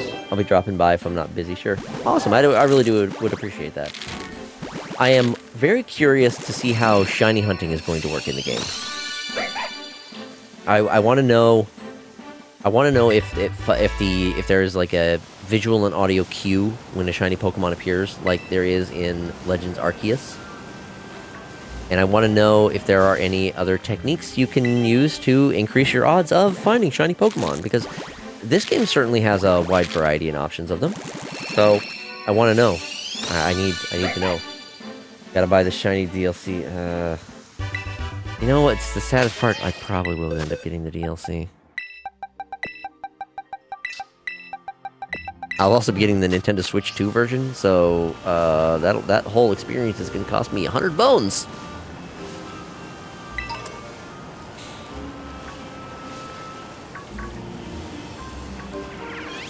Offering paid DLC before the game is even fucking out. And what have they shown us of that DLC? Okay, they've shown us it involves 3 Pokemon. One mystic Pokemon, mythic Pokemon, and then fucking 2 different versions of Raichu. Yeah, it's pretty scummy. I agree. Usually the idea is, like, if you're releasing DLC that close to launch, or like even before the game is even out, that just tells us, oh, you're cutting content from the main game in a sense to get more money out of people. It's real shitty. I've seen people make similar arguments for the DLC for Donkey Kong Bonanza. I'll admit, I bought the DLC. I tried it out. It's not worth the $20 that they're asking. $10 I felt would have been more fair for what you get. Like, you get access to a new level, but there really isn't anything to do in that level. You get access to a new game mode, which is, I mean, a fast-paced roguelike thing, but I mean, it gets very repetitive very fast. Even playing that on like the different layers, it's still just the same game mode. So, and the rewards that it offers don't feel like they're significant enough to warrant the $20 asking price. You get some costumes, and then you also get like more perks for said roguelike game mode, and apparently there is another a boss battle you get as well. But like, I don't know, I don't think that's worth $20, especially when you consider I could take those $20 and I could buy Hollow Knight Silk Song and get so much value out of that. I already own Hollow Knight Silk Song, but I'm still saying that comparison is there.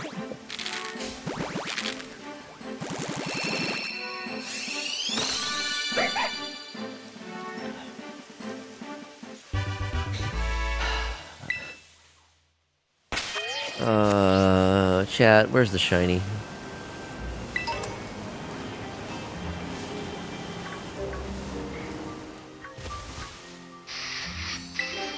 Any kind of shiny would lift my spirits right now. Do shinies even exist? I'm starting to doubt. I think all the shinies are gone. Instead, I'm getting mobbed by Bisharp.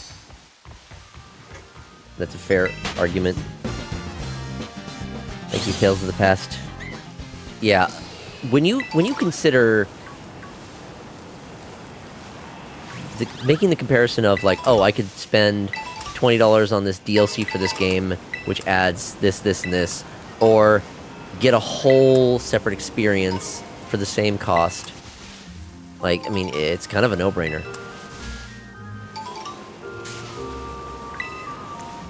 But when you have people buy it without a second thought, then why should they care? It's unfortunate. Yeah. I will admit, I really did enjoy my time with Donkey Kong Bonanza. So I thought, you know, it's an opportunity for me to get more out of the game. The game mode seems like a way to sort of like change up the basic formula and gives you more reasons to go back to levels that you've already like collected everything from, which I've been slowly working on completing that game, like getting all of the bananas, all of the fossils, all of the cosmetics. I still need to also need to do a couple of the rehearsals. I think there's like 2 more bonanzas I need to do with that for. So I am enjoying my time with the game, but the idea of spending an additional... I mean, I say spending. I spent $20 extra already. I already did buy the DLC because I thought there would be more to it, which is, I guess, on me for not doing my proper research. And I did also stream it.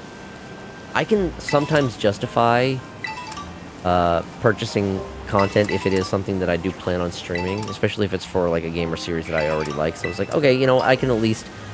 Sometimes I can be the one to bite the bullet and, you know, put the money down so maybe other people don't suffer the same fate as I do. Like, let me be the guinea pig, you know?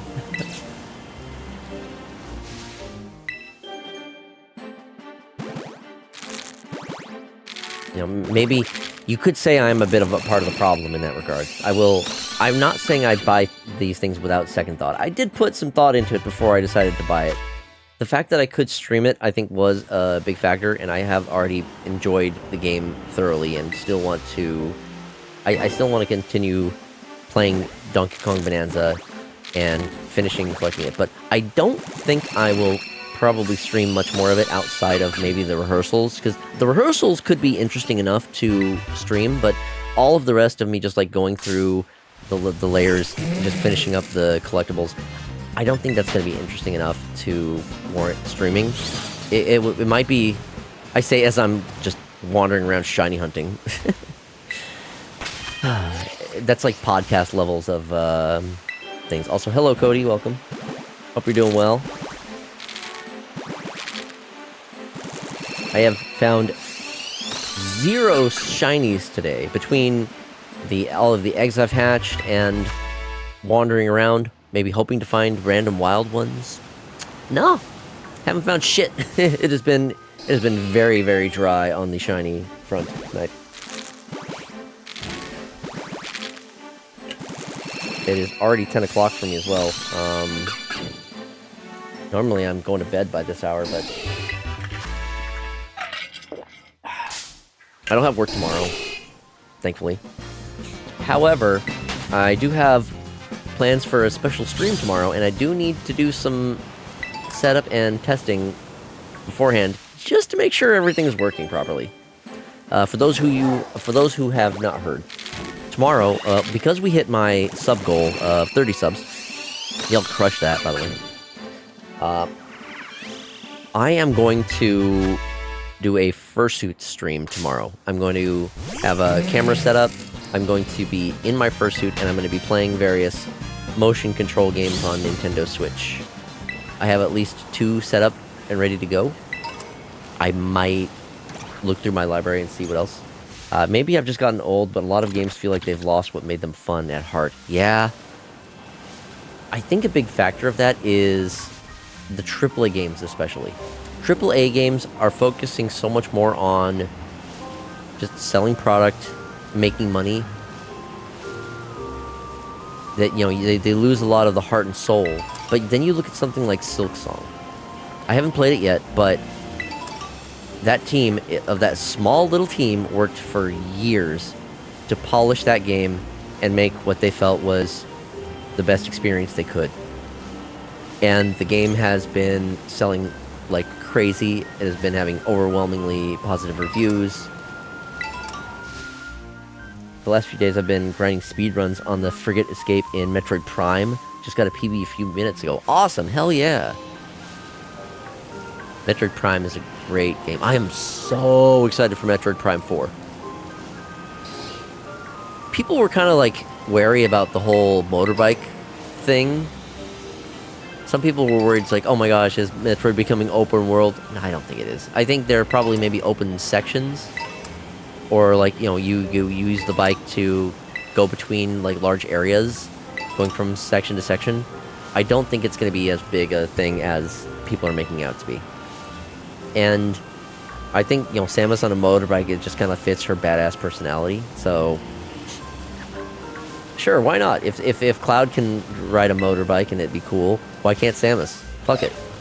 Give Samus a motorbike. Why not? Shit. Ran over a squirrel. I think I need to swap eggs, because... yeah.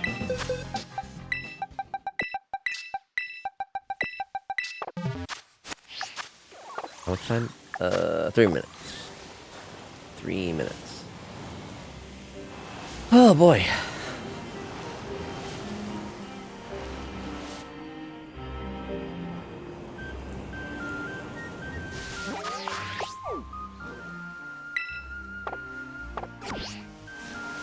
I want to play both Hollow Knight and Silksong. They look fun and have the feel that made games so appealing to people. Yes. I played some of Hollow Knight back in the day, but I ended up dropping it because there were just too many other things going on that I couldn't get around to finishing it. I do think that if I started that one on stream, I might actually be able to see it through. One of the things that I kind of learned about myself is streaming has been a big help in keeping me focused on a game enough to actually get through it. So, if I can do that with something like Hollow Knight, then I might actually be able to finish the game. It really worked with me with Donkey Kong Bonanza. Normally, if I play a game like that, I would take my sweet time. I would probably try to collect everything on every layer before moving on. I still did a good amount of exploring and collecting, but since I was streaming it, I did feel a little bit encouraged to progress the story, to try to like get through it, and I'm glad I did. That's fair since they're more focused on game sales, and with the added bonus of microtransactions and live services mainly for AAA games, but the indie games have been doing well. Yes, yes. AAA games will try to do whatever they can to get money out of people, so they will resort to things like microtransactions, live services, the free-to-play model, which, ugh, those always end up just FOMO. Oh, FOMO. Indie games are probably like what is really pushing and keeping the game industry alive nowadays. If it was all AAA stuff, it would be so bleak.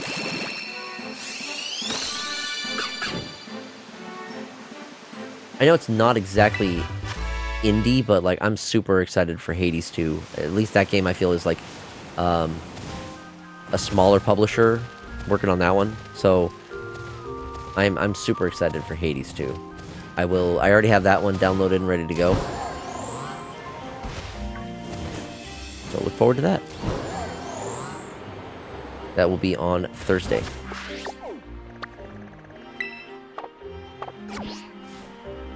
What? Oh, egg.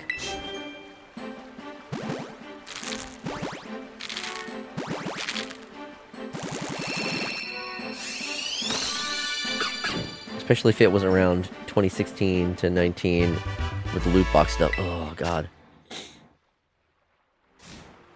I'm so glad that loot box shit has stopped becoming as prevalent. Because that shit was just awful. Bad enough that so many games still will try to work around that and sell essentially gambling things like gotcha games. I hate to admit it, but I played a good amount of Zenless Zone Zero. All because of the stupid wolf dude. I'm so weak when it comes to furry characters. The game initially, I did really enjoy the game initially, and a lot of the story bits were, it kept my interest, but they started changing up the gameplay, removing some of the puzzle elements and just focusing more on just the combat. And there's so much dialogue It got to the point where it was almost exhausting. It's like, you have to have better ways of telling a story than just through so much goddamn exposition. Please, please, show rather than say.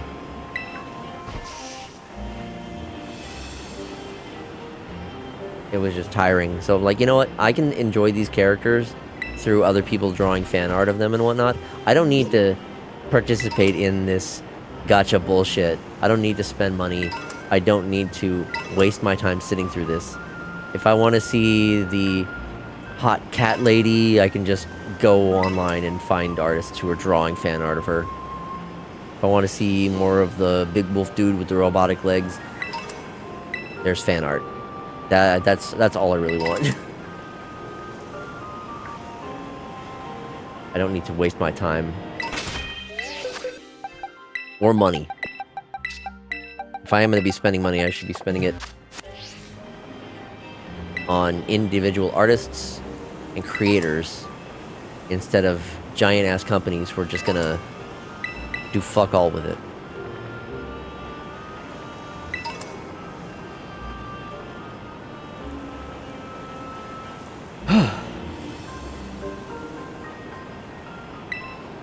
It's been a very interesting night for conversation topics. Amazing how wide a variety of things we've been chatting about. But you know what? That's what I like. I also would really like a fucking shiny!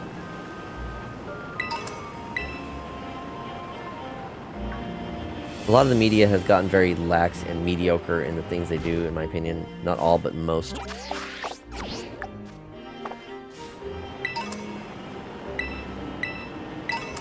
There's so many companies that are trying to get away with doing less and asking for more.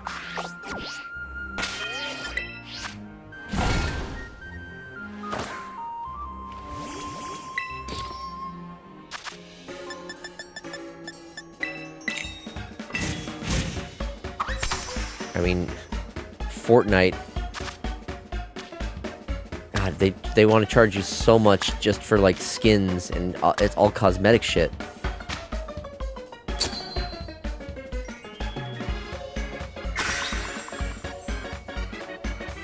And they make a lot of this stuff limited time, so, you know, they're really capitalizing on the FOMO. Better get it quick. Who knows when it'll come around again, if at all. You're gonna buy the battle pass. You're gonna grind out all the level those. Make sure you get all the characters and skins and whatnot. Otherwise, it won't come back. You won't get it again. No other chances. Luckily, I got the Anthro dudes in ZZZ around the beginning, so I was fine with the game and deleted it. Yeah, honestly, that's for the best. I stuck around with it for a while.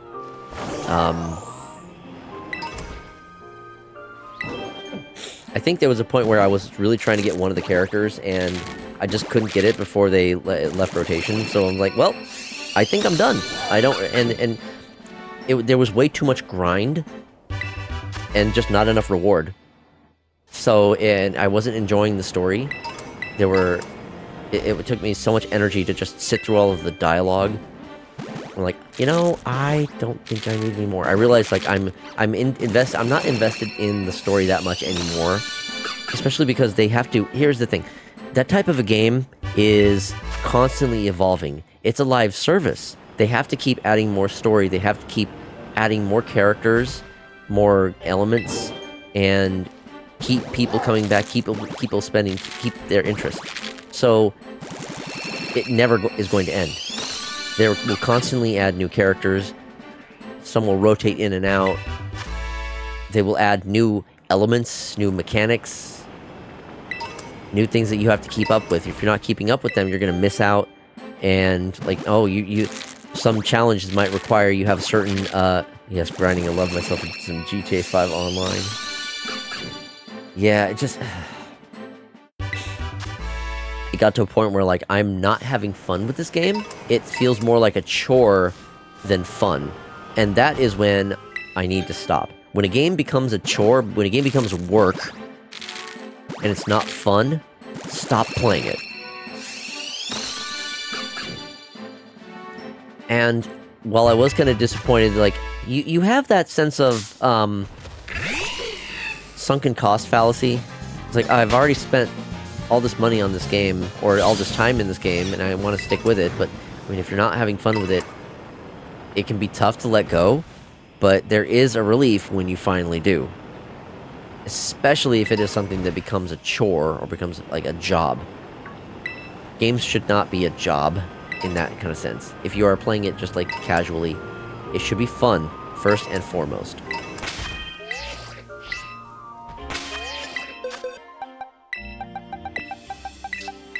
I think it was ex-Nintendo CEO Reggie Fils-Aimé that said, if the game's not fun, why bother? And that is so true. You know, Reggie was the one who actually pushed to have Wii Sports as a pack-in title with the Wii. He's the reason why... He is probably the sole reason why that system performed as well as it did in the United States. I don't think it was a pack-in title elsewhere. Yeah, Sunken Cost was really bad for me when it was Rainbow Six Siege. When you can learn to let go of a game that is not... that you're not having fun with, it is such a relief. But I understand that the Sunken Cost can be hard to overcome sometimes. I don't really have some good advice for that. Just when you can analyze your thoughts and feelings about what you feel about a game, like, especially once it clicks that you're not having fun with a game and you're just kind of like playing it out of obligation, or out of like a sense of like I guess a sense of obligation, where it just starts to feel much more like a chore rather than fun. Nah. They're you gotta figure out what it is that they're trying to do. Not just your own perspective on the game, but what is the game trying to do? Because, like, obviously, when it comes to something like Zenless Zone Zero, they're never gonna wrap up the story. They're gonna they might wrap up a story segment. They might like wrap up a side story, but they are going to have some kind of long-term story that is going to keep players coming back, keep people wanting more, keep people on their toes. You know, it's like, imagine if every time you were watching a show, it ends in a cliffhanger, but it's always a cliffhanger that is towards like something that was announced during the first season. You're gonna get sick of that shit. It's gonna get annoying. It's like, just wrap it up. Sometimes a game needs to end. Sometimes the story needs to finish.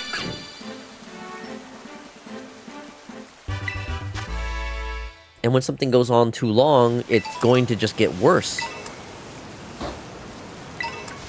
Now, I don't have much experience with, like, some of the other Hoyoverse games, like Genshin Impact or whatever else that they have. But I can't help but feel like those have a sort of similar... I know they're also gacha games in regards to, like, getting the characters. So I worry that they have a similar issue of, you know, story that just kind of keeps going on, in characters that keep getting introduced, and no overarching, no end to the main plot. This is all speculation, though. Like I said, I have no experience with those games myself, so it's just my assumption based on what I've seen with Zenless Zone Zero. And again, I still don't like how they got rid of the TV segments, which were a really fun puzzle element that I thought was good, but they're like, no, people apparently don't like those, so we're just gonna, no anthro characters, so why bother? Yeah, that's another thing about it. So, a lot of the anthro characters in Zenless Zone Zero, the ones that were more full anthro characters were, like, A-rank ones. So, they were typically easy to get, but they were typically not as powerful or not as useful. They didn't have as much function or like unique mechanics. The ones that they were putting behind the S rank were either just like more human-like characters, or ones that are like more like Neko style, where it's just like ears, maybe tail, That's the only thing that makes them semi-anthro. But even then, like, that's so weak. Like, fucking, that's cowardly. You know? They're trying to, I feel like they're trying to pander more towards, like, the anime people, rather than the furries. Like, you know, as someone who has paid big on, as someone who has spent a decent amount on Zenless Zone Zero, furries will pay if there's a character they love.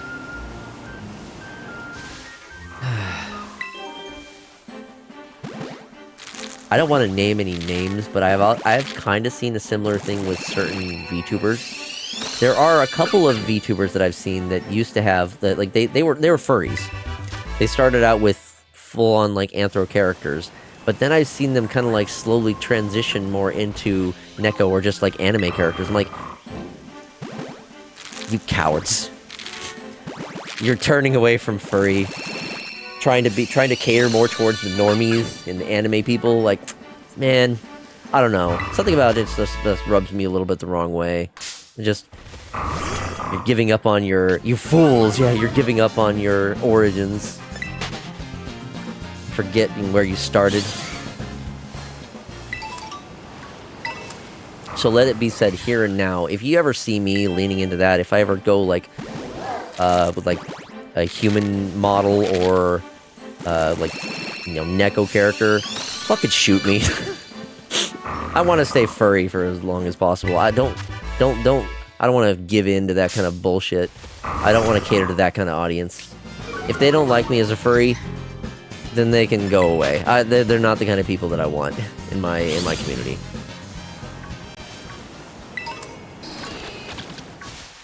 I think we were actually discussing it earlier. The people who don't like furries, it also could be tastes.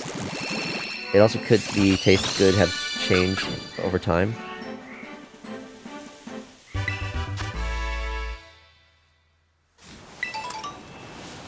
I mean, I guess. I don't know. I know that some people do drop out of the fandom. Take the good out. I'm not sure. I'm not sure I follow. You might need to try that statement again so I can fully. That's not. No, it's not. Why did autocorrect? Autocorrect has been really rough on many of y'all tonight.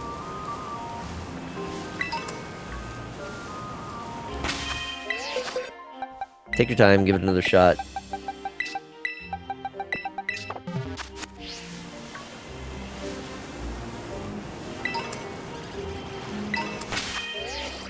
I'm gonna take a moment.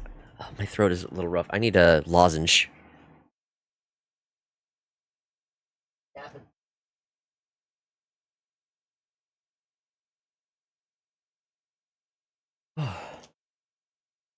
It's been pissing me off so far. Yeah, I know it's possible to disable autocorrect, but I feel like there's a lot of... I use it... I need it more often than I don't.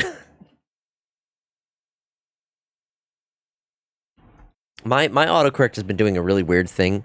Whenever I type in that, T-H-A-T, I don't know why. So many times it will autocorrect it to T-H-A-R. Like, what the hell does that even mean? And why are you constantly changing it to that? Like, what does that even mean? I've never heard that used. And it had to have been just a typo thing that I've done a couple times, and it's just like, oh, is this what you meant? No! And I can't, like, remove it from the recommended fixes. I don't know. What I meant to say was that their tastes could have changed over time. Okay. I mean, I guess... I don't know. It still feels like they've kind of, like, betrayed their origins, is the way I see it, but... I don't know. Like I said, there are some people who do get out of furry for whatever reason, but if it is more so that they are just trying to cater to a wider audience, that's disingenuous, in my opinion.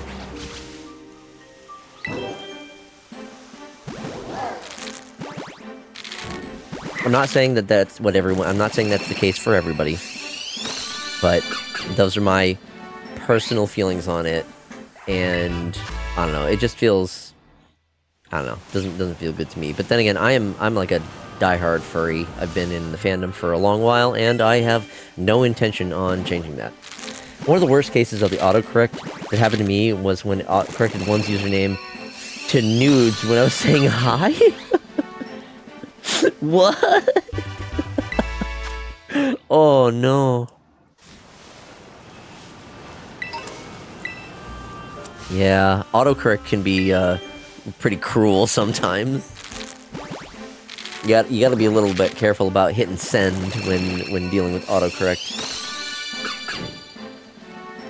I mean, so many people watch things from their phone nowadays, and do a lot of work from their phone. So autocorrect is very, very prevalent. Plus, I have big fingers and accidentally pressed whatever the autocorrect is picked. Ooh, yeah. That makes sense. Mine will just, like, change it automatically. Like I was saying, how it changes that to thar, T-H-A-R. It just does that. I don't click anything, it just does that. It's so annoying. I have to go back and fix the autocorrect. I'm on the phone. Yep. I understand that that's a lot more of a common thing. Really happens while talking about freaking out. Yeah, that's one of those situations you have to, like, almost immediately hit asterisk and, like, type in what you actually meant and clarify autocorrect. For me, it corrects auto. Me too. That happens to me so often. Like, am I using that word enough that it feels like that faux is going to be used more than for? Are you serious?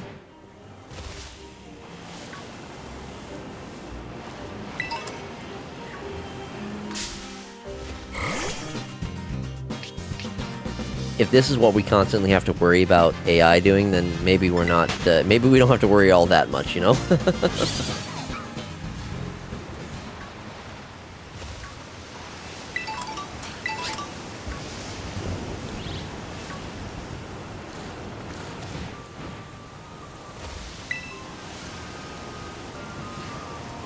This actually reminds me, I think there was a case of this. I think there was I think there was a Mega Man Battle Network, not Battle Network. It might have been the Mega Man Zero Collection. There was some Mega Man game for Nintendo Switch, and the text on the spine for the game was a typo. Instead of Mega Man, it was like Megan Man, which someone was speculating. It's like, more and more people are doing work from their phone, so it's very possible that was an autocorrect on someone's phone who was doing that work. I don't remember which Mega Man game it was, but I do remember that being something that I saw. No, that's just regular. It's just dark here.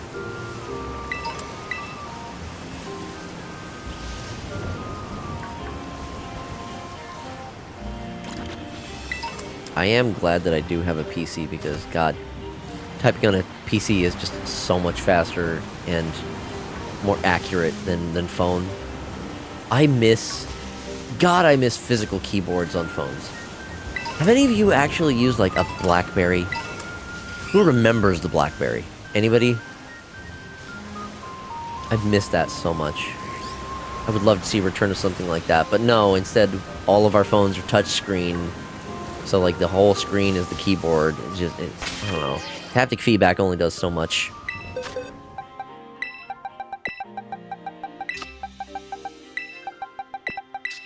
Yeah, I was searching up a Halo helmet that was called Faux Hammer, and now it's only faux, it autocorrects to. How? It was only a few times that used the name. Yeah. Also, they don't make it easy to just forget certain things, certain autocorrects. If you would have to reset your whole, like, history with that kind of shit. Otherwise, it just constantly has that happening. Like with me and the thar, I just want to have it remember that. It's always been just a typo when that happens, and it just remembers it always. It's like, you said, I typed that, and it switches it to thar. No, didn't mean that. That's wrong. Is that... No. Okay, for a moment, I thought it might have found shiny.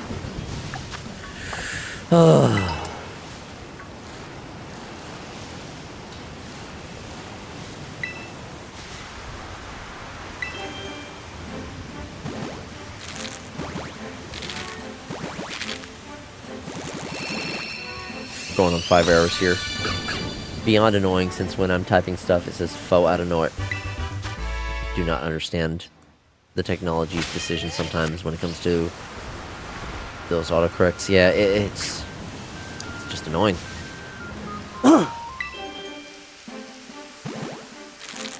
Hello, Puchiana. Do you mind?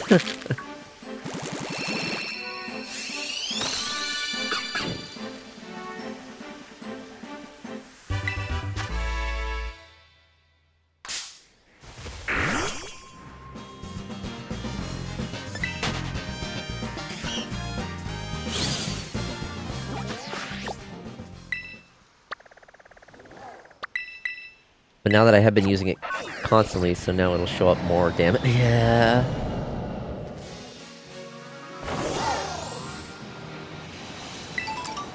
It's like a perpetuating cycle. It auto-corrects it more, so then it... Even if you correct it, it still, like, picks it up as that. So, it just makes it worse constantly. And it's... You have to reset your whole keyboard memory thing to, like, fix it. And it's just not worth it. It's just not worth it.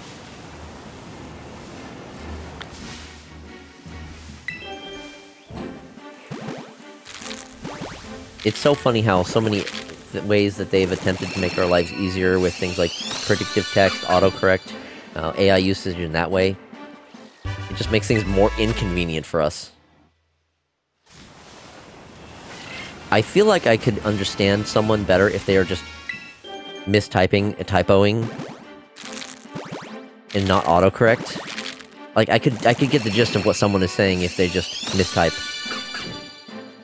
But when autocorrect changes something into something entirely different, then it's like, what the hell did you even try to mean there? Sometimes I can piece it together, but other times the autocorrect is just like, you are so far off. That's not even close to what I meant.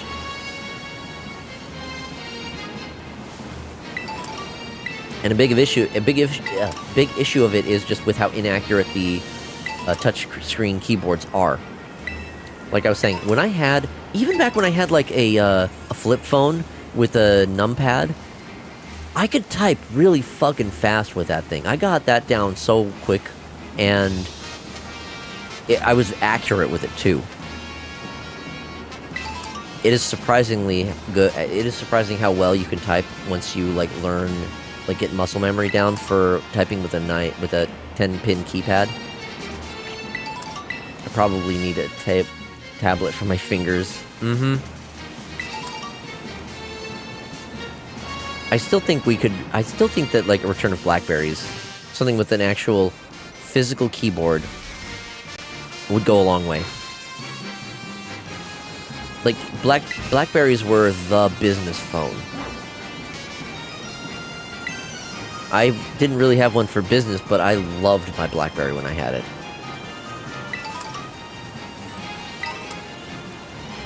That would be neat. I would love to see the return of that. I don't expect it. I think, unfortunately, smartphones are just where the future is and will continue to be. I think it's just because they're cheaper to make. It's much easier to put everything on a touch screen than it is to try to make actual, like, physical keys. Especially when you're trying to put a full keyboard on a small device like a phone. BlackBerry felt like it was so ahead of its time. Future's now, old man. I'm back dealing with that part of the sickness where everything aches. Get a shiny. I have not gotten a single fucking shiny tonight. Not a random one, not an egg one. It has been dry as hell. I was ranting about... Recently, I've been ranting about, like, phones nowadays and just how... We were talking about autocorrect and how I miss my BlackBerry. I hate that all phones have just, like, touchscreen keyboards. It's inconvenient, not accurate. Dude, RNGs is hate. Tonight, I guess so. It's just been awful. Old man yells at cloud. Everything's on the cloud nowadays. The cloud is just a big-ass data center somewhere that's holding the data.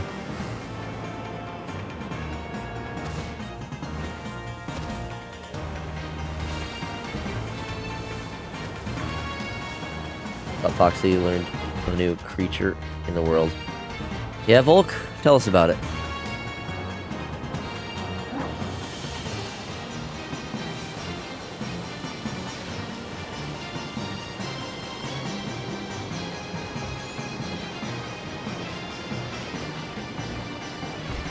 I miss the days where you could pop a cartridge or disc in a console and get the full game.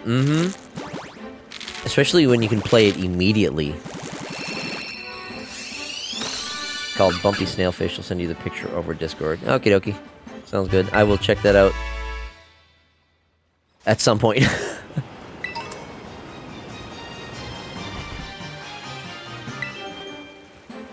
This has been sad. Hi, old school.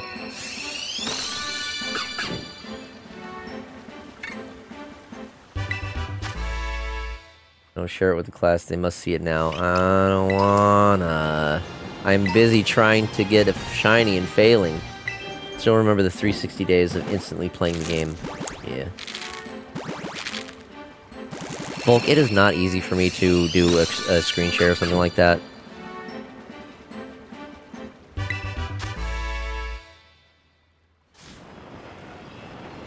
I understand you're passionate about it.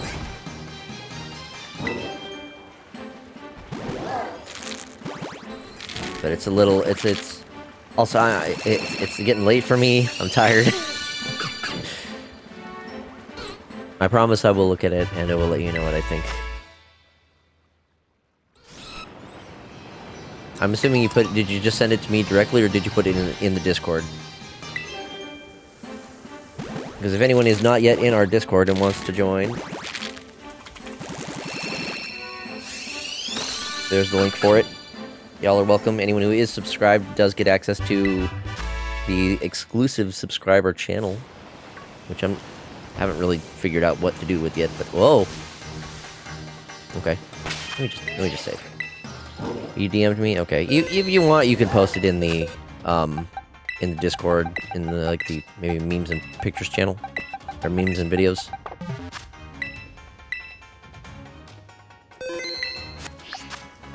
Still got a little bit of time on that.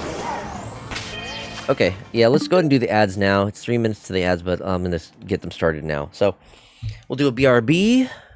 Take this chance to grab a drink, grab a snack. Let's see, which when it first came out, it was cheaper by 10 to 20 bucks. Then Greed took over, and now a digital game is upwards of $80 base. Here's the thing. Well, yeah, upwards of $80 base is accurate.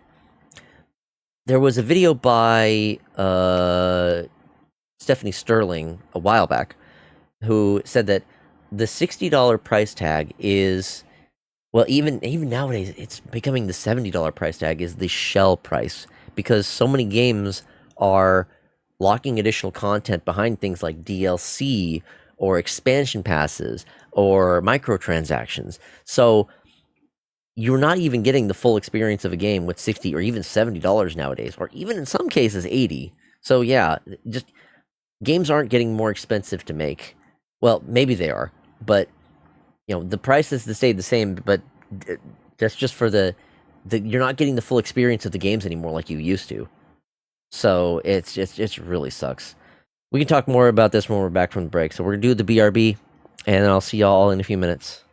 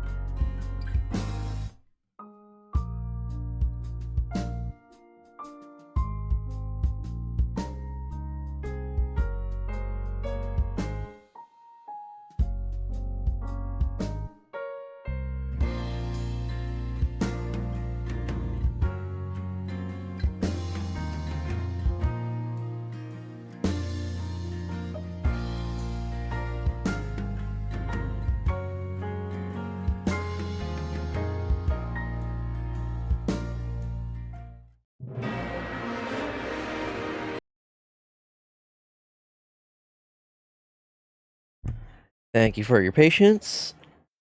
We are back. Damn it. Okay. Got some more eggs to try to get through. Please, please. Welcome back. Thank you. Tales of the Past. Thank you, thank you. I would love to end stream with at least one shiny under my belt. Just one. Just one. That way I can say I got something out of tonight.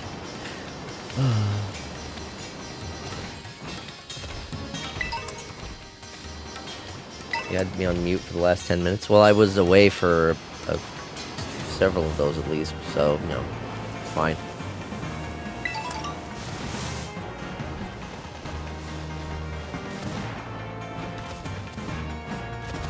I was just in the BRB playing music, so no worries.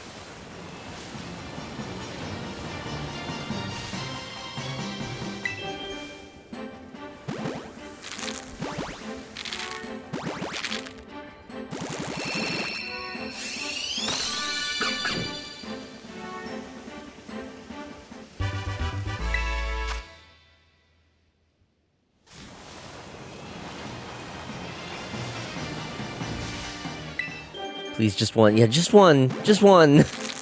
Please, I'm begging.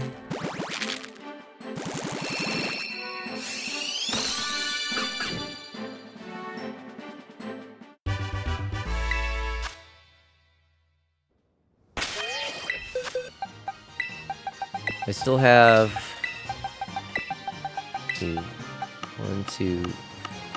about 3 boxes worth-ish.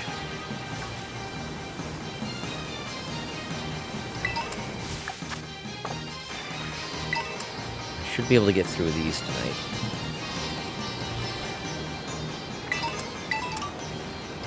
I'm gonna have to go through all these boxes and release all these Pokemon afterwards. Oh, goodness.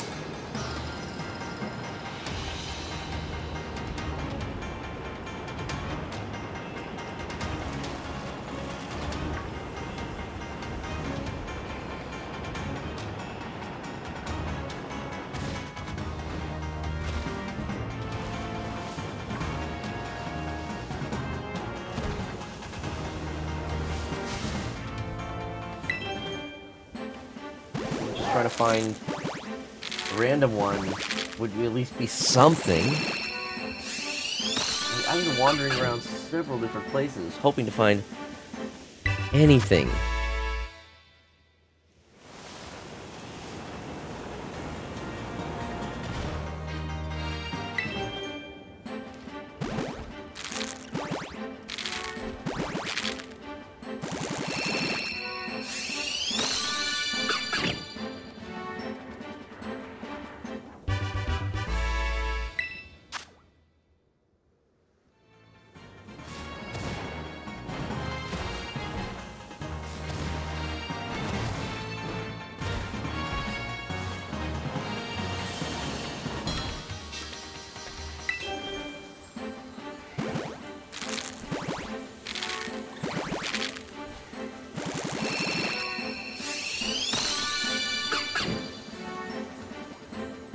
Fox is free and become an eco-terrorist.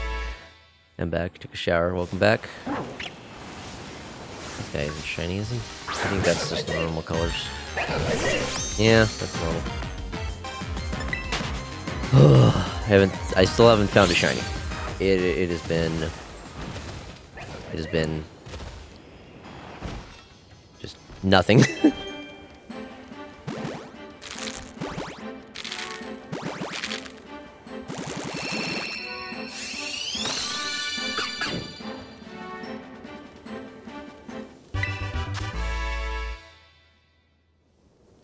Dude, you need to do something to praise the Omnisaya. What even would I do?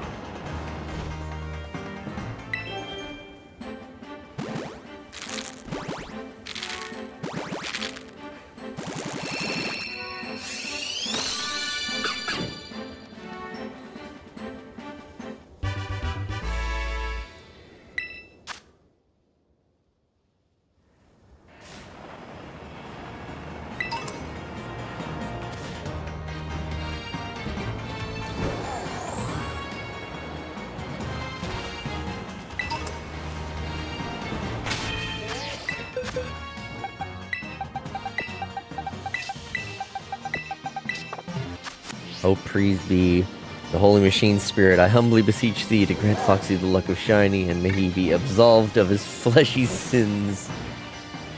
Thank you. Let's hope that brings around something.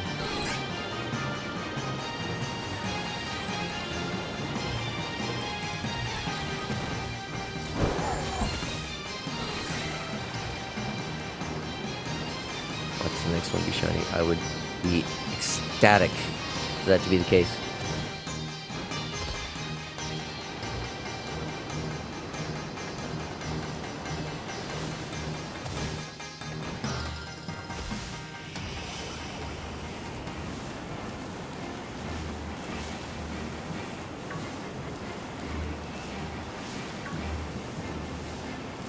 Whoops, all the foxes I set free in this area have made all the other animals in the area, the local animals in the area, go extinct. Overwhelmed them with numbers.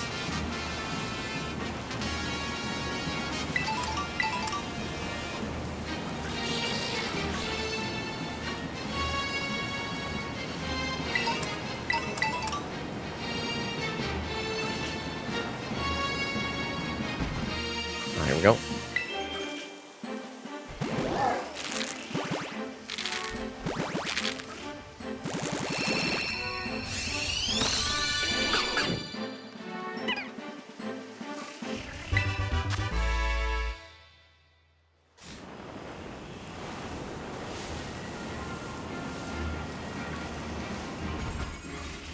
O holy machine spirit, thine components better than flesh, thine computation be true, and thy spirit be ever present. I beseech thee to grant Foxy at least one shiny Pokemon. At least one. At least one.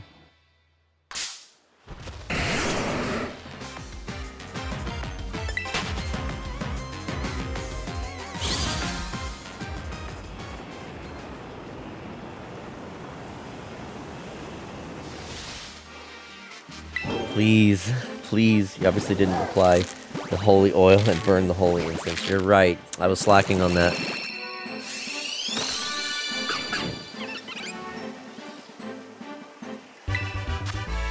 This has been one of the worst shiny drops I've ever had. Then again, my go-to for getting shiny Pokemon is typically using the sandwich method, which is very effective. One of my least favorite things about this game was the lack of customization. Yeah! The fact that you can't really do much for customization of your character, and I mean, I think the reasoning behind it is that you're supposed to be a student, so you can only have a selection of different uniforms, but still, like,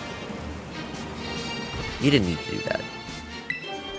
And it does look like ZA is going to have way, way, way more character customization options. So that's nice. I like that. Going all out with the fashion, which is good. More options, more variety.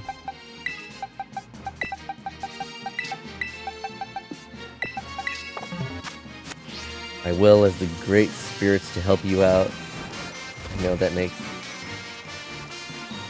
sense, but still. Let me... see. I can do at least one thing to speed this up a little bit. One more picnic. This might be the last one for the night. He's so dripped out that it makes the muck look like a sucker.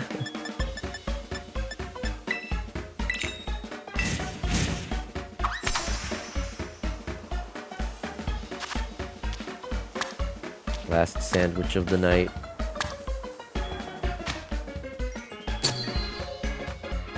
Hopefully this will last long enough for me to get through the remaining eggs, but if not, I can still finish up the last of them without it. It's not a big deal.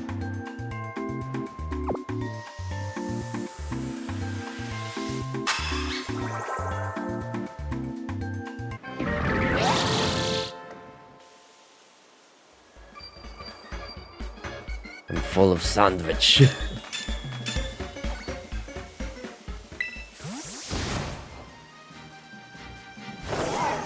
Alright, off we go.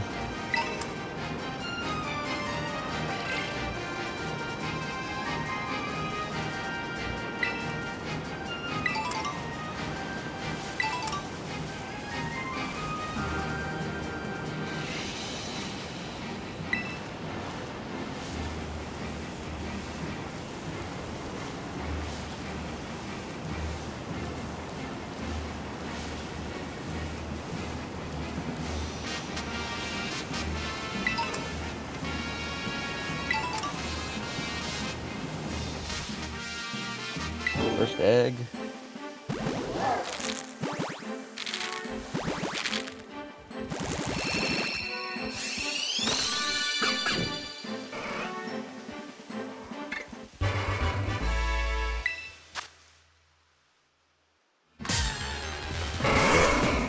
Dude, if the heavy is real, I would love him for him to teach me Russian. Heavy seems like he would be a cool guy to just like chill with.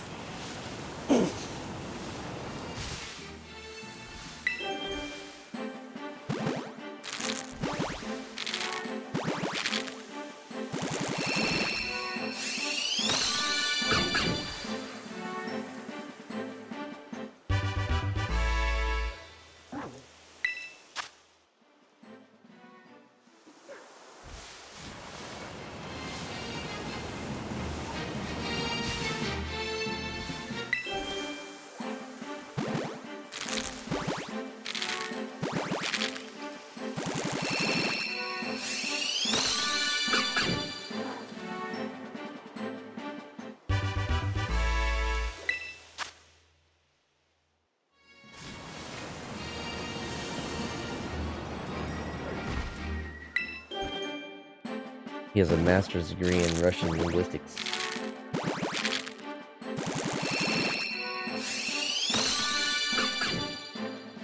Certainly is smarter and more educated than many people would think for the big guy with the big gun.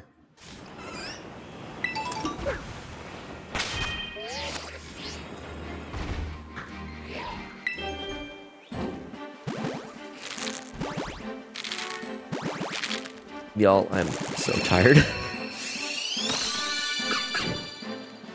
Dude, I think you need to start praying to Nintendo employees for a shiny.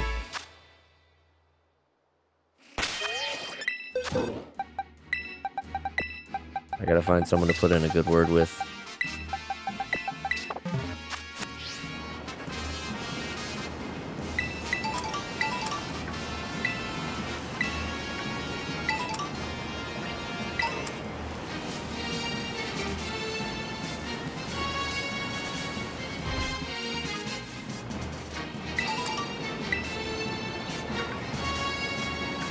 Well, I'll be calling it a night and resting soon. Thanks for the fun. Good night and be well, everyone. Okie dokie. Thank you for hanging out, old school. Take care, and I will catch you later. Hopefully, you'll check out tomorrow's stream when I'm doing the fursuit stream. See ya.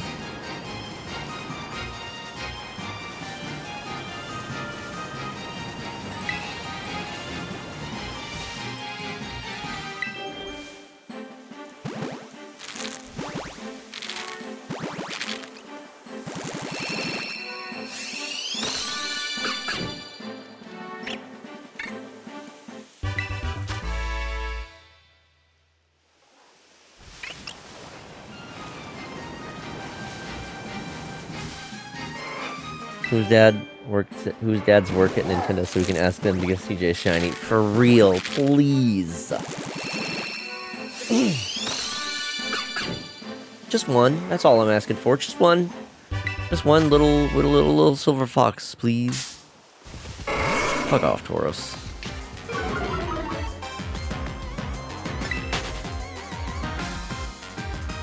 I'm feeling the tiredness, the fatigue is setting in.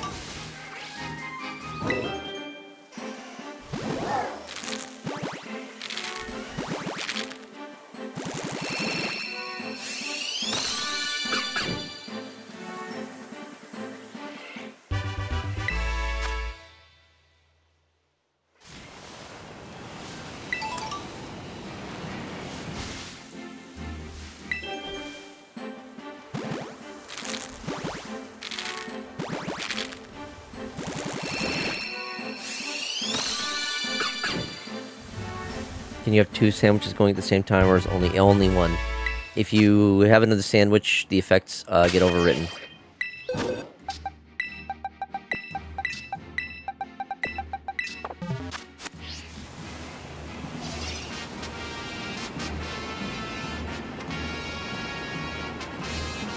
Eh.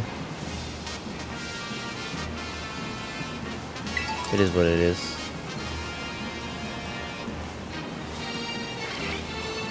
Why were you thinking I should have a... were you gonna suggest I try to have an egg power and also do a sandwich for like sparkling power? Foxy casually committed eco-terrorism, breeding a bunch of firefoxes. Certainly nothing can go wrong for me, resulting in a literal horde of hundreds of foxes into the ecosystem. Yeah, I have one for eggs, have one for shiny. Yeah, I don't think there is any sandwich combination that gives sparkling power and the egg power. That's fine. It would be a lot for me to try to do it the same. It would be a little bit much for me to try to do at the same time. So, if I don't get one, I don't get one. I'll be a little bummed, but you know what? That's kind of how it is with shiny hunting. You don't always get what you want. Sometimes you just gotta like try again. I'm gonna have a lot of Pokemon to release between now and then. Go my firefoxes and burn everything until there's only silence.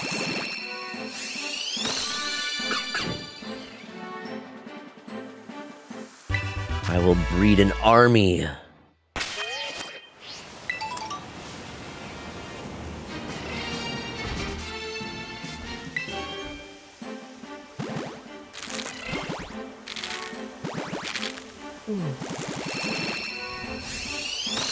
I knew my odds weren't going to be great going into this. The shiny method via... The shiny odds via this method are only like 1 in 512. This is the last egg of this batch.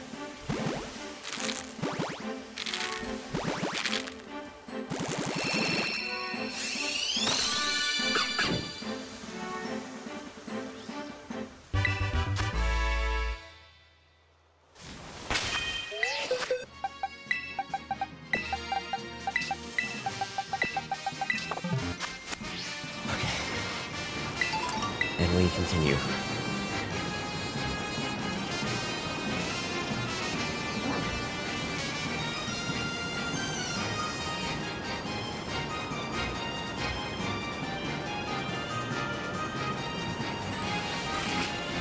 I'm just like scouring left and right, just in case I see a shiny that's wild out here.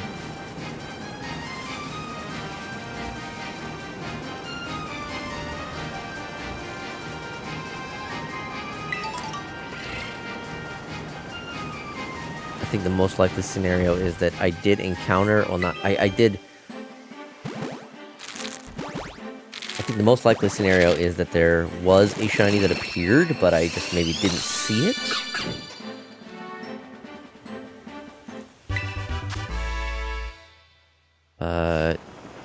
I won't know.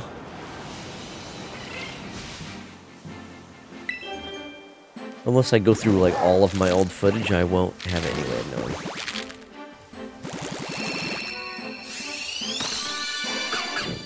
I was looking at combos with shiny and egg power, and there's nothing that includes fire.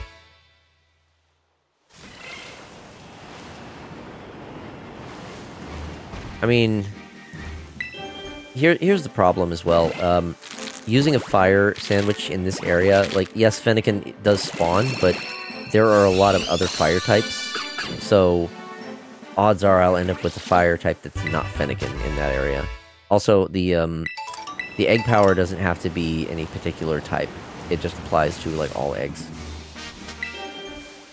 And also, the shiny, for eggs, the shiny is determined, not when the Pokemon hatches, but when the egg is created. So, it won't affect the odds of any of these eggs being shiny or not.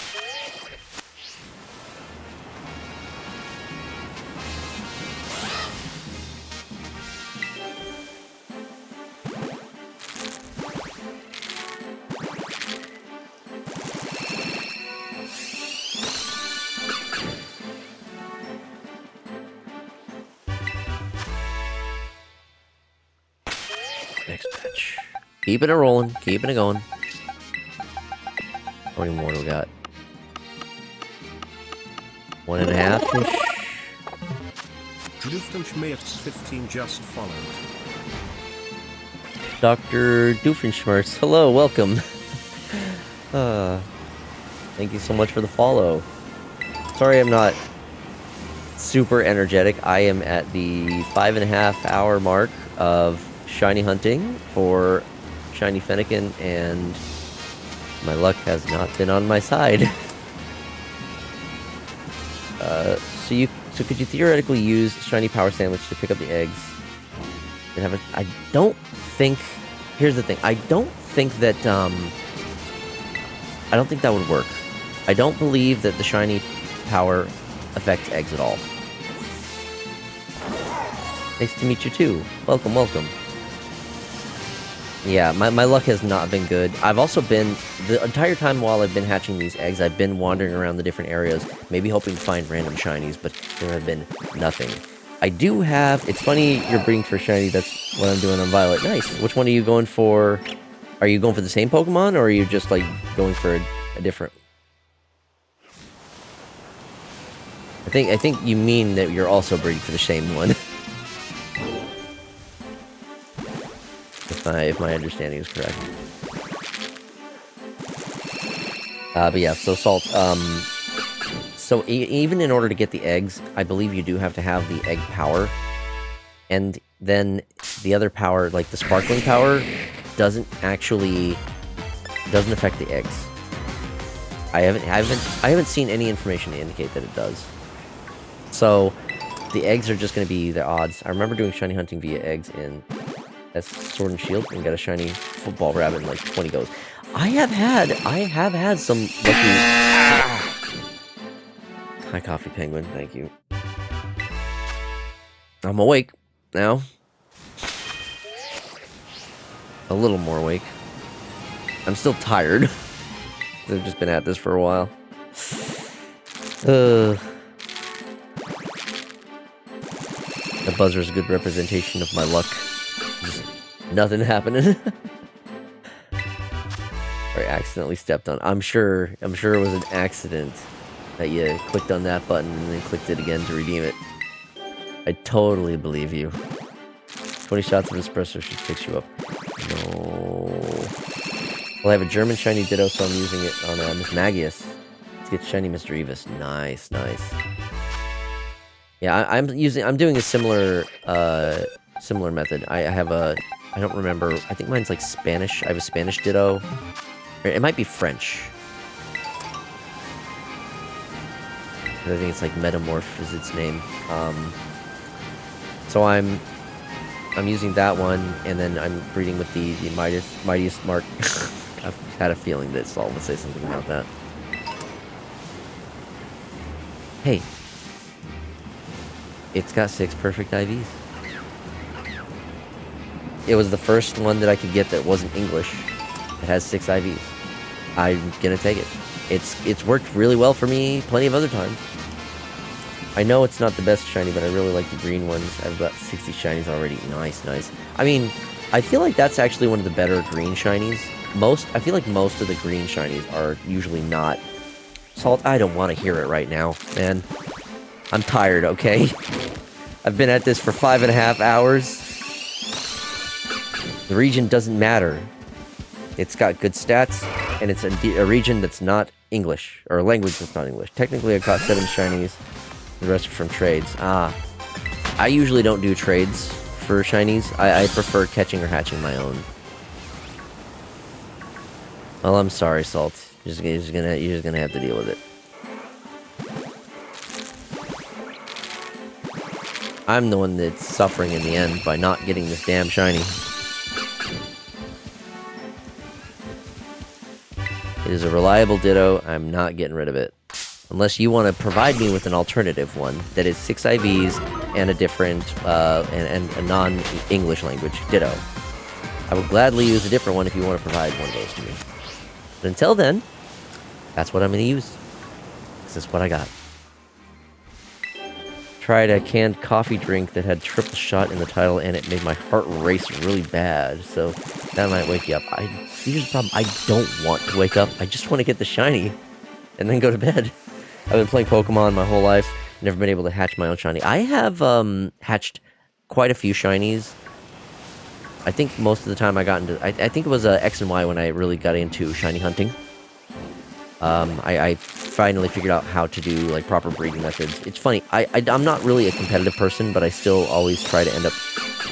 I still want to try to get the Pokemon as best as possible. So, you know, I have the best parents with the best IVs, so they're all passing down the right stats. I have the parent Pokemon with the what's it called? One with the Destiny Knot, the other one with the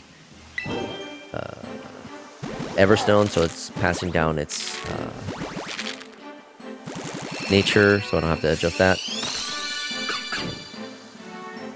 Well, seeing how it's French, no wonder it's not giving you shiny Pokemon. It's... Jokes aside, I have no goddamn clue what 6 IVs means, but as long as it gets... So, okay, so... I'll take a moment and explain. Every Pokemon that you catch has inherited values, which is the IVs. So, the 6 stats of the Pokemon: HP, attack, defense, special attack, special defense, and speed. Those are its inherent values, and they're all based... They're anywhere between 0 to 31. 0 is no good, so it won't get any bonus points in that stat, whereas 31 is the best, and it will get the most benefit in that stats. So ideally, if you're trying to breed for a Pokemon, you want that both of the parents to have as many of these as perfect as possible. So with the Destiny Knot, it always will pass down a total of 5 stats between the 2 parents, and then the last stat is always just randomized between 0 and 31. So if you're trying to get a specific Pokemon offspring, you know, you want to try to make sure that both of the parents have that, so you have the best odds of getting it. At that point, it's just a 1 in 32 chance. But yeah, and those stats can't be... Well, it is possible to hyper train the Pokemon once the level's been maxed out. You can do what's called hyper training. It basically boosts that stat to max, but that stat doesn't get passed down if it's bred with another Pokemon. And it's just nice having those inherent values as good as possible, rather than having to use special items, special rare items, to adjust those stats.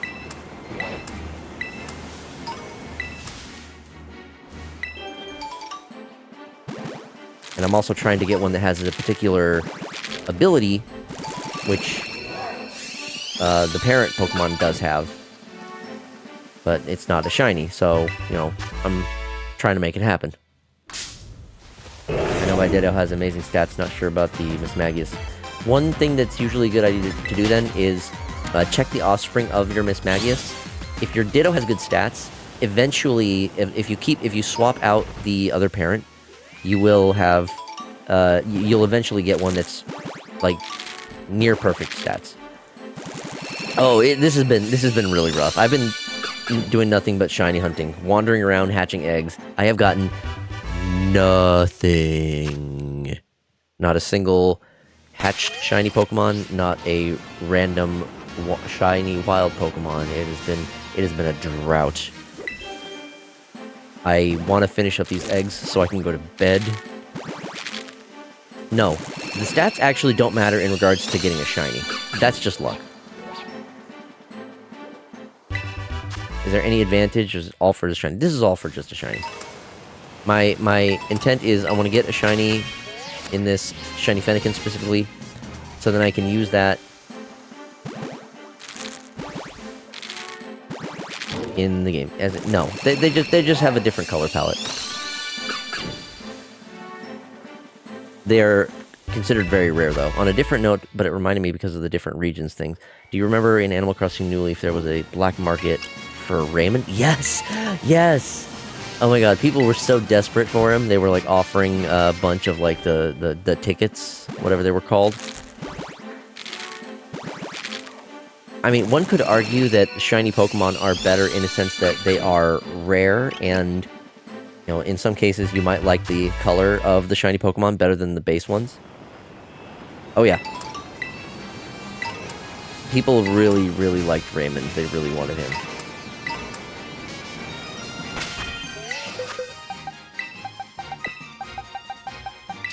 That kind of all stopped, though, once the Amiibo came out. Or the Amiibo cards, so people could just use the Amiibo cards and get the character. At that point, people were just using NFC tags and making, making mock-ups of it and just using that.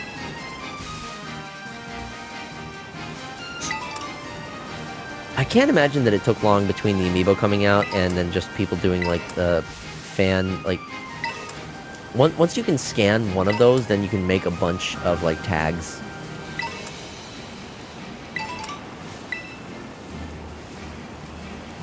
I'm sure I've seen those, like, Amiibo tags, or Amiibo cards. Not, like, the official cards, but, like, people who just use NFC reader writers and just put them on, like, little chips or something, you know? I'm sure there are people who still collected the actual Amiibo card because, you know, they want the official stuff. And I respect that. I mean, I went out of my way to get myself an Audi card. You know, Audi's my favorite Animal Crossing villager. I need another lozenge. My throat's still sore. It's been a long stream. I haven't done a stream quite this long in a while.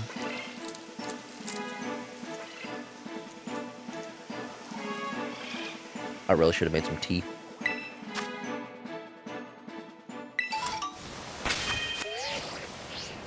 It's stupid easy to copy a card like that. Wasn't there also an app that literally gives you all the cards?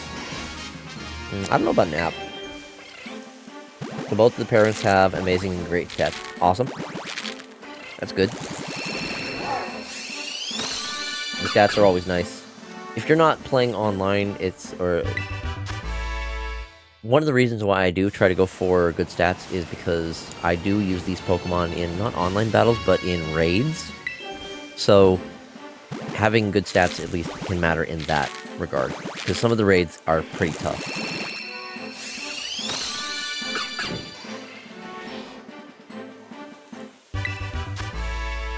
Whenever I do get this one, though, it's going to be going to Legends ZA as soon as I can. Oh, I just found out I can have Dawn Chorus on your laptop. I'll be reading that in free time, too. Hell yeah! I think they just put out a new update on itch.io. I don't have many boxes for all the eggs. There's a problem unless I release what I want. Here's a trick. So, you can expand the number of boxes you have by just putting one Pokemon in each box. So you get a max of, I think it's like 32 boxes. 27, 28, 29, 30, 31, 32. You can have a maximum of 32 boxes. The way to do this is just put one Pokemon in each box. And once all your boxes have at least one Pokemon, you can just close it out, go back into the boxes, and you should have more boxes. Rinse and repeat until you have 32, and that should be plenty for you.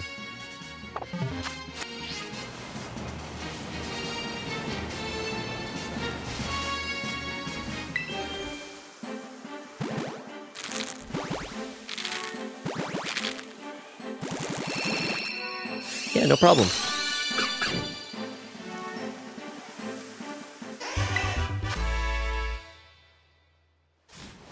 Okay, last one of this set.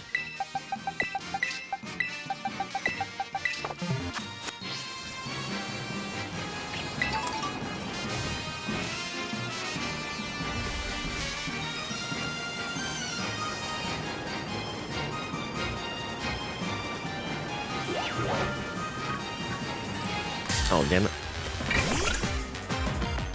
There was a deer hiding in the bush. I ran into it. Sadly, I can't get the new game as I don't have the Switch 2, and I spent all my game money on PS4 and WWE 2K25. Here's the thing, the new game is coming out for Nintendo Switch as well as Nintendo Switch 2. It is not a Nintendo Switch 2 exclusive.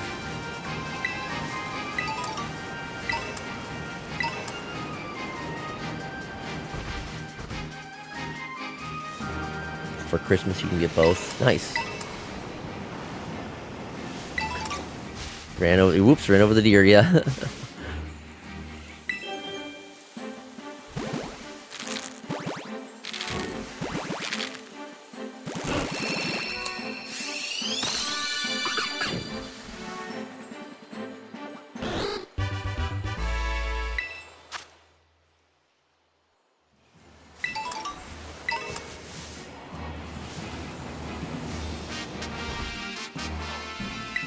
It's gotta be soon. It's gotta be coming soon, right? One of these eggs, right?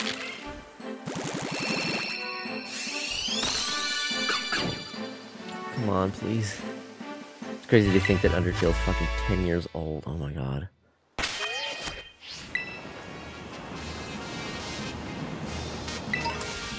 Apparently Undertale released on the same day as my birthday. I didn't get into Undertale until like a year or two after it came out.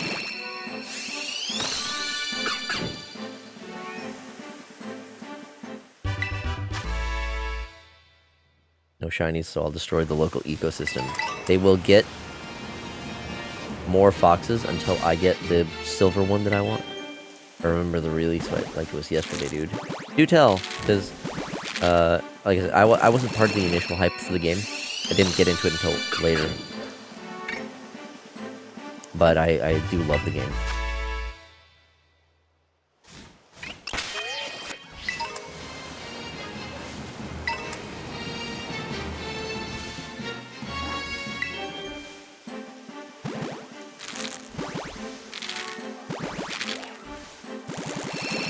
Well, we already have a silver fox. I'm not that old. I'm only getting a little gray. The foxes will continue until the foxes will continue until morale improves. That is so good, Faye. Holy shit.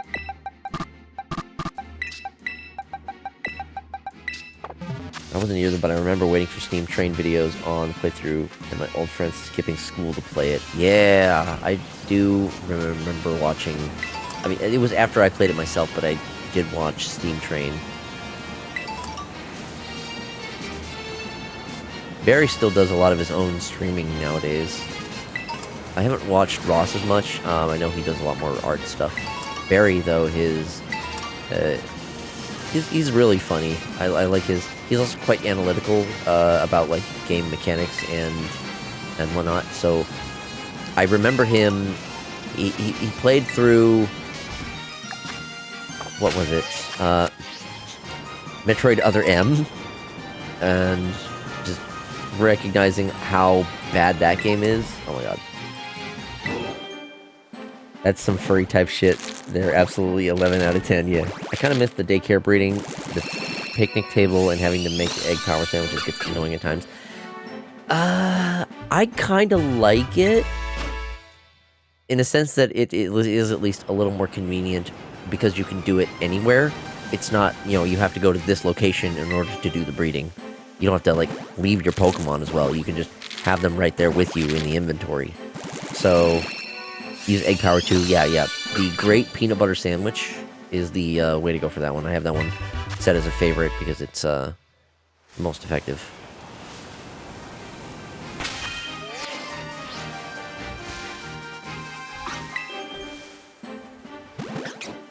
Took me a while, in one of my other streams when I was doing shiny hunting, someone mentioned using the egg power also will increase the speed at which eggs hatch, so... yeah, I kinda like it. Has been beating his head against the wall for 6 hours. To be fair, I'm talking about the actual process of breeding and getting the eggs. Y'all didn't see any of that. That part is very, very easy.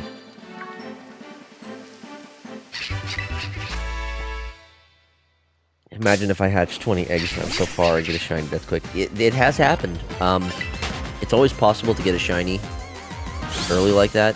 It just depends on your luck.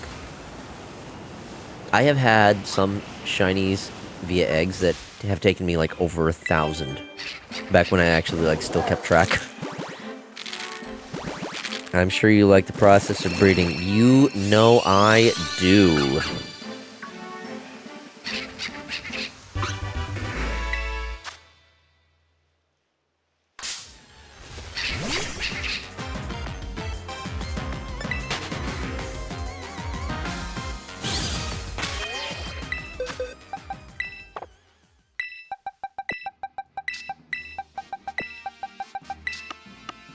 We're down to the last few. I don't think my egg power is up, but I'm not gonna make one more to the end of it. I'm just gonna go for it. Breed is the easy part. Yeah, that's true. Didn't Brock want to be a Pokemon breeder in the anime? Yeah. That was his thing for a good while. And I remember he had a Vulpix for a good portion of it as well. Vulpix is such a cute Pokemon.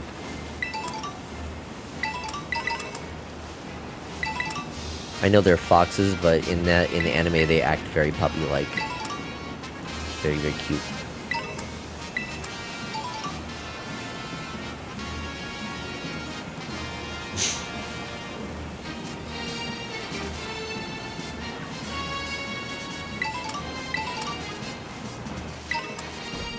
Okay, here we go.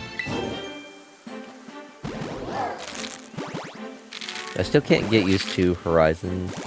I'm not used to Ash not being a protagonist anymore.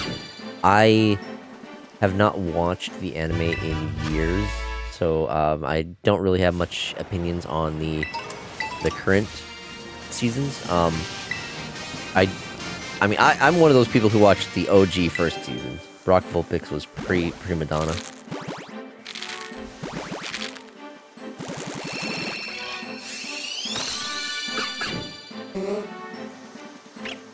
Makes sense because he became the champion. His arc is over. It only took him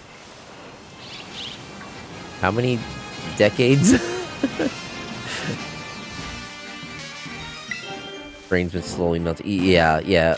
I am feeling fried.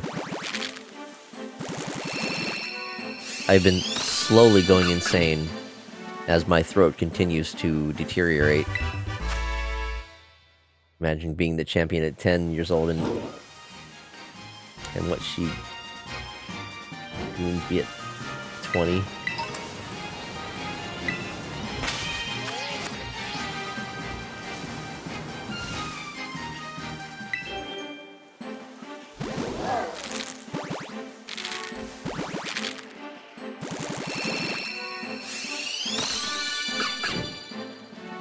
Come on, please. Hydrate? Okay. I'm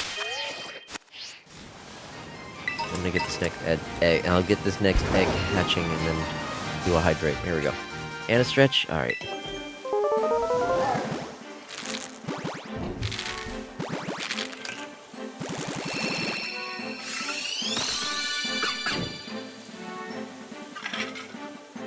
Oui. Oui.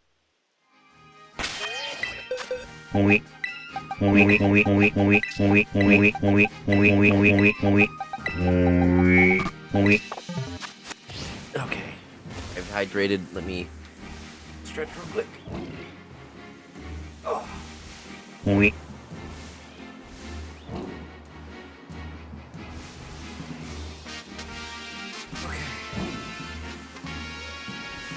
That should be enough to get me through these last few eggs.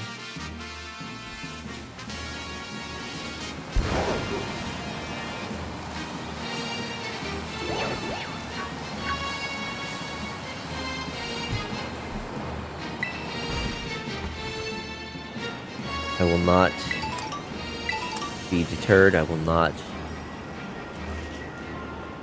give up.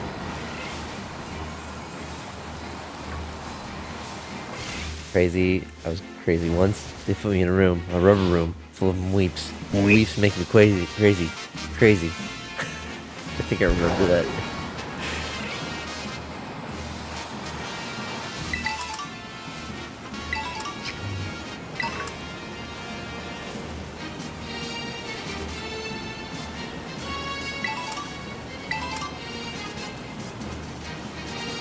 No, they cannot.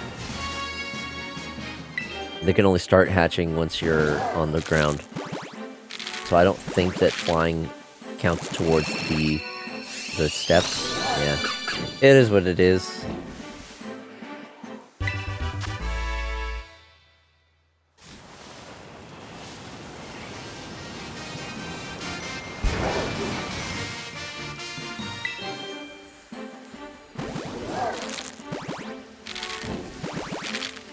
Foxy will hear them weeps in his dreams tonight, weeping at him weepingly.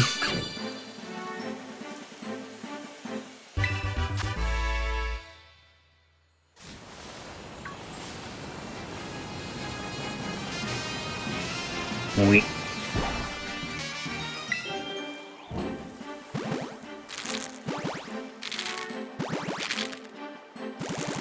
Oui.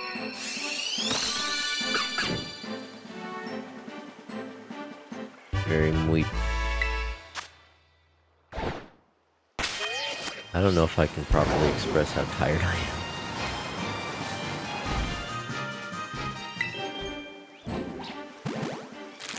It doesn't help that I have had a few drinks tonight. I know I said I had one shot before I started the stream, and I had another shot for the first several BRBs, but I haven't for the last couple of them, just because it's already getting so late. I mean, as long as I get to bed within the next half hour, then I will still be able to get enough decent sleep to feel rested. I am angrily sober. I don't know, maybe there's still a little bit of buzz left there, but I think it's just like residual tiredness type of the effect. I'm sure you all I'm sure some of you had that experience where, you know, you get to the point where you have had enough to drink that it starts making you feel sleepy.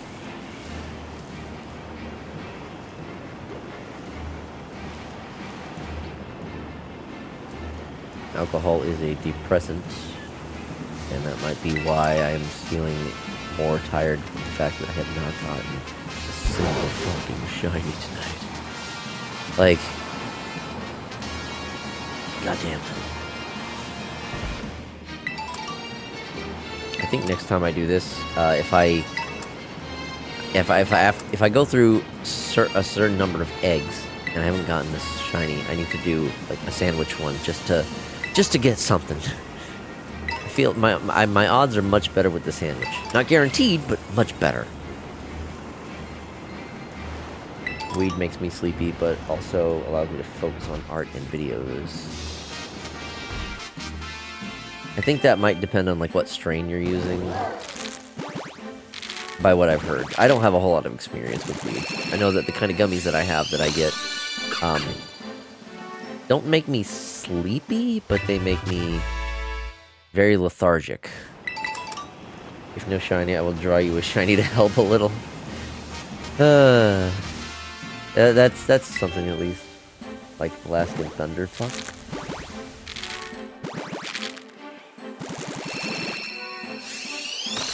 Yes, it's a strain of weed. They got all kinds of funky names for these things.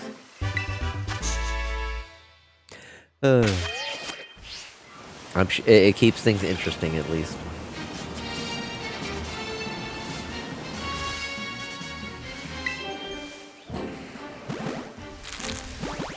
Hello, Rhyhorn. Or is that right on? I think it's Rhyhorn. Come on, give me the little silver fox. Fuck you. Right on. Right on this dick, motherfucker.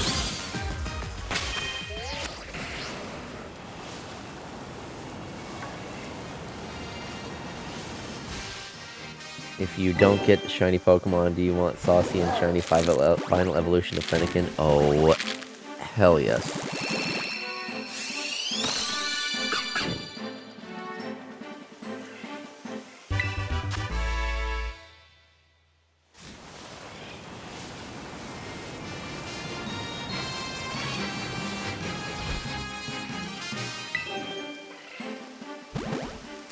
No, we're not doing any more ads tonight.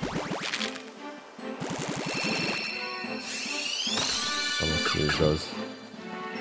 Just like I should be snoozing after this. 6 hours, we hit the 6-hour mark, everybody. Woo! Still have... I have a few more to go. This is it. This is the last of my eggs. And I thought I was the one to make pee-pee and nut jokes. Maybe, I guess when I get to a certain level of sleepy, then the childish jokes start to come out. Day 26, give it up for day 26. Day 26. No shinies, no love, no bitches, no mama, no mames.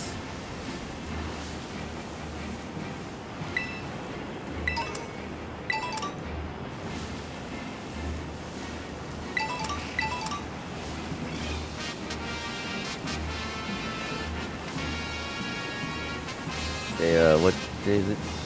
Burned Burb. Day 50.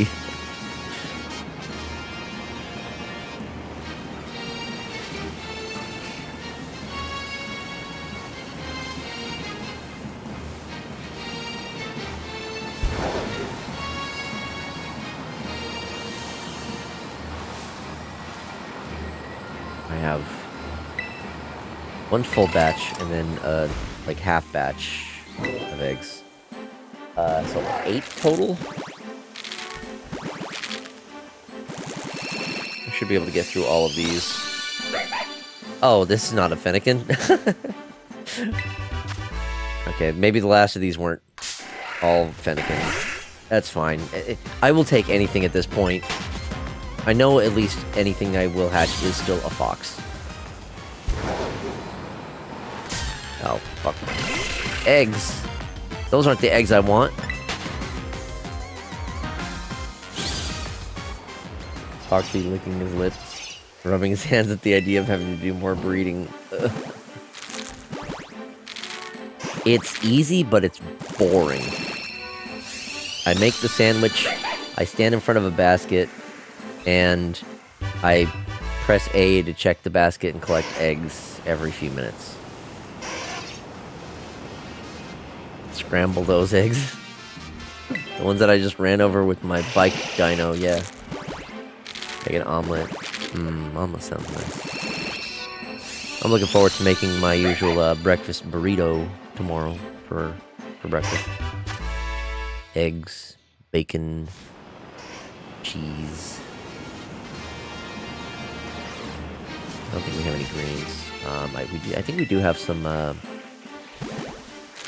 maple sausage links, though. I could throw a couple of those in. Sounds good. I guess these were just, not Fennekin, but Zorua. Wish me luck. I'm hatching 20 egg zebrids so far today. Good luck. That would be pretty phenomenal if you got egg in or the shiny in 20 eggs. Meanwhile, I had prepared over 420 eggs for today. I think when I breed more, I'm going to prioritize Fennekin. First egg, nothing. Well, I mean, the odds are not in your favor. It's still 1 in 512. Alright, I'm down to my last 3 eggs now. Found a new amazing game. Do tell, Leo. Also welcome. You are here at the tail end of my 6-hour stream in attempts to hatch any kind of shiny Pokemon, or just even find a random shiny. My luck has been trash. It's like the Void Crew thing. I feel like Foxy's at the point of nicknaming Pokemon Shiny Fennekin.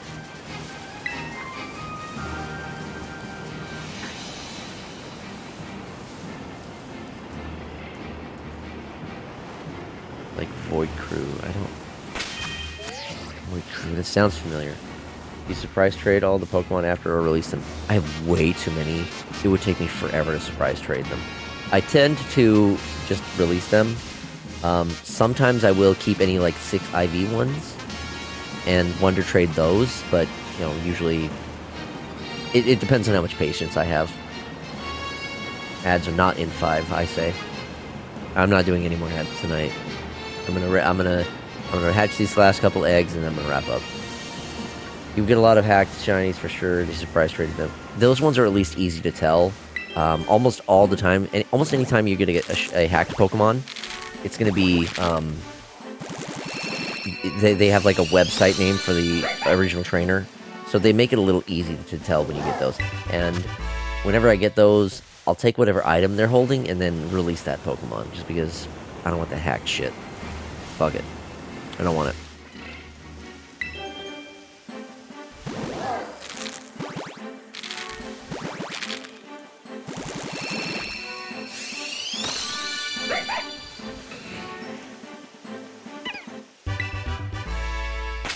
One more. I think this last one is a regular Zorua. I got like 10 last week doing online trades. Yeah, they're pretty prevalent, unfortunately. Oh, it was not a regular Zorua. It was the Hisuian one. Well, that's all of them. 420 plus eggs. And not a single shiny in the bunch. Oh, it's gonna take me a while to release all of these. Fuck. Well, time to down an entire bottle of rum due to sadness. I'm going to bed. I've already done some drinking earlier. My throat is killing me. I'm going to brush my teeth, take my contacts out, and I'm going to pass out. Before I do, though, first I want to say thank you everyone for joining me. Big thanks to the folks who raided, and to the new followers. Let's see who is live so I can find someone to raid, because we always got to do that.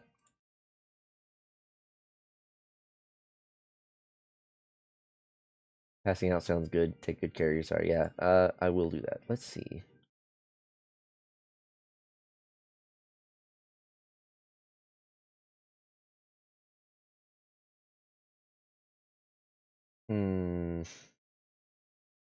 Be someone new or someone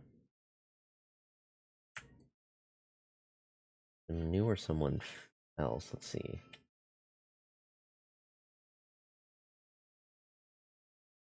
Who do we got in the recommended channels here?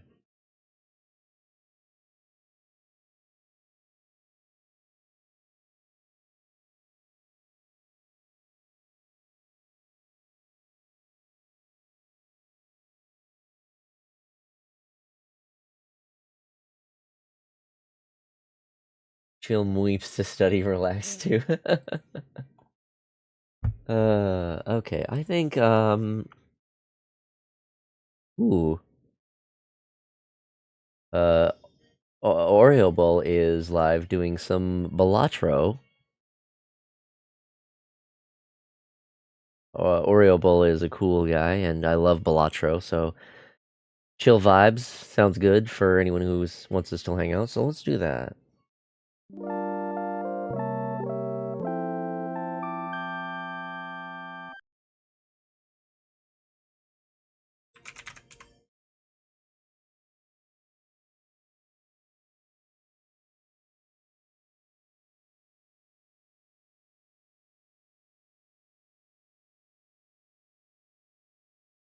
Once again, thank you all so much for hanging out with me tonight. Luck was not on my side, but y'all helped keep things entertaining and interesting and fun. Don't know when my next I don't know when my next stream for Pokemon is gonna be, but tomorrow I will be doing my fursuit stream. So look forward to that. It's gonna be at 4 p.m. Pacific time. I'm gonna be playing several different games, motion control ones for Switch 2, so look forward to that. Anyway, that's it for me for tonight. Thank you all again, and until next time, bye. Oh, wait, raid message. Let's just, you know what? Raid message, let's just do egg. All caps, just egg. You can do it once, or you can do it a few times for it. I think we just gotta be egg. Egg, egg, egg. Goodbye.